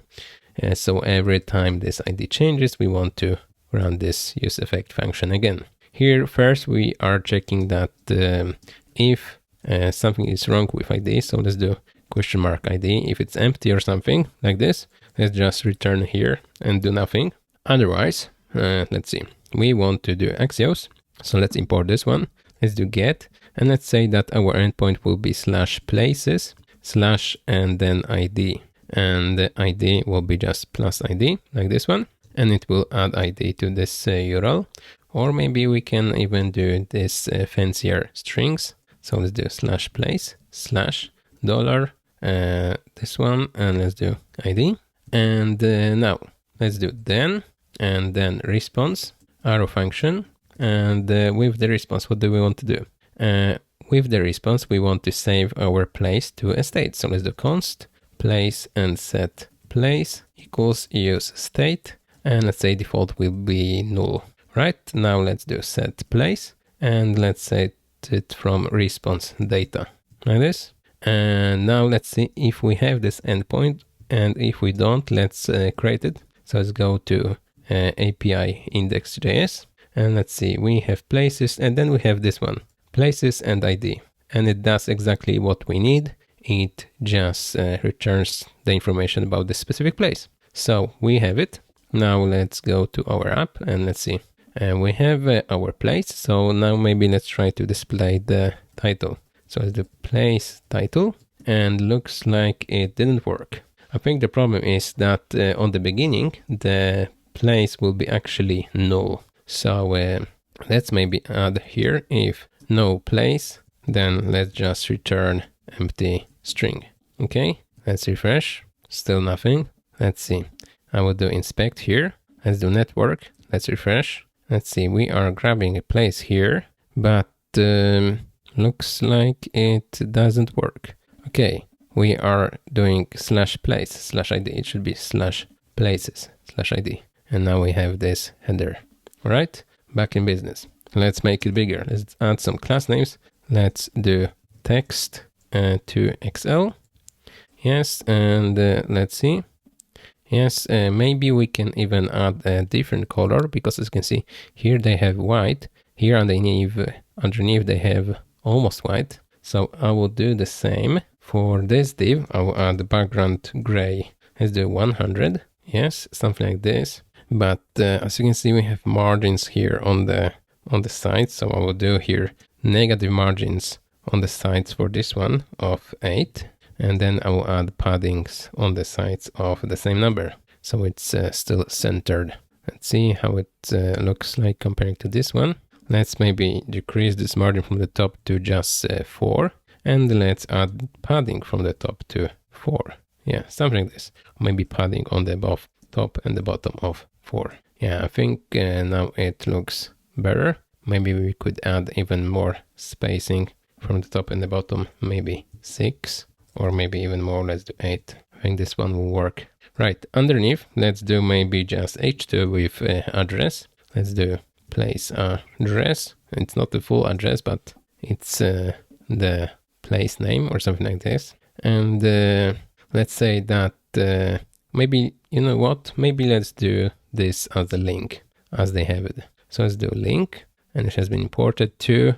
And let's say we want to do a search on Google Maps. So this will actually not be a link like this. It will be a tag, and here we'll have ref. And here inside, let's do https maps.google.com / I think you should go like this, !q equals, and then the place address. So we'll copy this. Let's do plus place address. And I want to open this in new tab. So let's do target, and here just blank. Let's see if this will work. If I click on it, it opens, yes, and it opens this specific place. And now I want to add this underline, and I want to make it semi-bold. So let's add class name, and let's make it display block. I want to make it semi-bold, yes, like this. And I want to add underline. So let's do underline. Yes, and I think this will work good. Maybe I will make the header even bigger. Let's do 3XL. And on this link, let's add margin top, or margin on the top and the bottom of 2, at least 2. And yeah, I think this looks good. Now underneath, we want to show the you can see this is like a box with photos. So let's do this. And inside this box, we have 2 rows or 2 columns. First column that is this big, and then the second column is this big. So first column is 2 times bigger than the second column. So let's try to do this. Let's do div with class name grid. And now let's see, we have a grid. And now let's maybe add a small gap of maybe 2. And now we need to define columns. But the default for tailwind will be columns that will be the same sizing. So to do a custom, we need to do grid columns, and now square brackets. And for our custom, I will do 2fr and then underscore 1fr. And let's see if this will work. First, I need to put something inside. So let's say I will have 3 divs or maybe 2 divs on the beginning, A and B. And as you can see, it worked because the first A is this big and then B is this big. So now let's try to put the main photo on this A. So let's see inside. Let's check if we have a photo, at least one photo. So let's do place dot photos question mark and dot and 0. So the first one, and end parenthesis, and inside let's put an image, and this image will have the source of well, let's see, I'll put it like this, and let's do http /localhost 4000 /uploads and then plus, and then we can do place photos and index 0. We can do just like this. So we have our first photo. Now we can do the same with for the B, but for the B we'll place 2 photos. I will just copy this, I will put it 2 times. Here we'll have first in index 1 and index 2, and here we'll change as well index 1, index 2, and we have now 3 images here. Right, first we need to have a gap here, so let's fix it. On this div that holds those 2 images, let's add some class names, and let's put as this as grid, and then let's add a gap of 2. So now we have some spacing. Let's see how much spacing they have. Yes, I think this is good enough. Now for each photo, we want to make it a square. So let's see. First for the main one, let's put it as a square. So let's put a div, and this image, let's put this inside.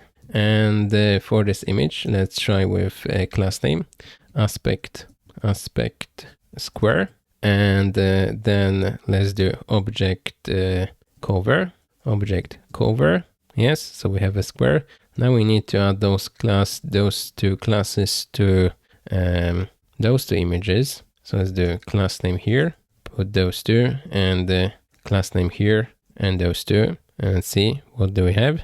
Yeah, we almost got this. It differs with this one small few pixels, and I guess this is because of this gap that we added here. So how can we trim this? I think that we can just remove this gap too from here. Now those 2 columns end in the same place, as you can see. And now for the second image, let's just put it inside a div like this. And now let's try to move this image from the top. So let's do relative positioning. Let's do top 2. Let's see if the gap will be the same. Yes, it is. Now we moved the image, but not the div. So for this div, let's add maybe just a border. So we can see, let's do border red 500. Yes, so we can see that the border starts before this space. I don't know if you can see this, but directly under this image, we have directly border. And then from this border, we have some spacing, then the image. And now we can do that everything that is outside of this div will be hidden.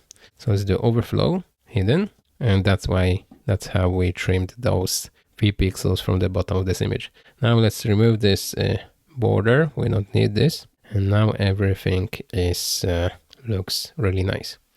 But most of the times we will have more photos. As you can see, I can open my account here, my places, and let's see here, where, for example, for this one, we have like that many places. For this one, we have that many photos, sorry. And we want to display them all. So let's say we'll have a button here if there are more photos. So let's see, here we have this grid. Let's say that even the grid with photos will sit with inside another div where we put a relative as a class name. So let's put this grid inside, and alongside this grid, let's put another div, or maybe just a button, show more photos. Now it's, as you can see, it's here, but we can make this button class name absolute positioning, and because the parent of this button is relative, we can position our button relatively to the parent. So let's do bottom 0, and now we need to also do right 0. So now it's in the bottom right corner, but let's add some spacing. So I will do actually bottom 2, right 2. Yes, and now let's add maybe some padding of top and the bottom of 2, and the sides will be 4. Yes, and let's see how they have this button. It's more whitish and it has black border.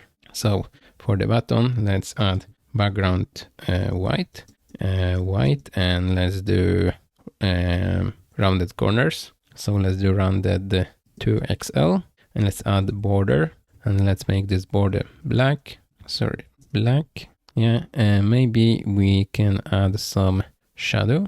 Let's maybe see on other places. Yeah, maybe we can add some small shadow, and maybe we can make this black, more grayish. Let's remove this border and let's just add some shadow. Let's put just shadow, and let's do shadow maybe medium. Yeah, I think this looks good. Maybe we can make it darker. So let's do shadow and let's do black. Now we have a lot of shadow, so let's make it less. Gray 500 will be good enough. Yes, and I think it works pretty nice. We can add maybe an icon for more photos. Let's search for grid, or maybe just dots. No, let's do photo. Let's take this one, and let's see, I'll put this text into new line, and before the text I will put the icon. Now let's see. Yeah, we need to put this icon next to the text. So let's do flex. Yes, and let's add maybe a gap of 1. Yes, I would like to have this icon, but I don't know if I can find it. So I will skip it for now. Let's just have this icon. All right, so now when we click on this button, for now it's a button, but when we click on this button, we want to show a pop-up with all the photos. So how can we do this? First, let's define a state, if we should show all the photos or not. The state, that the name will be show all photos, and set show all photos, and equals use state, default will be false. Right, and then on this button, let's quickly add on click, and it will be set show all photos, but we need arrow function here, and it will do set show all photos to true, like this. And this way, let's see, I will here add another return. If we have show all photos to true, I will here return parentheses, and let's do a div with some class names, like and the content, let's put show photos. Right, so now we don't see anything. Let's do like this. Now if I click on the button, I should see just show photos, and now I will make this div to be position of fixed, and I will make it background of white, so it will cover everything. So it covers the logo and everything. And then I will do minimum width of screen. Minimum width, let's do full. And then let's do also minimum height of screen. So now it takes all the possible space. And now let's see. Now I want to list all the photos. So let's do parentheses, curly brackets, sorry. And let's check place. And let's do question mark photos. Question mark length is bigger than 0. Let's first check this. Then let's do end. And then let's do place photos. Let's do map. And for each photo, let's do arrow function. And here parentheses. And let's put the div here. And here let's just put an image inside to the URL to this photo. So let's do HTTP localhost, but it will be 4000 /uploads / then plus and photo. So now we have all the photos here, but we cannot scroll. But maybe we can fix it by doing position absolute. Yeah, now we have this scroll bar, and I will also change that instead of doing top 0, left 0, and so on, I will do inset 0, which means stretch to the top left, bottom right. And I guess now we don't need this minimum full width, so I can remove it. But now I would like to add some spacing. So for all photos, let's put it inside a parent div, and this one. And for this div, I will add some padding of, let's say 8. So we have this padding. I will make this parent div a grid, and I will add a gap between the photos of 4. Yeah, something like this. And on the top, I should be able to have a close button or something like this, right? So here on the beginning, let's add another div, and let's see. I need a close button, so let's start with this one. Button that will be just close photos, and let's search for icon close. Yes, this X mark will be good enough. Let's see how they have it. And they have like a back arrow, and doesn't really matter. I will do X. So let's put this X here, and we have it. Now let's add some class names for this button. Let's put flex and gap of 2, maybe just 1. Let's add some padding on the top and the bottom of 2, on the sides of 4. Let's do rounded corners of 2XL. Yes. And I want this to be black. So let's do maybe background black. And let's see if how this will look like. Let's do also text white. I think it's too dark, so I will just put this as it was as gray. And I will make this button position fixed. And I will add some header here. And I wanted to make this button fixed, so even if we are scrolling, we will see this button here. I will add even for this button some shadow. Let's do gray 500. Maybe let's do shadow black, so we have more shadow here. And next to this button, I want to add a header. So let's maybe do an H2.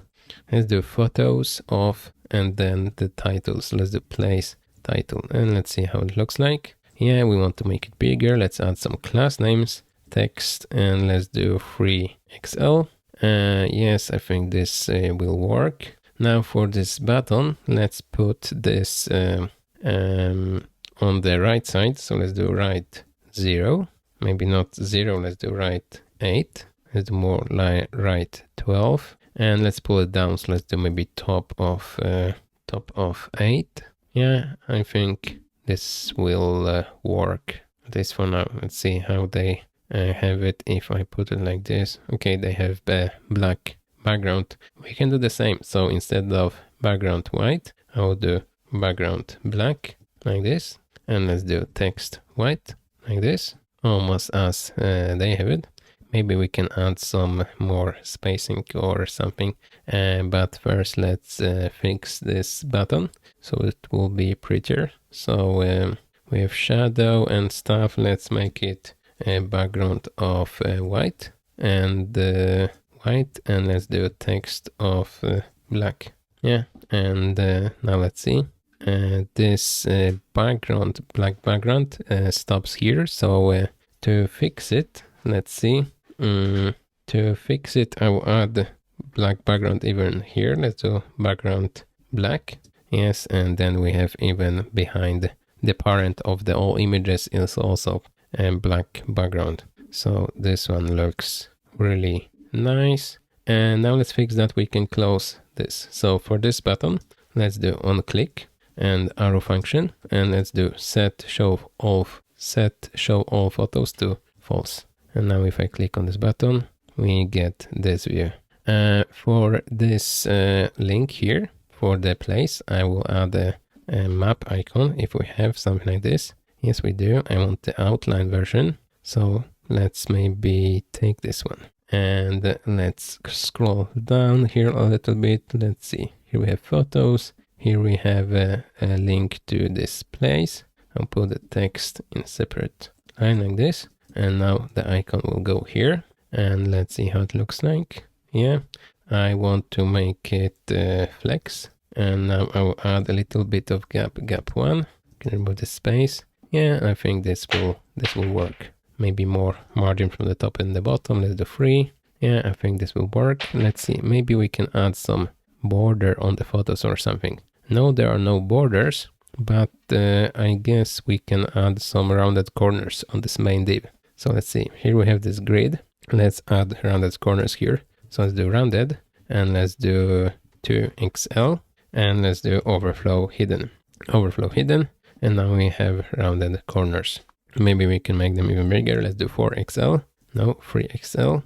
I think 3 is the maximum for those class names. All right, let's see how it looks like here. Yes, let's maybe check other place. Maybe this one. Yes, this one looks really nice. If I show more photos, yeah, I think it looks amazing. So let's close this one for now. And let's see what else do we have. Then we have some more information. So maybe let's print our description. So under this div, that is a main div for our photos, let's put another div for description. Let's do place description, and let's put it like this. Let's see how it will look like. I think it looks fine. We just need to add some class names to add margin on the top and the bottom of, let's say, 4. Yes, and let's put this description here. I think we need to have some kind of header. Let's do H2. And here let's just put description. So everyone will know what this text is about. Let's do class name. I will do semi-bold here for font. And let's make this a little bigger. So let's do font, text. And let's do maybe 2XL. Yes. And well, we have our description. It looks fine. Let's see, they have some photos. Booking, you can book from here. And then we have reviews, map, and then there is this extra information. So maybe we can put it as well. So as you remember, for all places, we have this extra information like, let's see, extra info, check-in, checkout times, max number of guests, and price per night. So let's put it as well. So under this div with the description, I'll put another div and I will put all this info. So here inside, first we need check-in, checkout times. So I will make this div, let's say I will add some class names, and I will make this grid of columns 2. Let's do columns 2. Not like this one, it should be grid columns 2. grid calls 2, and here inside we'll have 2 divs, first one and the second. Let's put A and B inside. And well, on the first one, let's put maybe check-in, check-out time. So let's do bold, let's do check-in, and let's say we will just display place check-in like this, but not inside the bold, only check-in will be bold like this. And let's put a break line here. Maybe we don't even need this bold, so let's do just check-in 1400, check out. Let's do place checkout like this. So we have a check-in, check-out, and what else do we need? Max guests, max number of guests, and let's do place max guests, max guests like this. We need to add break line here. Yeah, and on the right side, let's see what else do we need to display. We need to place this extra information and pricing. So I was thinking that maybe we can add a gray. Sorry, let's go to the home page, and then here I will put an extra gray box as they have it, summary here with extra information and the price. So on the right div here, let's put an extra div with some class names. Let's do background of gray 200, maybe 300, and inside let's put the price colon, and let's do place price like this, and let's do slash per night. Yes, we can add some padding of at least 4 rounded corners, so let's do rounded 2XL. Yes, and maybe we can make this brighter, so let's do 200 here. Maybe we can make it even white, so let's do white, but I will add some shadow, so let's do shadow. Yes, and this looks nice. Underneath, let's do a button to book it, so let's do button with class name primary, so we'll get all those colors, and let's do book this place. And well, for this price thing, let's put it inside H1 with some class name, so it will be bigger. Let's do text maybe to XL, and let's put this inside. Maybe we can just make it as a div because it's not a header. And let's see, this text here should be centered, so let's do text center like this. And for the price, let's put $sign on the beginning. And now let's see. Now it will be nice to show some inputs for check-in and checkout time. So let's do div, and let's do input of type date. And well, here I will add a header. Let's do maybe a paragraph with check-in. Maybe we can make it as a better would be to use labels, check-in, and then date picker, and then the same thing for checkout. So let's do check out, and this date picker. So it looks like this. But now we need to have some borders and spacing. So for both this div and the next one, I will add some the same styling. Let's add some border just to see where everything is. Let's add the padding on the top and the bottom of 4. Yes. Now if we remove the border, let's see how it looks like. Maybe padding, let's change this to margin, so those will be closer to each other. And now we actually need to add some background colors. That's the background gray 200. Let's add some padding here, padding 2. Let's do rounded corners, so we'll have so it will be prettier, something like this. More padding, and padding on the top and the bottom will be 2, but on the sides it will be 4. Yeah, even more. Let's do even on the top and the bottom. Let's do 4. Let's see how it looks like. Yes, I think it looks okay. Maybe we can remove this ugly background, and we can just add some border. Yeah, and let's put them next to each other as they have it. So let's see, we have this margin that we need to get rid of. Now they are next to each other, but on the second one, let's add some margin bottom of 4. So we'll have some spacing from the button, or we can put actually this on the button. So the margin top of 4 on the button. And now, as you can see, we have border on those two. I think instead we can put another div here with just the border, and those two divs we can put inside this one. And on those two divs with borders, we can just remove borders from them, and we can remove rounded corners because we don't need this, and the rounded corners can be added here. So let's do rounded to XL, so it's rounded. Now we have this padding of 4, maybe we can decrease it to 3, yeah. On this one, let's add margin top of 4, yes, and on this one, on the second, we want to add a line between those two.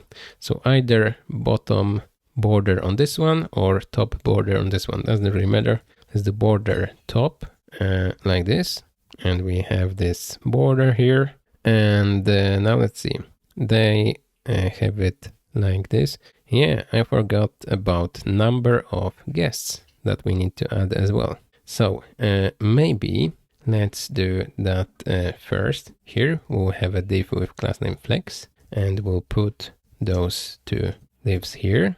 Instead of border top, we'll have border left here. And under this div with flex, I'll put another one, and here we'll have number of guests. Maybe I will just copy this one and I will put it here. But instead of input type date, I will have the input type number. Yes, instead of checkout, I will have number of guests. Yeah, and on this one, I want to add border on the top. Yeah, so we have something like this. And let's see, they have it as a select. I can have it as a just number. I'll put for now just value of 1. We can change it later. And I think that maybe this whole thing on the right side can be smaller. So let's see. Here we have grid columns of 2. Maybe we can change it to, let's do square brackets. And the first one will be 2 FR and the second will be 1 FR. So we have 66 and 33%. Or the first one will be 2/3 and the second one will be 1/3 of the size. Is it correct? Yes, I think it looks correct. But this one will be for medium screens. The default will be grid columns of 1. Yes. So if it's a super small screen, this will go to the bottom. I think that even the description could be on the left side. So I will maybe try to put this description here inside. See how it looks like. Well, now it's wrong. Let's see. I'll put description here. Yeah, I think now it's a little better. We have this grid. Now from this grid, let's add margin bottom, margin top of 4. Even more, let's do 8 here. Yeah, and we need a gap here. So let's do gap of 4. Maybe more, let's do 8. So we'll have some spacing here. And I think that now it looks pretty nice. Maybe now for this extra info here, we can add some kind of box or something. Let's see, they have just columns of information, but I think we can make a grayish box here. So let's see, we have checkout, check-in, and it's inside this flex here. So we have 2 divs inside this flex. Okay, this is the booking part. Here we have this. Right, so maybe we can first grab this booking widget and we can put it as a separate component, because now we have a lot of code that I don't want to get lost. So inside source, let's put new file, booking widget.jsx. Let's do export default function, booking widget like this. And let's do return parentheses. And here I will just put this div. And now let's put our booking widget here. And it has been, I hope it has been imported for me. Yes, it did. Let's see booking widget. We don't have place info here, so we need to add this as a attribute. So let's do place, and then let's pass it through from here, place. Yeah, so now it works. But now max number of guests, we have this. Underneath, let's maybe get a div and let's display place extra info if there's any. Yeah, there's some important notice. Let's make some styling here. I want this text to be smaller and gray, so let's do text gray 500. Let's see, not gray 500, text gray 500, maybe darker, let's do 800, 700. Yeah, and smaller line height, so let's do leading 4. Yes, and now let's add some margin top of at least 2. Yes, so we have some spacing. Right, so this looks fine, but maybe this part should be actually underneath the extra info. So I will grab this and I will put it in the next div. Let's see, we have this one with grid. We can put it underneath. Let's just put it like this. Let's add more spacing on the top and the bottom by doing margin. Let's do 4. And well, let's see. I'll put another div here. And first I will add some kind of header. So let's do header 2 with extra info. And I want to do the same styling that we have for description. So let's see where we have description. Here we have photos. Under the photos, we should have description. Yeah, here we have it. I will just copy this part and let's put description here and let's put extra info. So we have extra info, and I can change this to margin bottom of 4, and the margin top will be just, let's see, 2, maybe just 1. Yeah, and I think it looks fine. Maybe we can put it even as a white part of the page. So let's do div with class name background white, and let's put it here inside. So this now it's white, but let's stretch it to the size. So let's do margin on the X will be -8. So let's do minus here on the beginning. And now let's do padding on the sides of 8, and padding on the top and the bottom of here 8 as well. Yes, now it looks fine, but we have here a gray area because we have some padding from the bottom here. Let's see. We have not here. Here we have margin top, padding on the Y. It's 8. So just change the padding top, right? And this extra info is here. So this works pretty nice. And now I want to add some more gray color under this box here. So let's see where it ends. Here we have this grid. Maybe I'll add margin bottom of 4 here. Yeah, so we have some more spacing.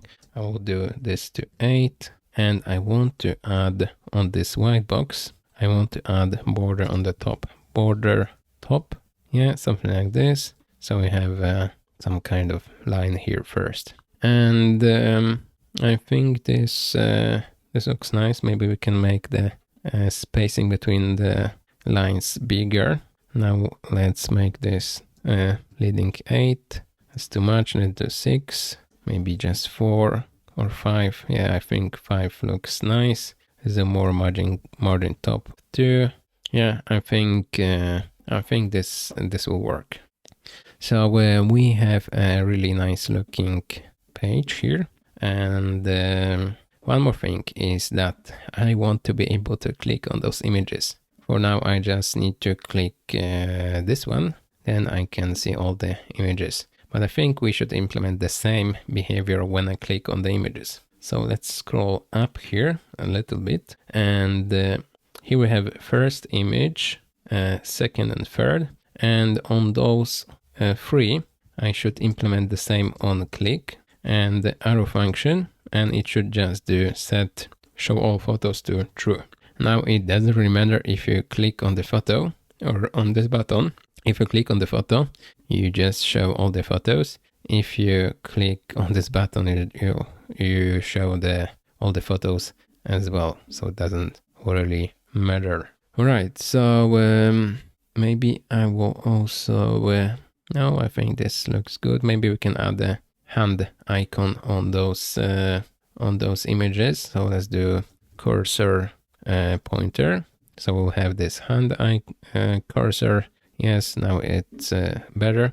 Now if the title is long, it will be behind this button. So let's change it. If we show all photos, let's change this title to add some margin right of, let's see how much of margin right we can do. Let's do 48. Yeah, let's maybe change with 36. I think 36 is enough. Let's do 24. Not enough. Let's do 36. Yeah, so this works. And we can do scrolling. We can close those photos. And yeah, it works. Now let's maybe check another one. Let's check this one. Looks pretty nice. Maybe we can make the photos more rounded corners even in the full size view. So no, they have it as squares. All right, it doesn't really matter that much. Let's leave it as it is. Maybe even more spacing here. So let's do 48. Yes, and I think we'll go with 48. A small shadow maybe will be good. I don't know. Maybe it will be nice with some borders, with some bright, when we have those bright pictures. I don't know. Let's check for this one. I think it looks good. So we can see more photos and yeah, it looks nice. Right, so the next main functionality is that we can actually book a place. So for example, from tomorrow to the end of the week, I want to place two people or maybe one person, and I want to book this place. So how can we do this? Let's make it super simple that when you click on this button, we will have another pop-up and you will just fill all the information like your name and your phone number. That's basically all we need. So let's go to this booking widget and let's see. First, we have those inputs, but we don't have any state for them. So let's do some state. The first one will be check in and set check in equals use state. Default will be empty string. Same for checkout. So let's do checkout, set checkout, and then the third input will be for number of guests. So let's do const and let's do number of guests and set number of guests. As the default will be 1. And now let's implement our state for the inputs. So for this one, it will be value check in, and on change we'll have event, and let's do set check in on the event using event target value, and we can do almost exactly the same thing for checkout. I will just paste it like this, but here we will have checkout and set checkout. And now let's do the thing for input type number. Value will be number of guests, and on change we will do event set number of guests event target value. Yeah, now we can maybe put this into separate lines so it will be easier to read. So let's put it like this. Now here we got this a little bit wrong. Let's put it like this, and I think it looks fine. So now we have state, and now we can edit this. We can put dates, so from today to the end of the week, and maybe it would be nice to calculate the price if you want. So from this date to this date and times the price. So maybe let's do this. So first I will install something called date functions, date FNS. It's super popular library. Let's go back from API to, let's do cd client, because we want to implement this inside our React app. And let's do yarn add, and let's do date FNS. Yeah, and now date FNS has a function called, I think, difference in days. So let's see. Let's put here parenthesis, curly brackets, difference in business days, difference in calendar days, the difference in calendar days. Let's import it from date FNS. And well, first we want to use this only if we have something inside those two inputs, check in and check out. So let's first check if we have check in and we have checkout, and then parentheses. And here let's do first React fragment, and then inside, or maybe instead of React fragment, we can do span, and inside the span I will place this, and let's do check in and check out. And let's see, we need to transform those two to dates. For now those will be strings, I think. So let's do new date this one, and the new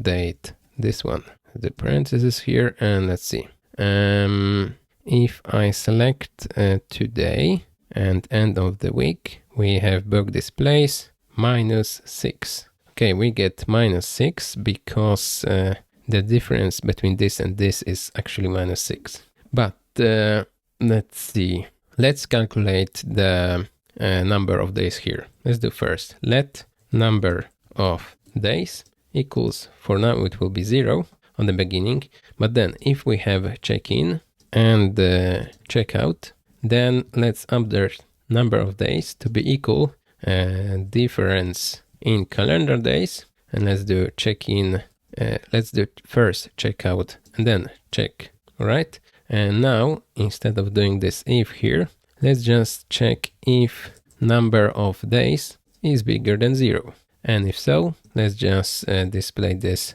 number of days here. Okay, so if I change something here, I don't see anything. Let's see why. Number of days 0, check in, check out. Okay, I forgot to put new date here, and same for the checkout, new date. Sorry, same for the check-in as well. Right, now we have book displays 1 because it's 1 here, 1 day from 18th or to 19th, or number of nights it should be actually called. So maybe we can rename it to number of nights. Yeah, so now it's renamed. And let's see, now instead of number of nights, I want to do times the price. So let's do place dot price 200. Let's add also $sign on the beginning, and let's add a space here. And now we have the calculation of the price. So if I make it from today, it will be 600, because to 17th of January it will be one night, 18th will be 2 nights, to the 19th it will be 3 nights, times 200, 3 times 200 will be 600.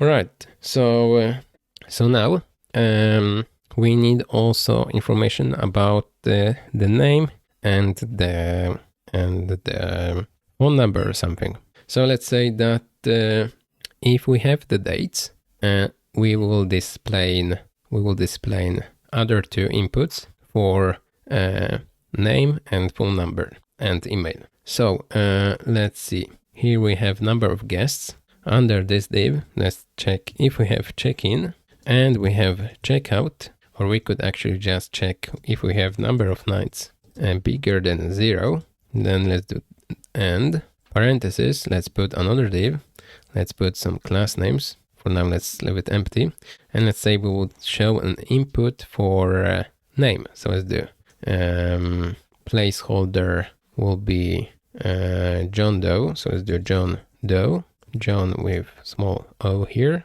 So we have John Doe, but maybe I will just copy this part, so we'll have the same styling. I'll put like this, and instead of number of guests, I will have a name, or maybe your full name, like this. And this will be of type text input, and we need to prepare state for the name, the email, and phone number. So let's do this.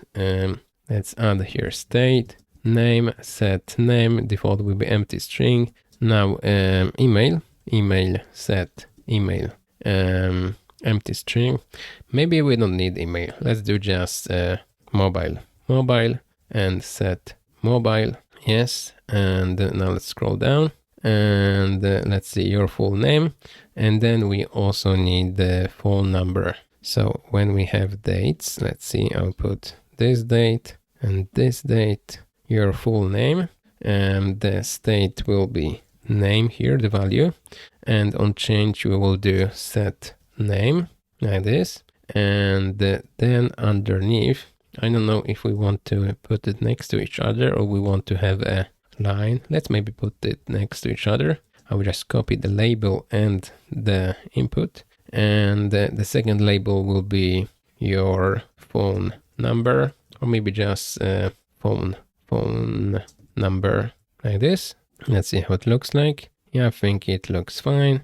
Value will be phone or mobile. Yes, it's mobile, and then set mobile, like this. And I think that for type we can use telephone. Yes, and the input type, we don't have phone. No, let's do text. No, it should be telephone, like tel, but it's just not styled. So let's go to our main CSS file, index.css, and here for all inputs, let's add also a type of telephone. Yeah, so we have it here as well. Right, and I think it looks good. Now we should be able to, when we click on this button, we should grab all this information, like let's put my name here and like random phone number, and we should be able to save this booking. So how can we do this? Well, let's first create an endpoint. So let's go to API index.js. We have it here, API, and then index.js here, and we have a lot of endpoints. You should probably do later some refactoring and put some endpoints into separate files. But for now, I'll just put all the endpoints here in the same file. It's just 166 lines for now, so it's kind of okay. Let's do app. Let's say that if someone posts at /booking, we want to add the booking. So let's add here arrow function with request and response. And well, in here, first we want to grab information about this booking. So let's do const from request, just request body. And what do we need? We need check-in, check-out, number of guests, name and phone number, and the place. So ID of this place, right? So we need to have place ID. We need to have, or maybe just, we can call it just place. We need to have check-in, check-out, number of guests, and the name. And I don't know if we should call it a phone or mobile. Maybe let's just call it a phone, right? And then when we have all this information, maybe I can put it into 3 lines or something like this. Let's put it maybe like this. When we have this information, what do you want to do? We want to save it into database. So let's create a model first. New file, booking.js. And each booking, let's first grab mongoose, require mongoose. And first let's create a schema. So let's do const booking schema equals and new mongoose schema, parentheses, object here inside. And now let's define all the columns or all the properties in this in each document. So we need the place, and for the place I will put object here so we have more information. it will be a type of object ID. So we need to go to mongoose, schema, types, object ID, and let's make it required. So let's do required true.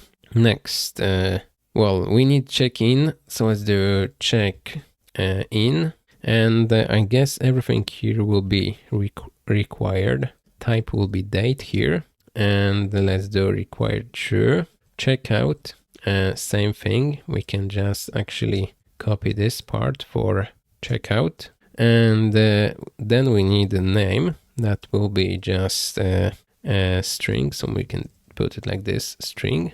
And the phone number. So let's do just phone. And it will be string as well. But maybe we should make those required. So let's do type string and require true. And same here, let's do type string required true. So everything is required, right? And maybe let's save price as well in case it changes or something. So let's do price and it will be just number. We could make it required, doesn't really matter here. Back to index.js and let's also grab price here as well.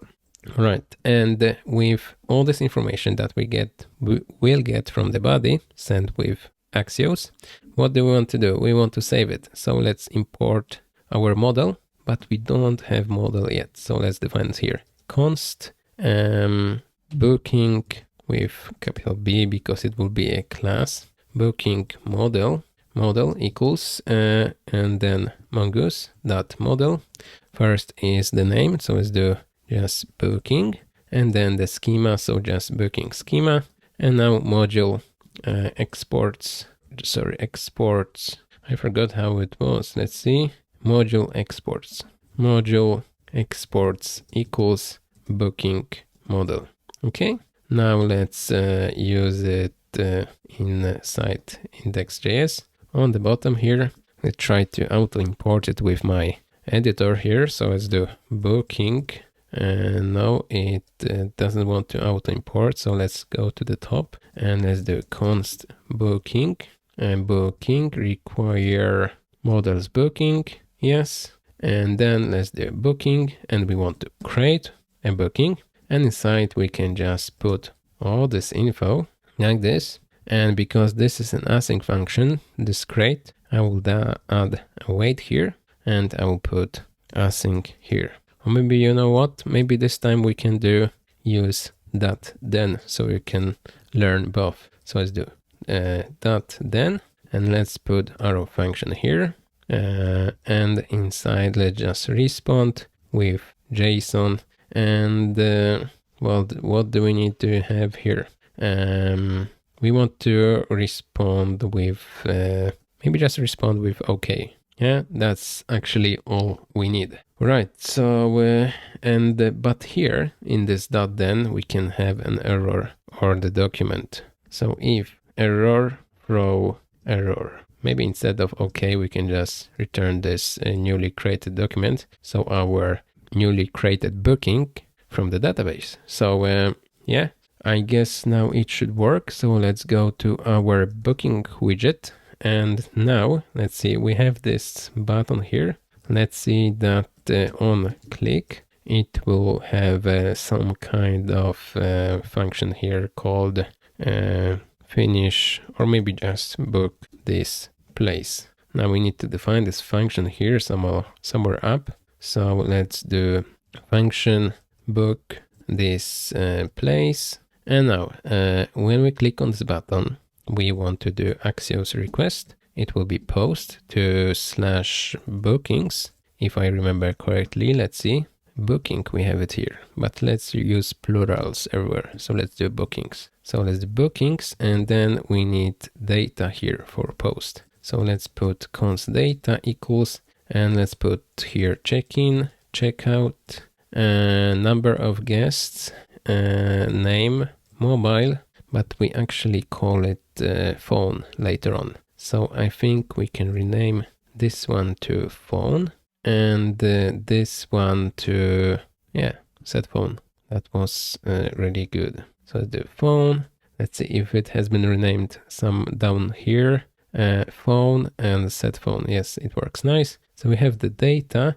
We want also to send the price, calculated price, and the place ID.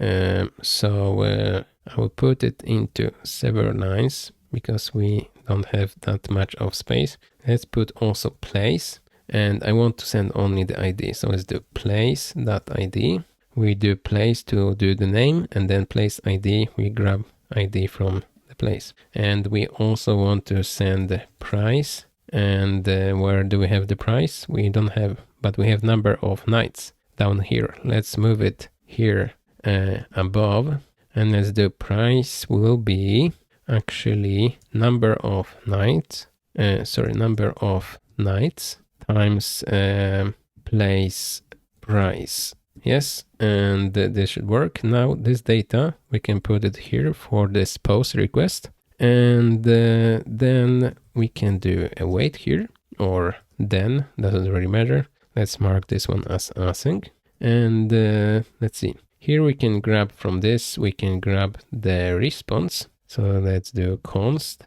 We just need the data from it, or I don't even know if we need any data here. So let's don't grab anything.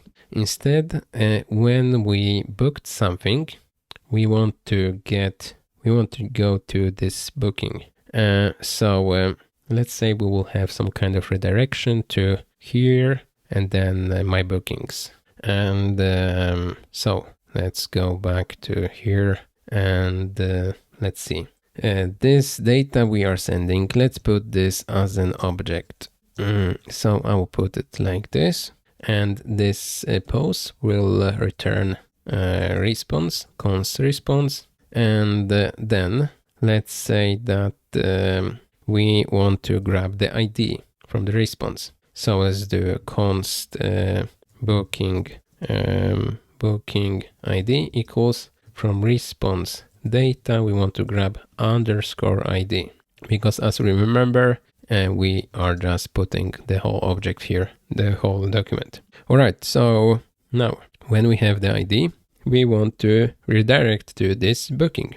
So let's do const redirect, and set redirect, you state default empty string, and then let's do set redirect to booking ID, or maybe just we can do backticks, and let's do /account /bookings and then let's do $, curly brackets, and let's do booking ID like this. And yeah, now let's check here before the first return. Let's first check if we have a redirect, and if we do, let's just do return navigate to redirect like this. All right, now let's maybe test to do our first booking. So let's say that from today to the end of the week, and 2 people, full name, my full name, phone number, let's put 123. Let's book this place, and I clicked and nothing happened. Let's see if we have any errors here, and I think we do. Place is required. Let's see if we are sending place. I will try to click again. It says it's pending. Yeah, we are not sending the place. Looks like we are sending, but it's empty. Okay, it's not ID, it's underscore ID. Now let's try to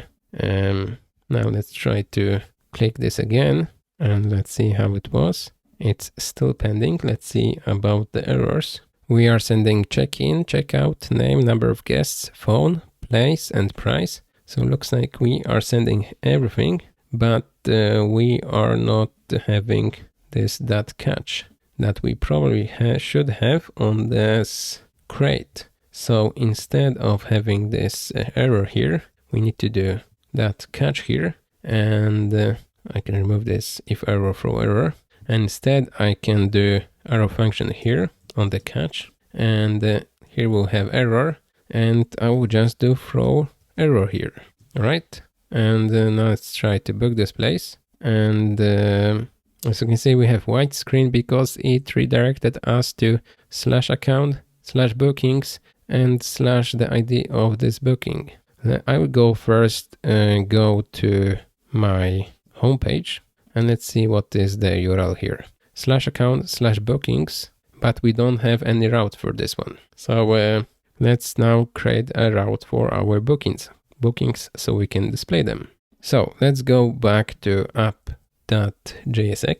and let's see, we don't have anything for bookings. So first we need to add a page for bookings. So inside source pages, let's create a new one, new file, bookings page.jsx, and here inside as always export default function bookings page, and let's just return a parenthesis, a div with bookings, or maybe my bookings here, my bookings go, or my bookings here, doesn't really matter. And I guess we will also need a page for a specific booking to see one single booking. So let's do new file. We have bookings page. Let's do also booking page singular.jsx. And here, as always, export default function booking place, and it will be return parenthesis div. Let's put single booking, and let's grab an ID here that we will put from our routes as a const ID from use params, like this, single booking colon, and then let's print the ID.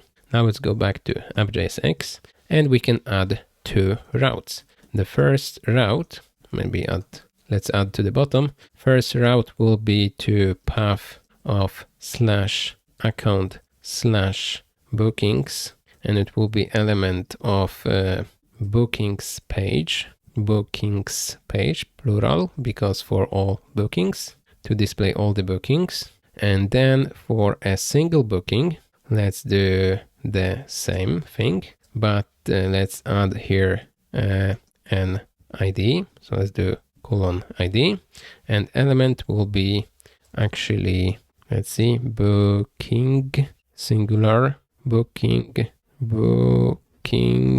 place page, sorry, booking page. I cannot find singular booking page. Sorry, I have misspelled here. It should be booking page, not place. Let's see, booking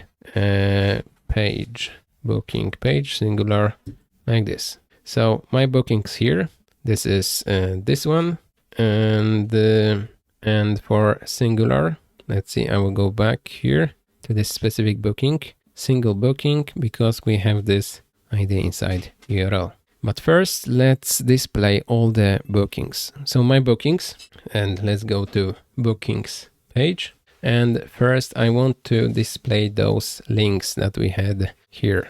And those are called, as if I remember, account navigation. So let's put it like this. Let's go to my bookings, and looks like it works. Now we have navigation underneath. Let's put the div here, and let's see.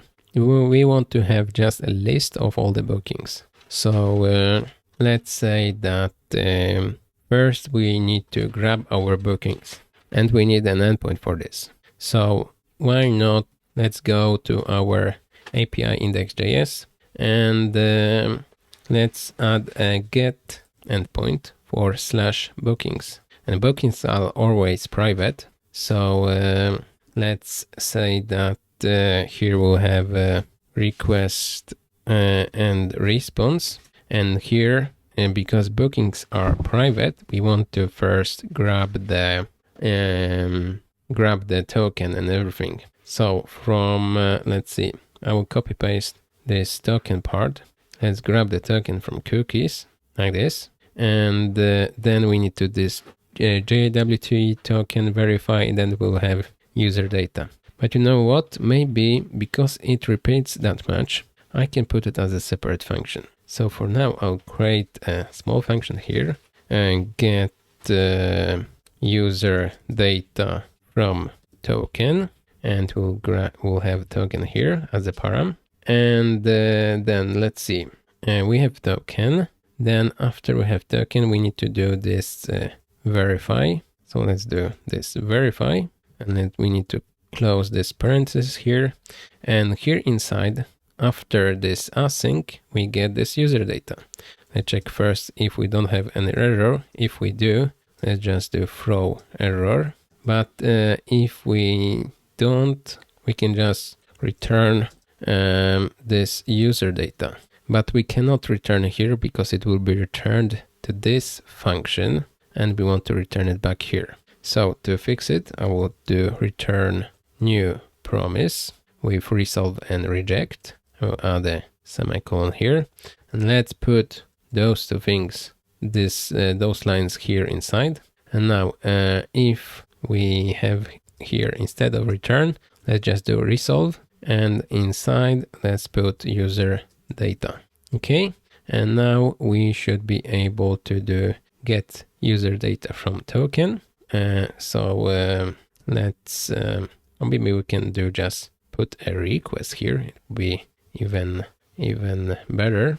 And instead of token, let's do request cookies dot token, right? And now we can use this get user data from token. I just put request here, and because this is a promise, it returns a promise. We can do await here. Now we need to add async here, and we can grab just user data like this. Okay, and now maybe I can put it somewhere at the top here, maybe here. We have user data. So what's the next thing we want to do? We want to grab for the user ID inside this. If you remember, it's just user data.id, not underscore ID, just ID, because we assigned it as ID. Let's see, I can show you again.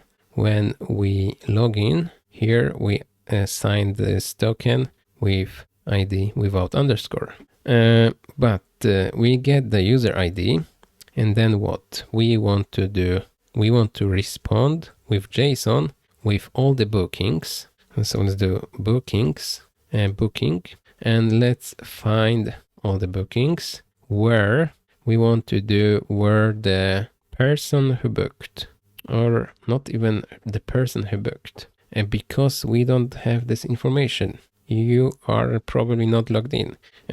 Let's see, inside booking, we don't have information about the user ID. So we need to actually add it. Let's put user, and let's do type will be object ID, and let's put it as required true. Yeah, you need to be able to see your bookings. You can book anonymously. I'm sorry, I can't spell it, as an anonymous person, but well, let's make it require that you need to be logged in. So let's see, I will refresh this database here, and this booking, we had this one booking, actually we have two. I will delete both of them, so I will remove this one as well. And well, yes, we have user that we need to add for our booking. So let's see, here we are booking. Let's grab user ID here as well. So let's do const user data, and let's grab it from await, get user data from token. Let's do request like this, and let's mark this one as async. We have user data, so we can actually pass another info like user to be user data.id, right? And now the same thing for bookings, where we search for all the bookings. We want to check that user is user data.id. We want the user to be actually the ID from our user data from the token. Maybe we can rename this function to, it's not actually get data from token, it's get user data from request. Yeah, so let's have it like this. Right, and we are responding with JSON, with booking find, but this one is async, so we need to add here await again. And now let's see. Now let's go back to our bookings page JSX, and let's add use effect empty arrow function, no dependencies, so empty array here as the second param. And here let's do axios get slash bookings. Let's do then this time, and then we will get response. And inside response data, we will have bookings. So let's put them as state. Bookings, set bookings, and use state. Default will be empty array. Here we will do set bookings, and let's do just response data. Yes. And now let's try to display them. So let's try that bookings as a question mark dot length. If in case if this is null or something is bigger than 0, then let's do bookings map, and let's do that each booking should look like this. Let's do parentheses, div, and let's maybe start with dates. So let's put booking check in to booking check out. So I don't see anything, but let's see if we have anything. Bookings, let's see response, empty array, because we don't have any bookings in the database. So let's book something. I will book this one from today to the end of the week for 2 people. With the name should be my name, and it should be pre-filled. So let's fix it. Inside booking widget, we are actually logged in, so I can actually book this place. So I can actually pre-fill the name from the currently logged in user. But you know what? It would be weird to book stay at the place that I own. So I will quickly add a different user. I will register. Let's add me as a user. David Pashko. Let's do david@example.com, and let's do password. It will be David. Register. Now I can log in. Let's log in. David@example.com. Let's do David. Login successful. And well, let's go to this one. Let's try to book it. Let's from today to the end of the week. Number of guests, let's do 2. Now I can pre-fill my full name. So let's see, we are inside the booking widget, and here we can grab user from user context. So let's use context, user context, and let's see what is the name here for this user info. It's just user. So let's do const, and let's grab user from the object of the information that we are providing here with this context. Right, and now we can actually do that when this changes, we can update the name. So when this we see that it's logged in, we can update the name. So let's do use effect, here arrow function, and the second will be array, and the only dependency will be just user. So if the user changes, first we check if we have a user, and if we do, we want to do set name of this user name. I think it's just username, right? And now let me pick the days again. Let's see, and it pre-filled my name. I can change it if I want to the booking. I can add my middle name, David Oscar Pashko, and let's see, phone number 123, and number of guests, let's put 2. Let's book this place, and we are on this, we booked, and we are on the page of this booking. Let's go back to our account, my bookings, and we have our one booking that looks weird because it shows dates from the database, but we are going to fix it, so no worries. Let's go back to bookings page, and we are now just displaying the dates. So now to fix it, let's think, what do we want to see? We want to see maybe something that John Doe has here for my accommodations. So a place, the place with a photo and stuff like this. So let's see where we are grabbing the bookings. Let's see what the data we have. We have one booking with check-in, check-out, price, place, but for the place we only get the ID. There's a nice feature called populate function for Mongoose. So let's go back to index.js. And for this booking, let's open this one. We define this place as object ID, but we didn't add a reference. And so let's put reference will be actually a place. So reference is actually the name of the object, the name of the model that we want to reference to. So for us, it will be just place. And it will try to grab this ID and try to find on the places model, the place with this ID. So let's go to index.js. And now we can do something like this. We try to find bookings for this user, but let's add a dot here and let's add populate. And here we can do just add place. And now if I refresh here, let's see bookings. We have this booking and the place is still an ID. Let's quickly go back here. Let's see, not require place. It should be, sorry, reference place. Now if I refresh, let's go back to bookings, one booking, and place is not longer an ID.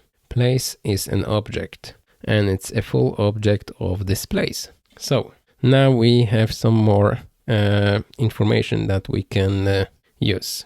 So let's go back to bookings page and now let's see. So for each place we are now, for each booking, we are now displaying the check-in and checkout time. But first I want to display a photo. So let's display a photo. But we are doing this so many times that we are checking if there's any photo and stuff like this. And so maybe we can do now this one time and we can put it as a separate component so it will be easier to reuse. So let's maybe go to my places or just places page. And we had this code summary here. We are checking if there are any photos and then we are displaying this photo. So let's grab this one and let's put it as a separate component. So let's do here source, new file, and let's do place emg.jsx. And here let's do export default function place image. And we will need a place here as a property, but here we'll just do return and this. We could actually do that if we don't have any photos. I will remove it for now. If place photos, let's do question mark length. If there is 0, let's do just question mark. Then we will just return empty string. But here we will do just this image part because we know there is an image, right? And then we can have another property of index. So we can add it here and make it default to 0. Let's add it here, index. Yes, we can add also a class name. So let's do a class name. And let's say that default will be null. But here we will check if class name, if no class name, then we will do class name to be actually object cover like this. And here we can do just class name to be class name, right? So now we can reuse it back to places page. So here we can do place image and we need to pass the place and that's it. Now we can reuse it back inside our currently visible bookings page.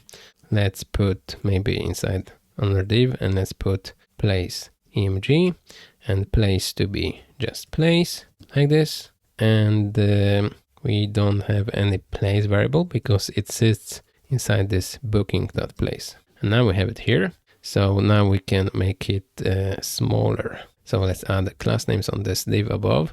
And let's make it width of 48. Yeah, something like this. And this one, div for this booking, let's make it flex. Yes. and let's add a gap of 4, and let's add the background of light gray. So let's do gray 200. Yes, and yes, that will work. Let's maybe do rounded corners here, rounded to XL, and let's do overflow hidden. So we'll have rounded corners even on the image. And then the second div will be the right part. Let's put this dates here. And first here, let's put above the name of the place. So let's do booking, that place, that title. And for this div, let's add some class names to have some padding from the top and the bottom of 4, or maybe at least 3. And for this H2, I want this to be a little bigger. So let's do text XL. Yes, and now I want to format those dates. So I will import format function from date functions, datefns, the library that we added for our React app. I'll put check in here, and the second param is the format. So I guess if we do like this, it will be a year. Let's do like this. Okay, this didn't work because we need to first convert this one to date. So let's do new date like this, and I hope this will work now. Yes, it does. Let's put year, month, didn't work. Maybe this, capital M, yes, like this. And then days with double D, yes, it works. Now let's do the same format for checkout. So let's paste it here, but for checkout, yes. And that looks good enough, but I will put it inside a div so we can, I don't know, change the size of it, or I don't know. But on the bottom, I will add another div and I will show the booking price. So let's do booking.price, and I will add $sign, and let's put price, or maybe total price, colon, and here let's put also number of nights, and let's do booking number, booking, we need to calculate the number of nights. So let's do difference in calendar days, like this. Import from date functions, yes. And now from the checkout, so let's do new date, booking checkout, to new date, booking check-in. And now number of nights 6, total price this one. Let's add the break line here on the end. Yeah, so this one looks nice. Maybe we can add some kind of line here above. So let's do a class name, and let's do maybe border top, and border color of gray 300. Yeah, so we have a line here, and this left part, it's, as you can see, it ends here because there's no more content. Let's put grow, so it will go all the way to the end here, and we will add padding right of 3, so this line will not go all the way. But we will add also margin top of 2, and maybe padding on the top and the bottom of 2, and well, I think this looks fine. Now maybe we can change this from number of nights 6 to 6 nights, like this, and then we can do this line and total price. So let's try total price this, right? And let's make it bigger. So let's do class names here, and let's do text XL. So we have 6 nights, total price this, and maybe for the dates I will add the calendar icons, and I will change this arrow to be a real arrow. So let's do right arrow like this. So we have an arrow, and now let's add this arrow as in a separate line. Then we have another date, and then let's add a calendar icon. Let's copy this one. Let's put it here, and let's put it also here. Now let's see how it looks like. Well, it doesn't look like it should. Let's put flex on this, and now it's much better. But let's add a gap of 2 everywhere. Yes, and I think now it looks better. Let's put also items center. But now we have even gap between the dates and the icons. I think that instead we can put both the date and the icon into separate div with just class name flex. So those will be closer to each other. Same here, div class flex, svg and formatted date. Let's put inside. So now the date is closer to the calendar, and yeah, I think it looks fine, right? And now we can also add that on both those flex with we can add a little bit of gap 1 and items center, so the calendars will be centered with the dates. Yeah, I think this looks nice. Maybe we can have like a night icon. Yes, we can. So now instead of doing 6 nights, we can also add icon. Maybe here on the beginning. So we have 6 nights, and let's put the into a flex like this. So we have 6 nights. Let's add a gap of 1 here. So we have some kind of gap between the icon. Let's see, can we have an icon for money? Yes, we can. Let's maybe take this credit card. And let's put another div with class name flex and gap of 1. Let's put the icon here, and let's put also this total price thing here underneath. Now let's see, and I think now it looks much better with the icons. All right, so maybe this 6 nights, we can put it the calendars next to this 6 nights. So let's put colon here, 6 nights, and now those calendars here. Let's see, I will cut them from here. I will remove this div from here, and let's see, 6 nights underneath, and let's put it like this. But on the first, let's put some maybe margin left of 2. Yes, and let's see, now we have a lot of things here going on. The first div with nights, let's add margin bottom of 2 and margin top of 2 as well. Yeah, and let's take the text and let's make it smaller, text SM. Yes, it looks better. Let's do also text to be more grayish. Let's do 500. Let's make it regular size. Yes, and now for this total price, let's make it bigger. Let's do text XL. Didn't work for text extra large. Didn't work for here. Let's see, do I need to text large? No, didn't work. Let's try to put this into span with text large here. Total price. Let's do text to XL.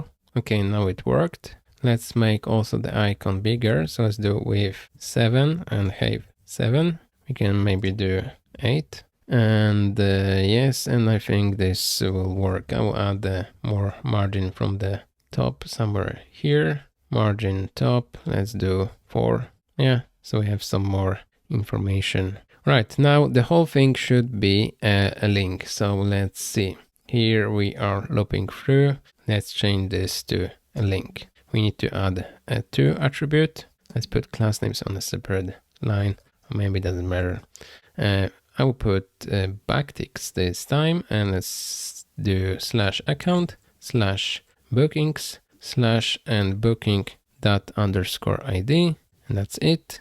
Now if I click on this one, we are on the single booking of this. I don't know if we need a single booking actually. We can actually just display the same thing. So or maybe we can display more information. So for the booking, single booking, let's go to booking page, JSX, and let's grab our booking. So actually we can reuse the endpoint that we grab all our bookings. So let's do this, and we can just filter out the bookings that we don't need. Arrow function here, and the dependency will be ID. Here we check if we have ID.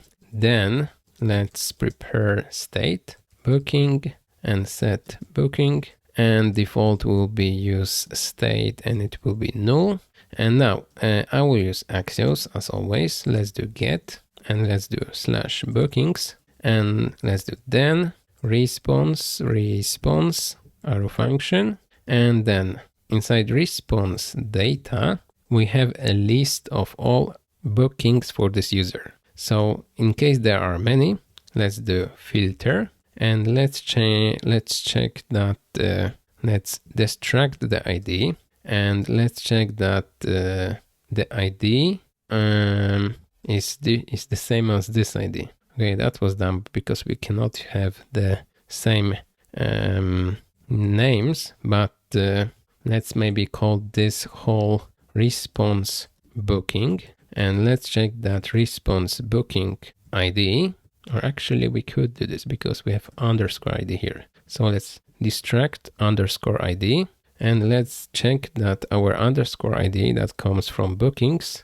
underscore ID is the same as ID from the URL. And we don't want to filter, we actually want to do find. And let's do const found booking equals this.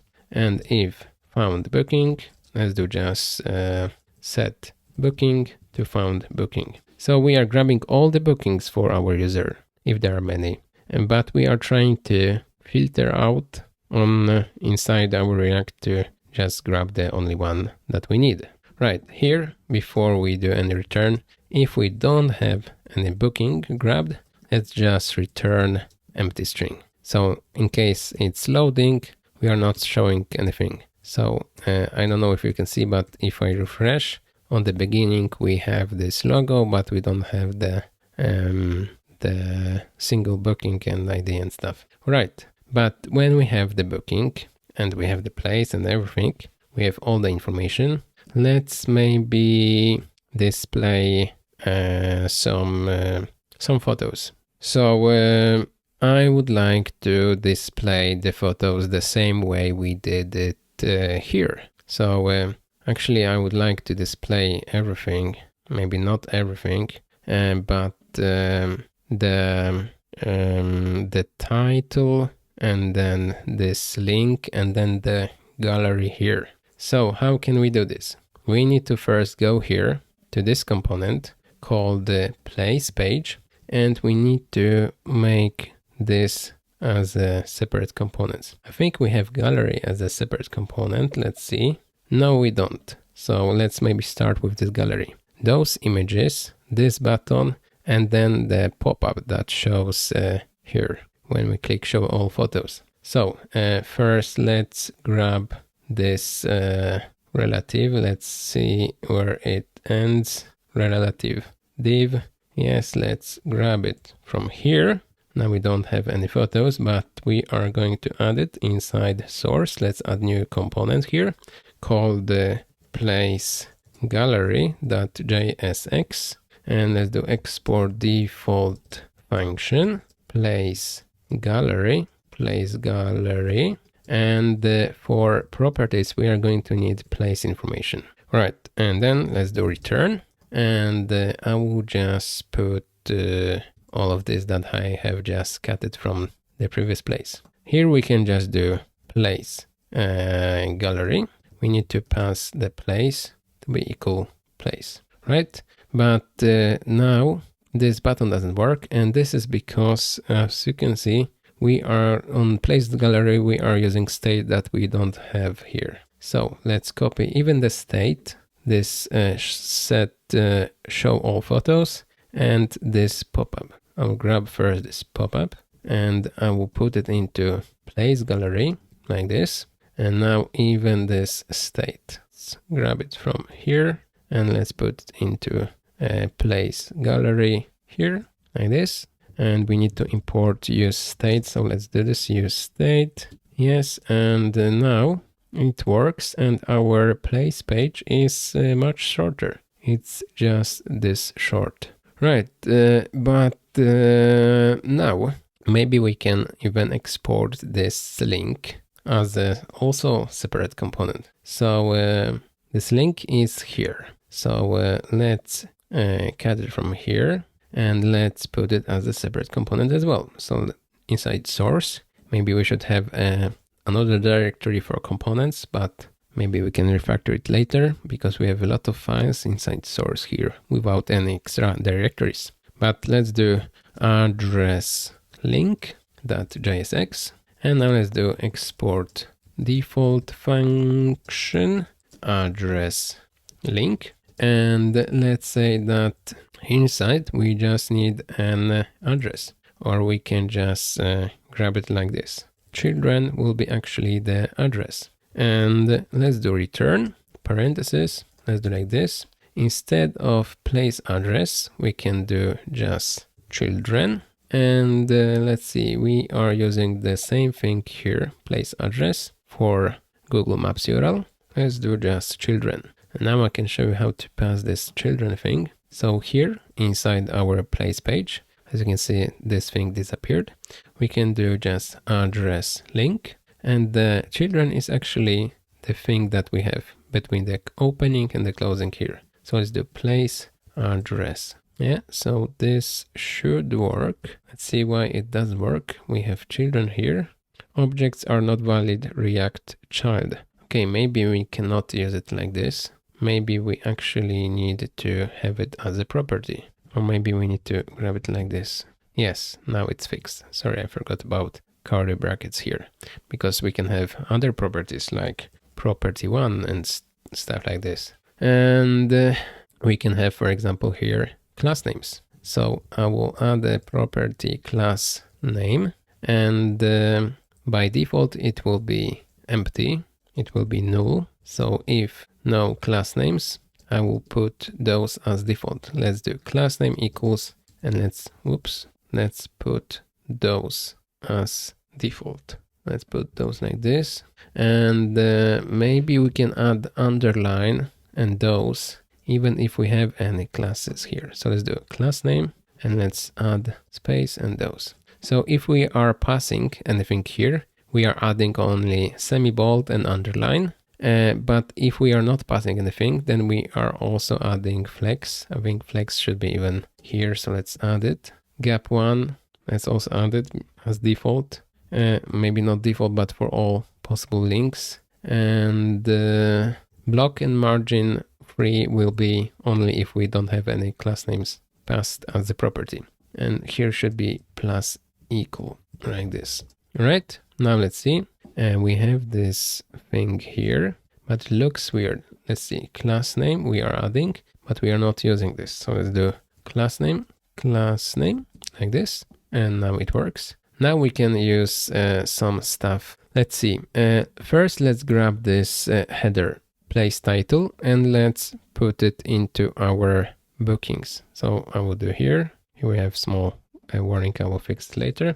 Let's go back to booking page. And here, where we have our booking, I want to grab booking, that place, that title, like this. But let's add some spacing from the top and the bottom. So let's do margin on the top and the bottom of maybe let's do 8. Yes, and then I want to put address link with some class names like margin on the top and the bottom of 2, and it will be block. And here inside I need to put booking dot place dot address. Yes, and now I want to have a place gallery. Place gallery, I need to pass the place. So let's do booking dot place like this. But here between this thing and the gallery, I will add a div with some background gray, let's say 500. And here we have booking information, so the dates. So dates, let's put dates here, and let's change it to 200. Let's add some padding of 4 on each side. Let's do margin bottom of 4, and let's do rounded of 2XL. Yes, and inside let's put even H2, your booking information, and let's add the class name to make it text XL. Yes, and and here I want to put the dates, actually the same dates that we have here, but this time I will just copy paste it. So let's do a bookings page, and let's see, here we have those difference in days.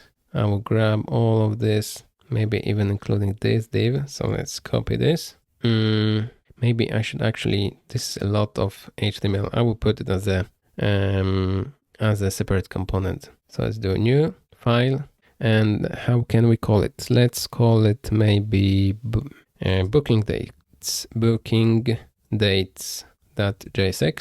And let's do export default function booking dates, like this. Let's do return, and here I will just place everything. And as you can see, booking is underlined because it's missing here. So I will add it like this, booking. So we have all the information, and back to bookings page. And from here, I can grab this, all of this, and I can do just bookings dates, and I can just place booking like this. And actually we can now use the same component for booking dates here inside, but there are some class names here that maybe we don't want to use. Let's remove those margin top and so on. I will cut it from here, and let's see, and I will add it to class names, class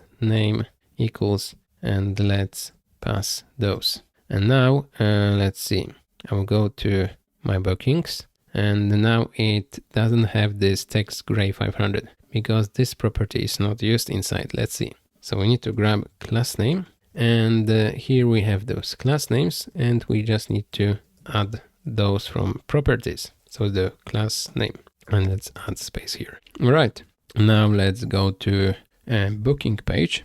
So a single booking, and now instead of dates, let's put booking dates, and the booking is actually just a booking, and like this, and we have 6 nights, blah blah blah, and we can add maybe some margin bottom of 2 here, and well, for this whole div with booking information, I want to add the margin bottom of 4. Let's do more, let's do 6, and let's do the same for the top. So let's do margin from the top and the bottom of 6. All right, and the padding, let's do even more. Let's do 6 instead of 4. So we have more spacing. And now on the right side of this, I want to have a total price. So here we have this main div.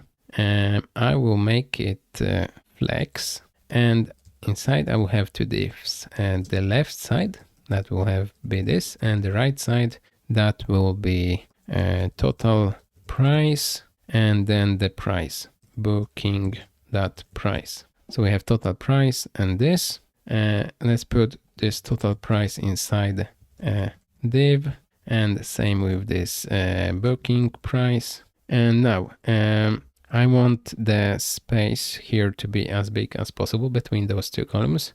So let's say space between, no, sorry, it's justify between. Yes, and now let's see, booking price, let's add some class names here. Let's do text 2XL, or maybe even 3XL. Let's add $sign here. And on this div, I want to add the class names here as well, and I want to make it this primary ping. So let's do primary, background primary, like this. Let's add padding of 4. Let's make text white. Yes. Let's do rounded 2XL, rounded corners. And well, more padding. Let's do padding 6. And For everything here, we have this flex justify between. Let's do items center, so everything inside will be centered horizontally, also vertically. All right, and booking information, let's do 2XL, so it will be bigger. And maybe more margin bottom, let's do margin bottom 4. Yes, and I think that's it. We could also add other information about this place underneath if we want to. The same that we have, let's see here. It's not that important, I think. You can add it yourself. So that's all for today. I hope you enjoyed the project, and if you did, please click the like button and subscribe if you want to see more videos like this one. If you want me to add any more features to this project, let me know in the comments. Otherwise, I hope I will see you in the next video. So thanks for now, and see you later.